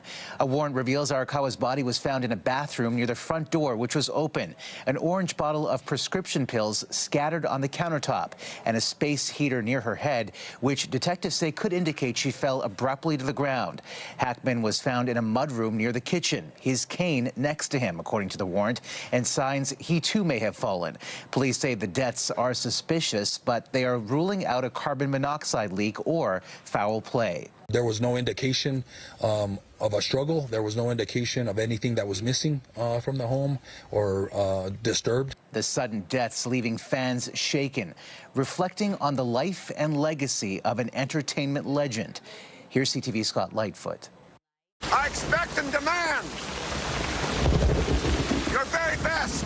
For more than 5 decades, he was a star of the screen, but Gene Hackman started his life as a child of divorce who lied about his age to join the Marines and then worked a number of different jobs just to pay for auditions. Every day was like a new challenge. It was going out and trying to get that job and doing those auditions, and I loved it. The aspiring actor joined the Pasadena Playhouse, where he met another young hopeful named Dustin Hoffman.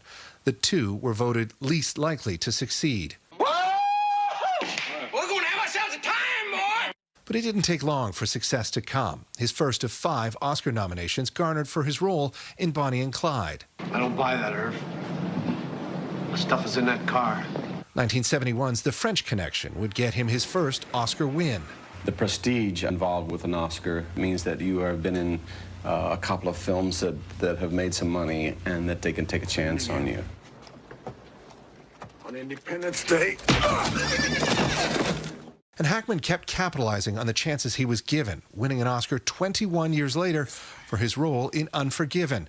But Hackman says he felt the tough guy roles limited his range. We were cast so close to type in films that you can only do so much within your own persona. He created the film persona of an iconic nemesis to Superman. You were great in your day, Superman.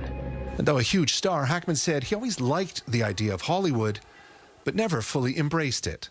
I guess movie star is Robert Redford and Paul Newman and kind of guys that I idolized or visualized when I was a real young guy. In the 1980s, Hackman and his then-girlfriend, later wife, classical pianist Betsy Arakawa, moved to New Mexico. He would continue his film career. In his later films, Hackman took on comedic roles. Comedy's harder because, you know, it isn't arbitrary. If they don't laugh, it doesn't work. The problem is... And in 2004, citing the stress of the craft as being a hazard to his health, Hackman retired from acting, for the most part living out the rest of his life out of the spotlight. Gene Hackman was 95. Scott Lightfoot, CTV News, Toronto. Here at home, search teams have made a heartbreaking discovery in a Manitoba landfill, possibly human remains belonging to 2 Indigenous women. CTV's Alex Karpa on the emotional toll on their families. All I could think about was I want my mom. No one should go through any type of heartbreak without their mom. The families of Morgan Harris and Mercedes Myron emotional today after the discovery of potential human remains at Manitoba's Prairie Green landfill. That scary movie we've been living for the last couple of years has become a reality. The search of the landfill began in December after family and Indigenous leaders pushed to search this area for the women murdered by convicted serial killer Jeremy Skibitsky. Although it's a good thing that we found the remains, it's also very, very hard. We're going to continue fighting. No family, no person should go through what we went through. Skibitsky was convicted last year of 4 counts of first-degree murder and sentenced to life in prison in the deaths of Myron, Harris, Rebecca Comtois, and an unidentified victim named Buffalo Woman. Our stolen sisters deserve to be found, and they deserve to be honored, and they deserve to be laid to rest with dignity. Manitoba Premier Wab Kinew hopes the discovery could serve as vindication for the families. There should be a process if this is one of the loved ones of these families to provide identification, or if this is going to take us in a different direction, then we need to be open to that possibility too. Premier Kinew said the identification process could take a couple of weeks. Activity here at the Prairie Green landfill site was paused on Wednesday following the discovery, but has since continued on Thursday. The families of Myron and Harris have asked for privacy at this time. Alex Karpa, CTV News, Winnipeg. And Manitoba today became the first province to join the federal pharmacare plan. But the deal comes just days before Justin Trudeau steps down, raising questions about the future of the program. Here's CTV's Rachel Aiello. The federal-provincial agreement, worth $219 million, is the first of its kind, offering Manitobans improved access to diabetes medications such as insulin, as well as oral contraceptives, IUDs, and the morning after pill. Though, because the province already offers free contraceptives, the deal will allow Manitoba to expand access to menopause medications. We all know that when women, girls, folks have full autonomy over their own bodies and their reproductive choices, our communities thrive. But those struggling to afford these drugs now will have to wait until June, as that's when coverage is expected to start. And it's also likely after the next federal election. With the Conservatives calling the first phase of a national public drug plan radical, the Liberals are facing pressure from the NDP to get more deals done fast. We want to get it done as quickly as possible, not because of politics, but because people are suffering and people need help. How can we not have consensus on this? If that doesn't happen, public health care advocates fear the entire effort is at risk of being dismantled by a future government. Pharmacare has been hanging on by its fingernails for the last few months. We need a critical mass of provinces and territories to sign on to the agreement to really lock it down. British Columbia has signaled its intent to sign on too, but buy-in from the other provinces and territories remains to be seen. Today, the health minister said he's having good talks across the country, but didn't say how soon other deals could be done. Omar? All right, Rachel, thank you. And an update to a story we brought you last night. Nova Scotia's premier has now agreed to resume taking questions from the media at the legislature after saying this yesterday. By moving the scrums, I guess, probably 60 feet from where they were to this room, there's technology in here that will allow reporters to phone in. It's not something that is keeping most Nova Scotians awake. The about face comes after accusations Tim Houston was curtailing press freedoms. Coming up, why Americans in Canada are saying no to the Stars and Stripes. I am going to set fire to this thing. The Americans renouncing their citizenship and why it may be harder than they thought.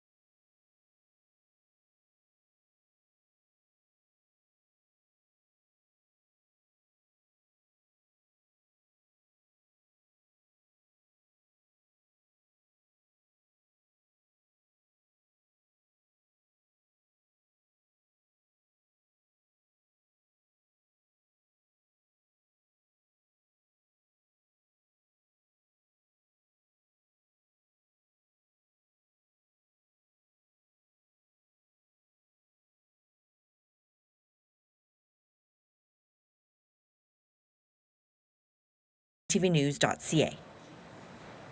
Since Donald Trump began his aggressive stance against Canada, there has been a surge of Americans here talking about giving up their U.S. citizenship. CTV's BC Bureau Chief Andrew Johnson spoke to one family ready to do just that.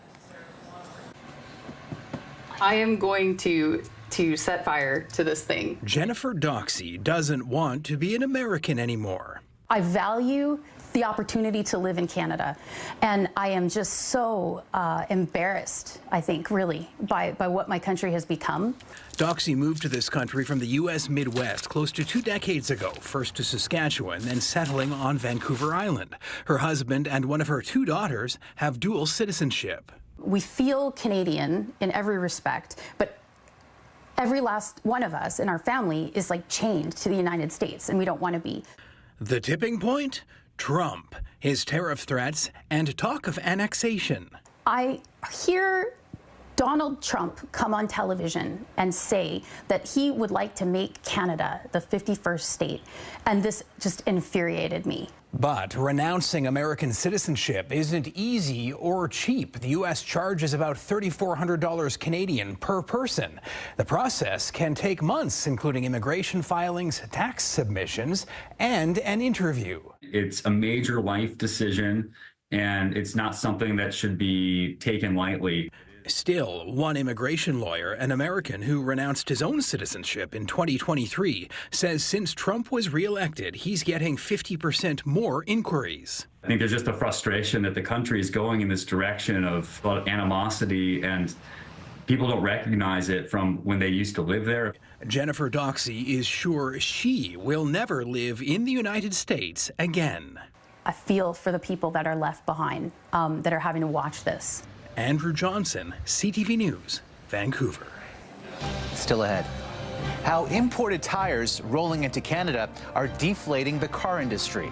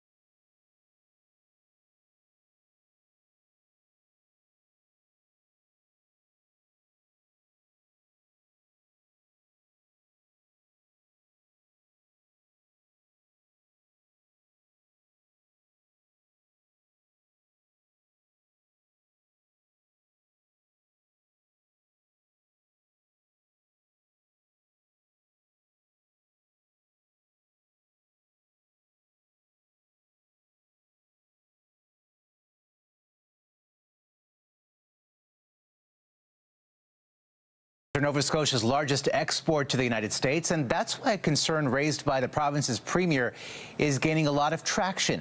Here's CTV's Paul Hollingsworth.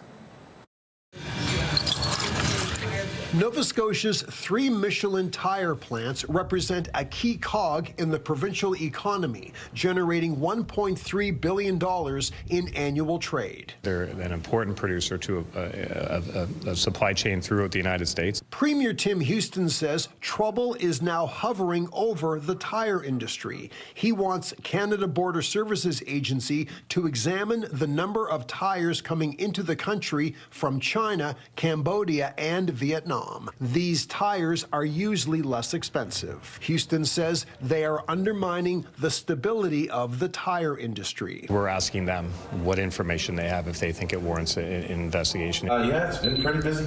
According to Ahmad Ali, roughly half of his customers are always looking for the best deal, sometimes prioritizing cost over quality, regardless of where the tires are made. It has to be safe, and that's why not any manufacturer internationally or nationally can just issue their tire right away. It has to go through safety boards and has to get all the approvals and licensing before they can be issued and allowed to be sold. Michelin employs close to 4,000 people in Nova Scotia. Premier Houston says cheaper tires made in Asia are driving prices down and putting jobs at risk. With the trade tensions we're seeing in the world, with the Trump taxes and just the various discussions around interprovincial trade, we're all just really heightened as to making sure that the playing field is as fair as possible. Michelin declined an interview with CTV News. Houston hopes CBSA responds quickly before any serious damage is done to Nova Scotia's tire industry. Paul Hollingsworth, CTV News, Halifax. Still ahead, what inspired one man to create this display of national pride?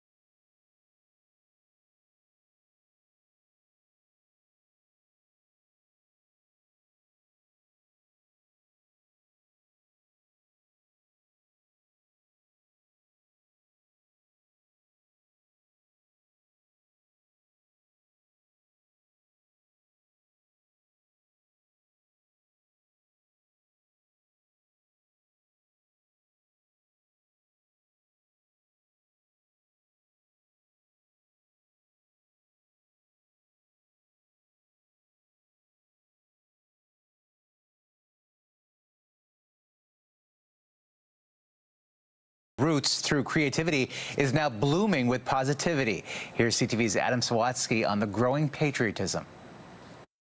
About 18 years ago, Sahoshi Irvin says his ordinary day suddenly turned extraordinary. I had a vision to create the most beautiful place on earth. The most beautiful place on earth? Yes. How are you qualified to do that?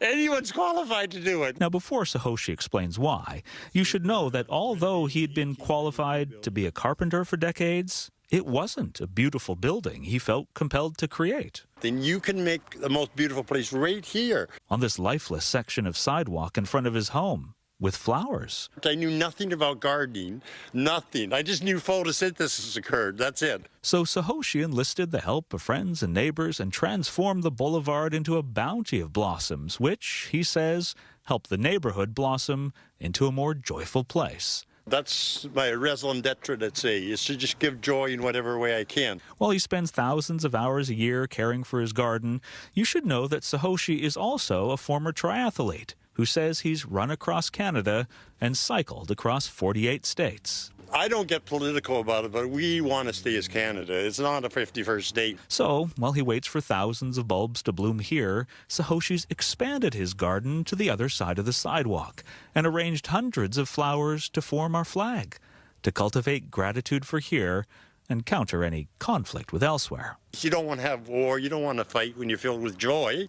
You want to feel good and do good things. And why aspiring to make this the most beautiful place is not a competition for Sahoshi. It's more of an invitation to not just make one place great again, but inspire all of us to make every place feel for everyone like the most beautiful place on earth perennially. Anyone's qualified to do it. We're all qualified to do it. Yeah. You just have to go out and do it. Adam Sawatsky, CTV News, Victoria. That's a beautiful message. That's a snapshot of this Thursday. Heather will be here tomorrow. For all of us at CTV National News, thank you for watching and good night.